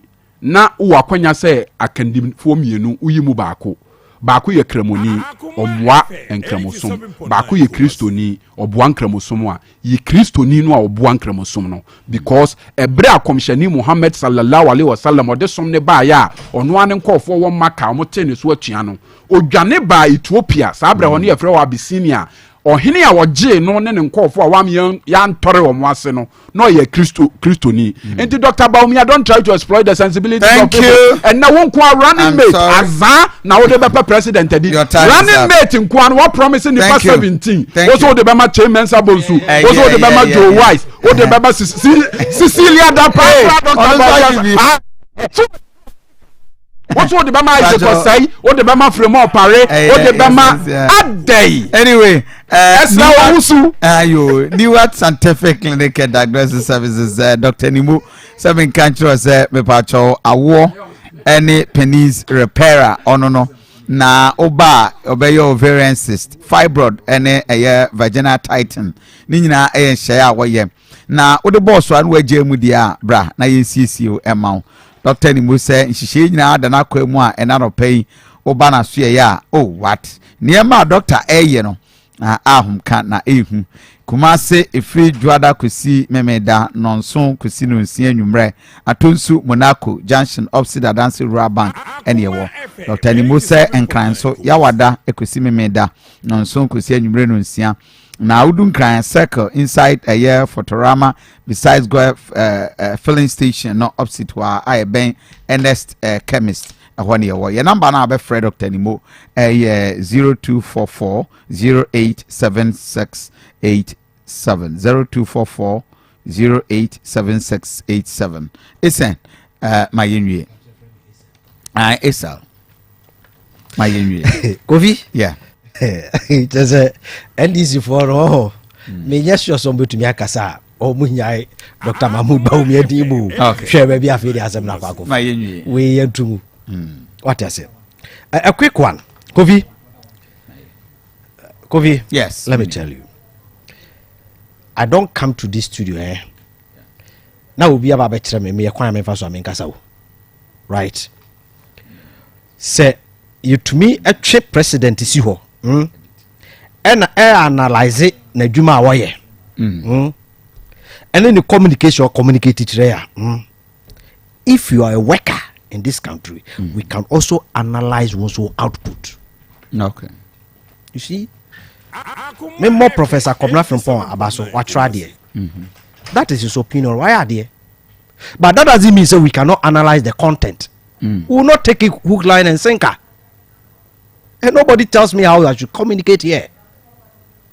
Moving forward, you drew his attention, say, committee say your friend so ama. Then you turn around to say, Ombutumia can't papa and say, ye babe from memma. You see, the man that you are elevating or no the image, you know.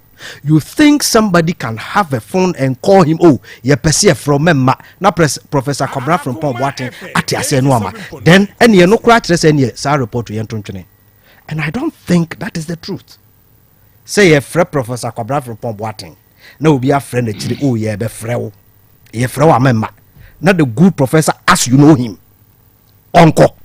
Now what ye? But can you take him for a ride like that? You show respect. Let us show respect to everybody. I don't think so. We beat me, Professor Kobra from Pomboatin, sir. Never. Moving forward, I mean, you drag some person. You see, please, when you are talking, you see, thank you. When you are talking, sometimes take time to listen to yourself. Is it done in this country? Look at you. You see, Unim. You see, you subpoena a court. Yes. Please. If the demands is it a commission? Yeah. Is it not a commission? But so also you drag. You can take him to court. Under what circumstance now dragging? Compel him. So please, please, I'm coming. Maybe you see, but I didn't know say I say. Mini on kafra. Say I compare this in your born him. And to on the uncle so. Uncle Suntroni di unim politics in a young body, your boy Manuja. Debbie. 10% casualty in politics is allowed. Do you know the boy and one fans are? You're quite anymore. At Westian, you see.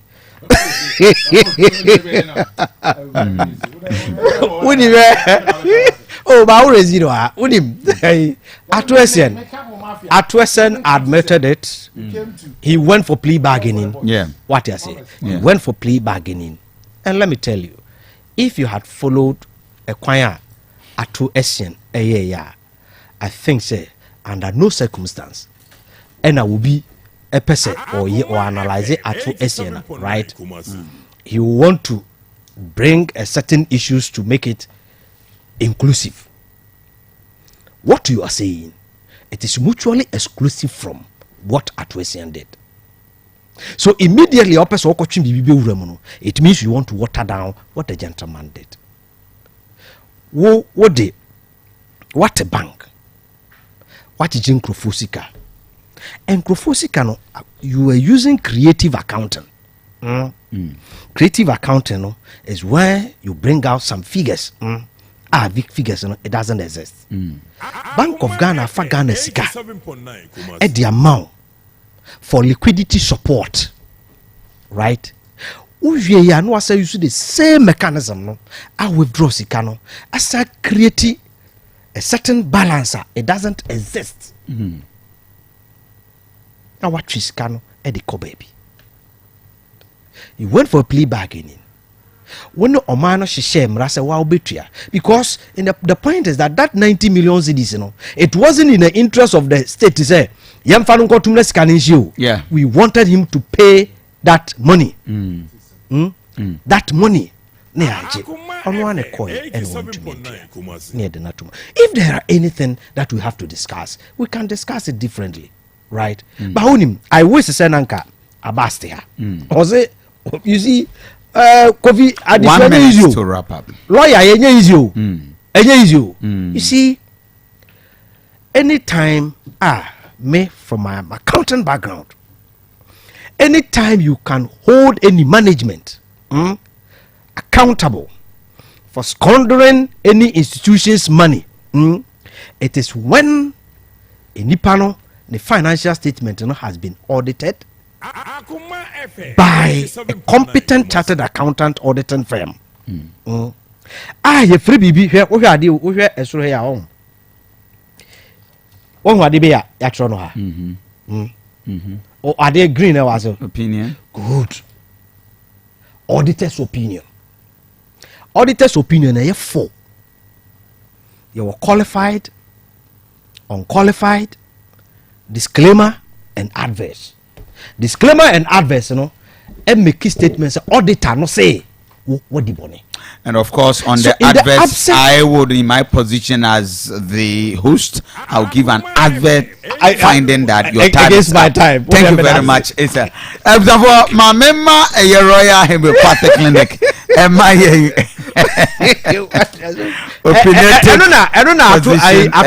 Of course. Example, my royal homeopathic.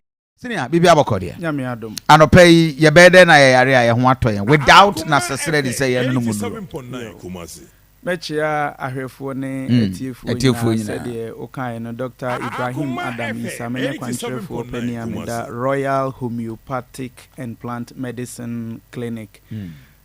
Kumase ene mantemu de ye wo etimatim Monique Junction. Okay. Accra ye wo Madina Ashalbutwe Lakeside hona na techiman so ye wo Blue Cross Faith Baptist Asoreda no enche hwa na menua ye ka homeopathy ya na obi ohwa na aye ne trimo kesene na eye de ade ebi kura hu ne se bi eye herba ana se bibi ho eye famfofra ye faso ede esayare na mempoto na kakra na afi yen fanko akanka samu na wona ontiase ne ntiase obroni beka say homeopathy is a system of medicine which involves in treating the individual with highly diluted substance given mainly in a tablet, a syrup, or an injection form, with the aim of triggering the body's natural system of healing.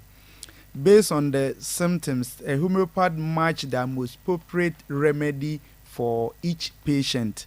And homeopathy is based on the principles of similar similibus calanto, that is, like cures like.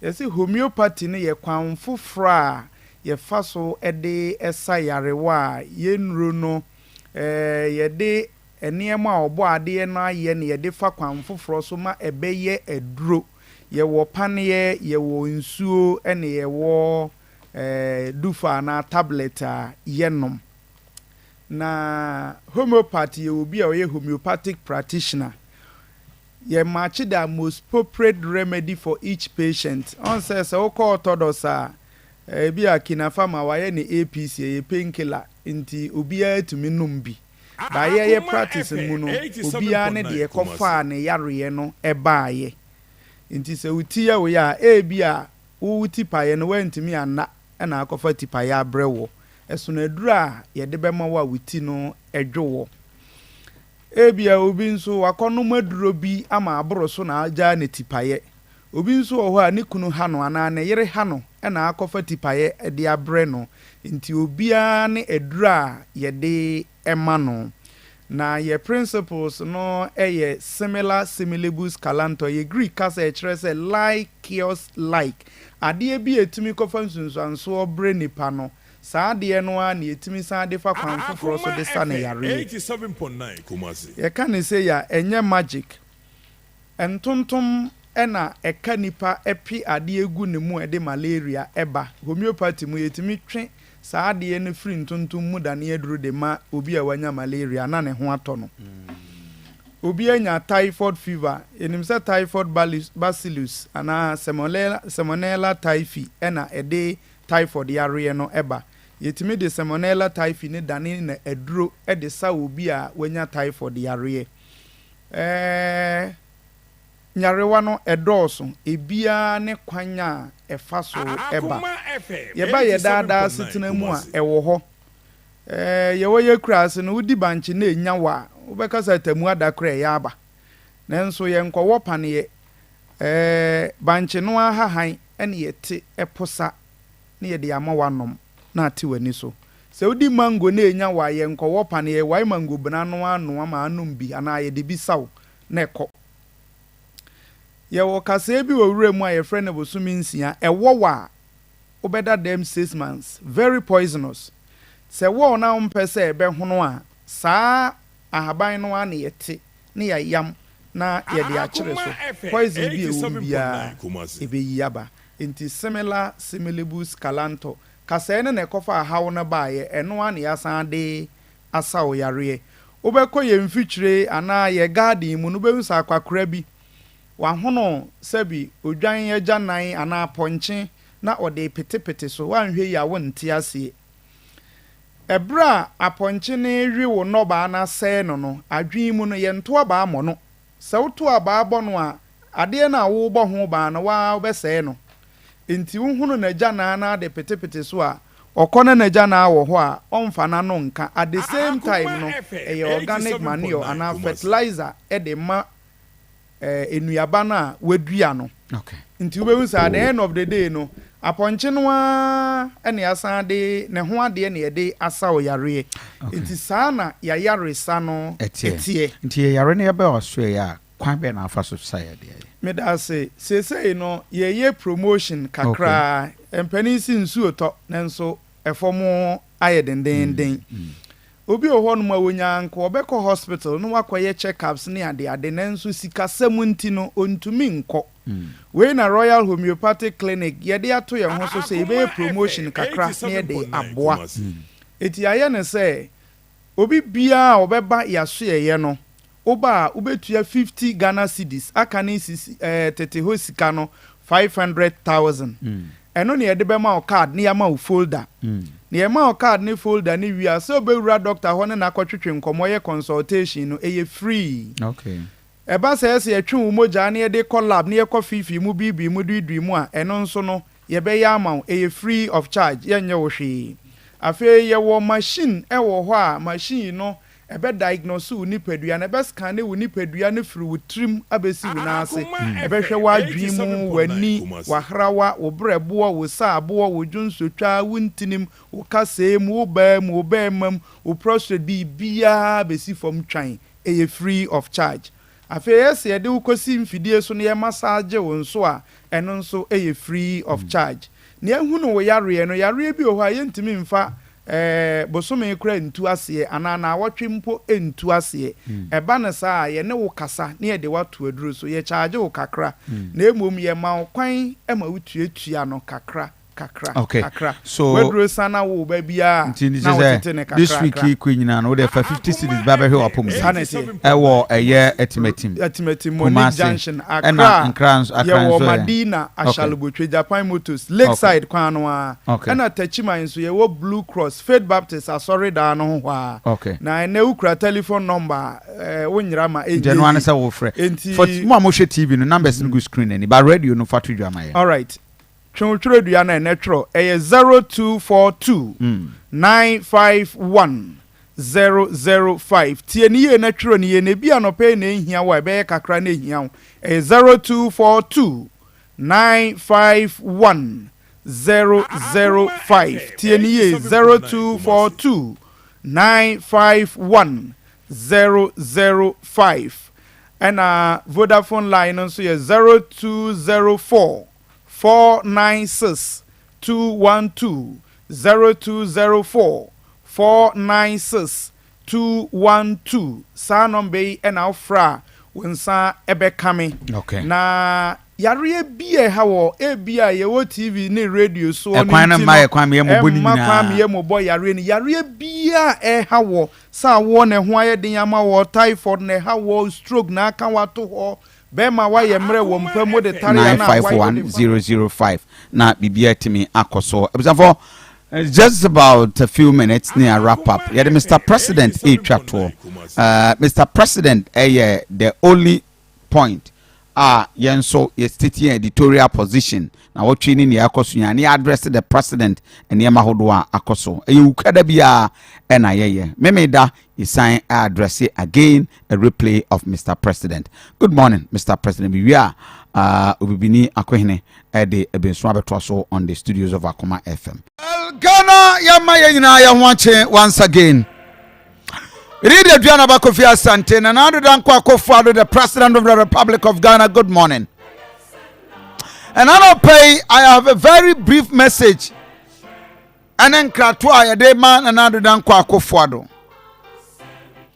O maybe mpuntio ejina mpuntinyuma aban ne beye na di nyuma abakure mu yesi nipa bia wo hwe wo ho wo atwa wo ntoma na ade afra na ade bi koso ewo kumase a and me yawa said the new patriotic party be central for shiamu and omobutaye nyina is in response to several projects ahodo a ekoso okremu a adwadifo back and forth etoto omode ma me fan tudwa say Ghana for na you expect anything new than the Attorney General e dey ababeto nchen on Dr. Professor Frimpong Boateng of any saying expose our de bae no personally Kofi Asante I was not expecting anything new say baba be ka say wo mo a ye bubo wom din obi di fo tiemfa nkotum na Adu Danko Akufo-Addo ono ankasa aka say Ghana for friend clearing agent and of course he has done what he knows best. Don't be surprised. Then expect say now yeah chance Attorney General Babeka say you will be court and then see hey. Now I will deal with that at the right time. We are in the month of October. A car less than 2 years na Adu Danko Akufo-Addo or your president BM ewa Ghana. I have said it and always say said Ufa my Ghana nyina first I near what 10 regions no Asante region about to 9 regions ewo Ghana ha who can 9 regions vote ebomwa Asante region only 1 region echa all the 9 regions. Therefore if you have a party almost say I am a strongholder, you must think about development. Now, another pay on behalf of over 5-6 million Ghanaians what region and other country section of the country. Yeah, catch and another dan kwako forward say I am a second trench of scano omunyam fama. But ye person man ya where say there are pressing development and needs our region ha ordinance aka ohwe ye no ansori ankofie wabra wanwie nyesa Ghana for bebo ni choboy. Even when he is in the house as ex-president, Ghanaians will never forgive him. Asante region and me country obia Kumasi International Airport. Get me the video. Kumasi International Airport, as we speak, is 98% completed. 98% Kumasi International Airport. You are fixing machines. It just a year. Kumasi International Airport. This is the airport. You are fixing everything. Now, who are Asante region 10 years? You have a guaranteed date of 18 months. Started February this year.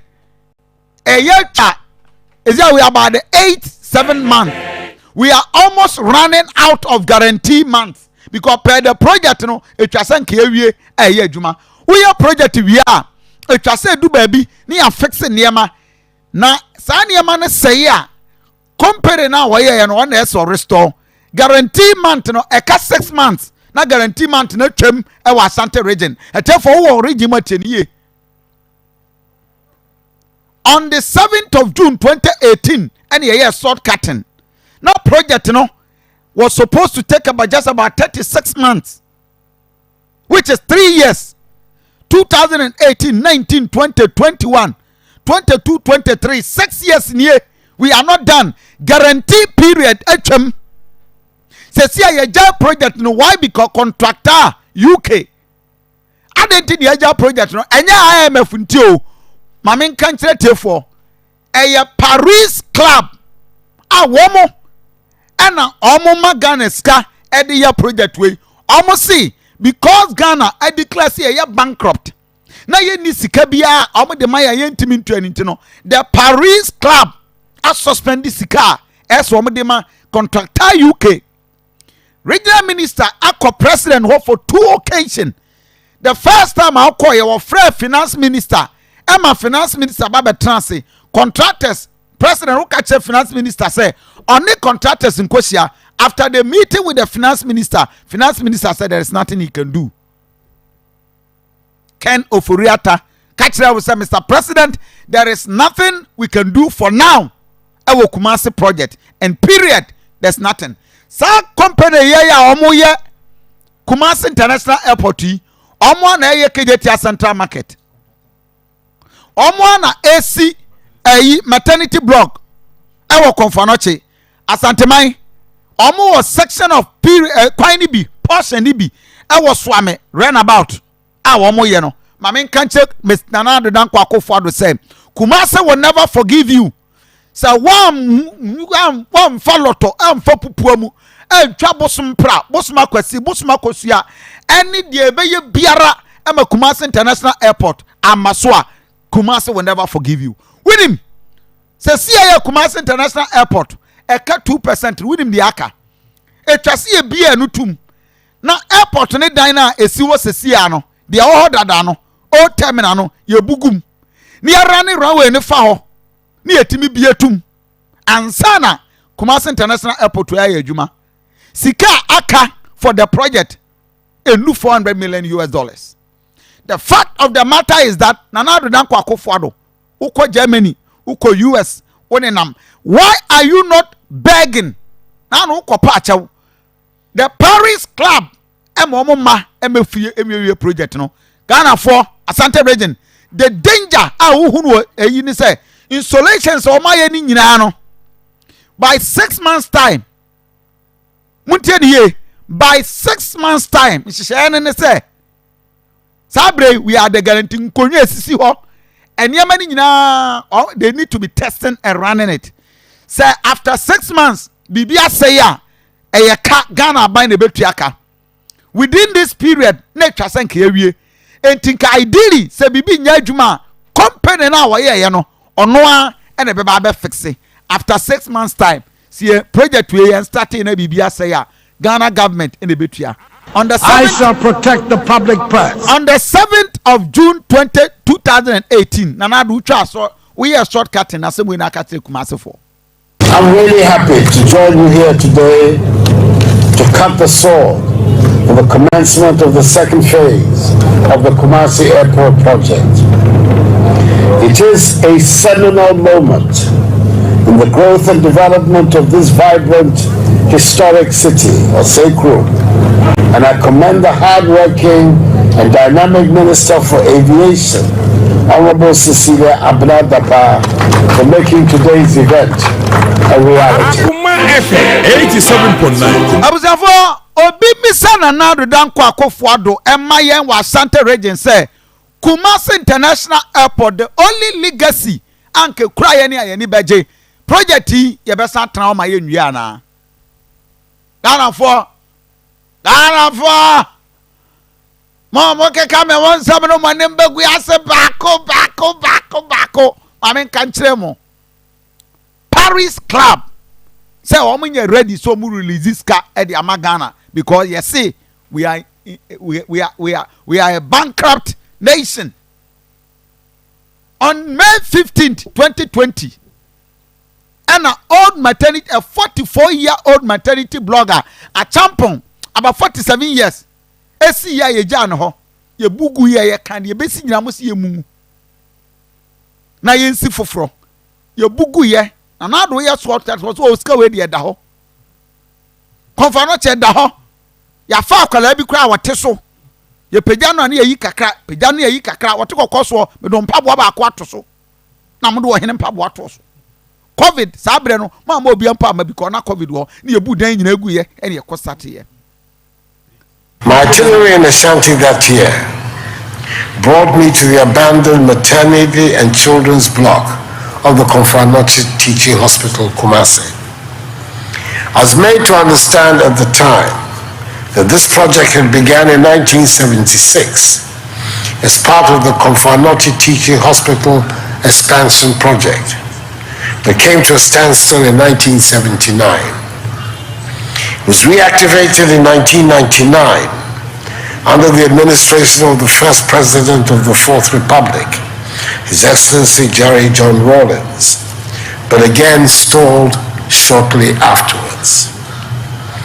In 2004, the administration of the second president of the Fourth Republic, His Excellency John Ajikun Kufuor, took it up, but soon after his departure from office, in January 2009, at the end of his mandate, work on this project was discontinued until the assumption of office of another NPP administration, the Akufo-Addo government in 2017. In my remarks after the visit to this project site, I pledged that government would undertake a comprehensive assessment of the situation and would ensure that the necessary funds would be secured for the completion of this important piece of health infrastructure.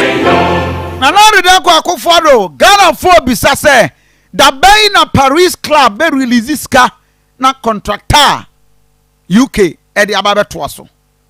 Asante man November 16th 2020 and Nanado be a short curtain for Boase railway line na November 5th kasi he ya no yes short curtain catch Ghana for na current update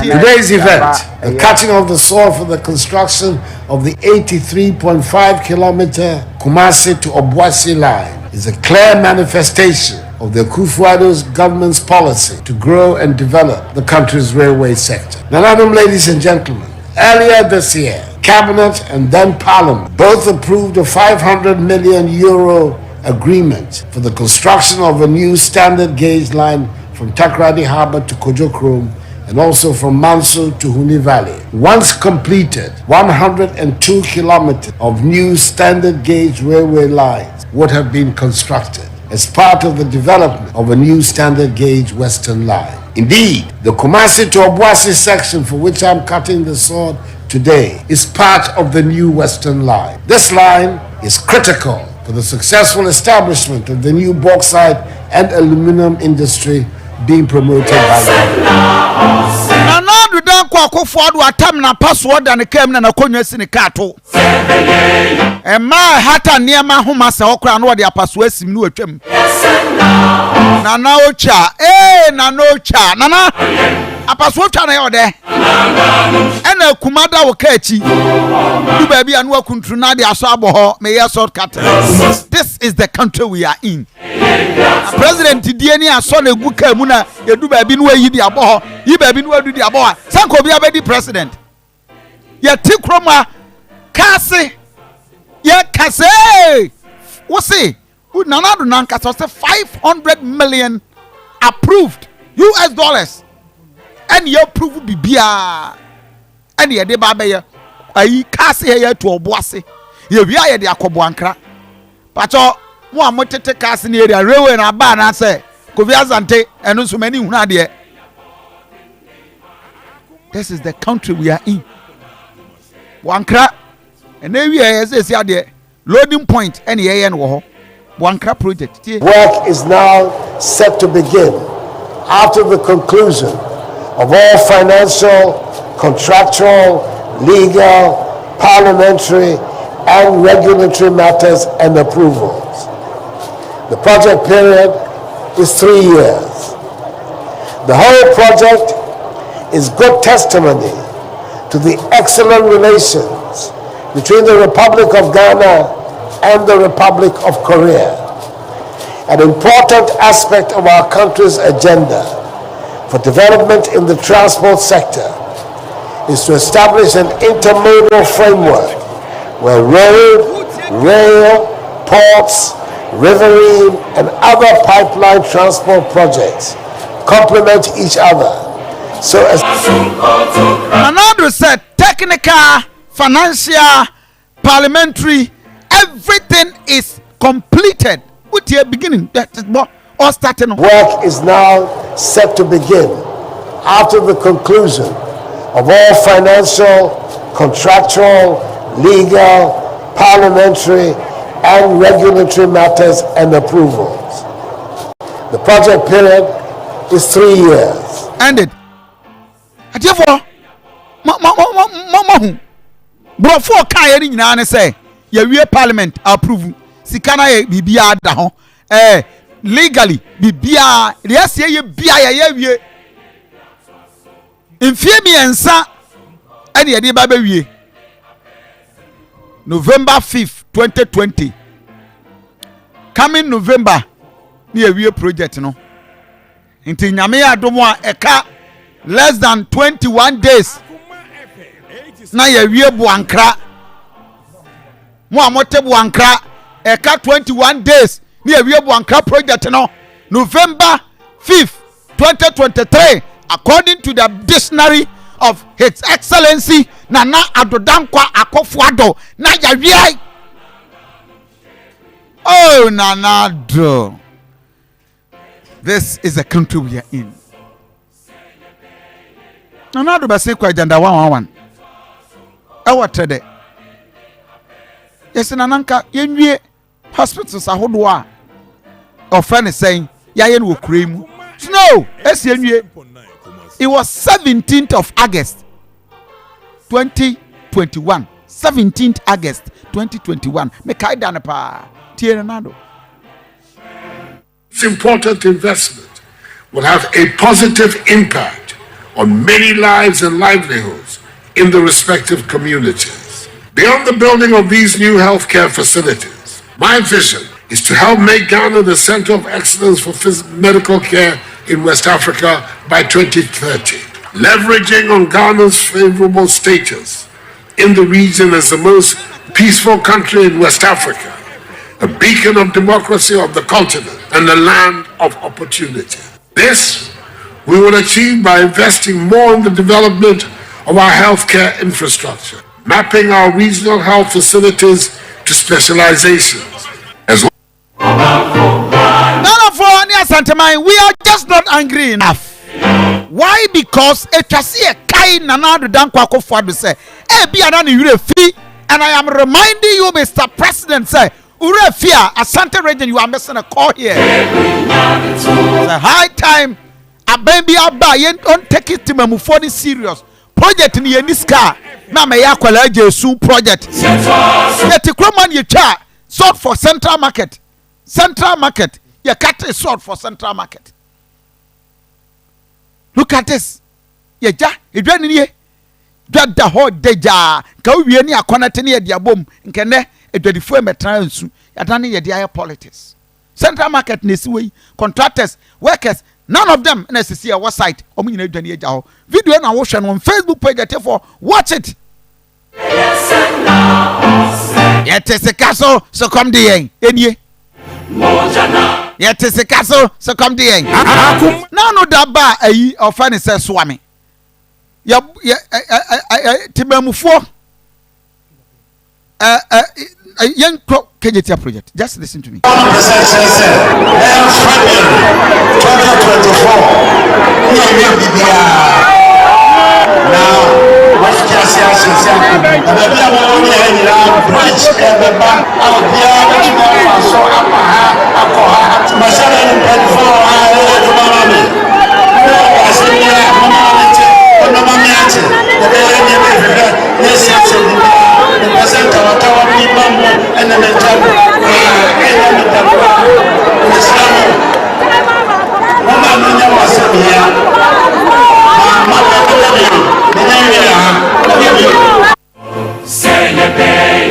Uti Kumase now to Abama NDCO MPPO, you must be worried. Another danko akofado. Yam fabedwa for nyankwa. That is what the people of Asante region want you to do. Adai Abawe di Kofi buka in billions. Yentia and Yamana so project bebre ho. Abai bi aba ali nana se mienum po na abetimi aya. Why ye na don saso so na don saso so no ato apetim bebre because timamufo no why ye se nkwala yesua no ababe why ye we was so project bebre gu region ha unwie ba kumpo ayi denche mo so tachima target kwan ena da wa sabia eja wa ene wo the pickers any shovel ena eye kwan all because you are not taking us serious. Ye wieta for maternity block 2008 aye dia si ho eda so be si ne na sabe o NDC ama me ya wan kasa na nado dan kwa akofado your previous godfather John Ajekum Kufo project and can also ma medue se wa eka se wa electricity meter transformer ye DC wo keke ebe si ne se wa enu ntie enyanwie aferi military hospital ye wie a eno de aka sika aka twase de ma wo mo ye nyanwie ene ye san ja tas ene gu hai tas ene waterfo louvers everything evo na sabi yeti adan why tas nyina na gu hai since 2008 ababi antimi ma meka say yem fa sika na kakra wo no enko wie some of these projects ababi apen monyam huru amenko start me dey na yo mu sama ba wie and this is where we are. Konfanochi teaching hospital. All this project, yeah, the Ensaka project bebre and egu ho. Nanado danko akofado. Can't we finish? And then in the nanado bakroma, obesaba be shortcut. Nanado bakroma ne. Wo twam fiche na nkwala bobo kra. Obeche bo na to no aye shortcut wo ho. Me yamo shortcut. What is that? Yeah, your project kikam abom bebre. Na no so am run about. Say so I'm run about me obia we ye lay person kra be hu say the whole Kumase Ghana water ufri owabe omo pipe na efri wabe ba no eho run about ne so e na eba bedu na distribute nsuo e the entire region no ECG omo pipes eho na guo se si ame ne wo kasai ye shortcut we ni started the following month ye we ECG e the bill ekoye 2.3 billion Ghana cedis ansa na omatimi aye relocation ECG for bill aba Telcos bill aba and inti project no run about no yen starting in net and starting in China. Why? Because bill nan kwana ye de be relocation of the various pipes no e betimi aye ha aye ekwan from run about ho akwa kosi mamponten sa bill nan kwan ye de be yi sa ayi na free ho no and a twetwe mpanimfo bo. We never thought of it.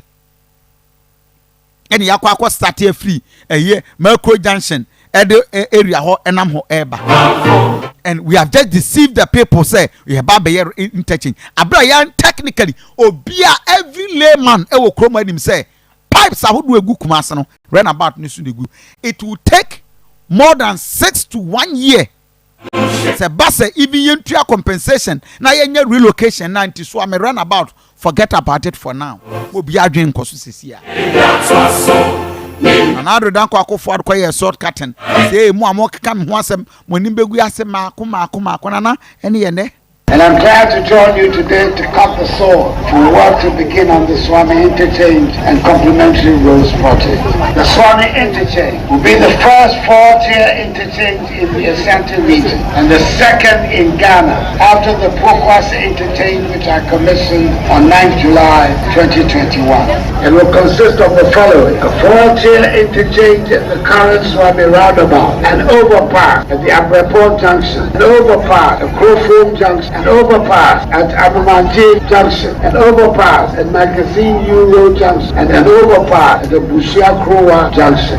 Government is tackling critical road projects throughout the country in a holistic manner so that every part of Ghana shall have quality all-weather roads. Otafo, Asokore Mampong, the Kwai, Obwase, Edeso, Jabe, Setre East, Ayi Efijase, Asante Mampong, and the Chima will be a south. And I wanted a number of kickers of Papa, a family who was at the American. Baku, when you know, and if ever be so, Nanando Danko Akofuado. Is ya Kofi Asante and any gu ase ana say wine and any gu ase. Ye Ghana for can say. A baby and will be baby we Ghana Juma. What started project we bako. Kakran se mienu kra na ka oba ya Asante region we a we mu sampa we de mu de munsa ka ne ma nyina wo region yi mu ene ya wie san gya no ho. Mr. President, Ghanaians are watching and will continue to watch. What take course was say obi anto abama any of your appointees say two for no komni ani brade de to abeti adwoma ama na wan hwe ye komni ani brade de beto abeti awo. Good morning. Ghana for to Abama and Aduanaba Kufuor. The Anto Amani for account will be 2 men were the man who watch Chibiamo Biara. It can say woman watch a chairman will be anywhere I did to me man no count. It's me nana no. When him say me no free to nipper to word to no I nimbra me new walk. Adam no near free fan number 77 and son I was Abama Boana. Nana, a jump on water tower over London. Yaman no Nana Namni Korean Techinum and son I was Abaya. Mubabe jina biwa ansa sa ba ne oti he obrose ba me lawyer no me no na ko ni nyina ani akwa abapim ne enu aso nkrofo be ka kire so wonpo asem eso anyi antum wo ka se da bi se dem sine na tie de ntesa me de kakra ne se me de futupa nam de be ma wo de Ghana fo pani adwuma de pani ayahwe de pani nkoso enu a na ye hwehwe ye to aba ne wie ya ye bobo se wawen obi jina TV3 so wo ka kire nipa na wo se wo na ati kompanyimfo no Kojo mahama okoka chense abane de komni ebufuo na toye asa akona na do so aka chense komni ebufuo so no so ba no anye de komni ebufuo be sa to wo ho nim de wadre wo mpesika ye hwebio enti sese kun ho na ye adwuma ne yi edin ku ana sese wo pe de be odin be komu sa mpase wo mampanyi bi ba ne e fre na do da wo ba be ye Ghana yi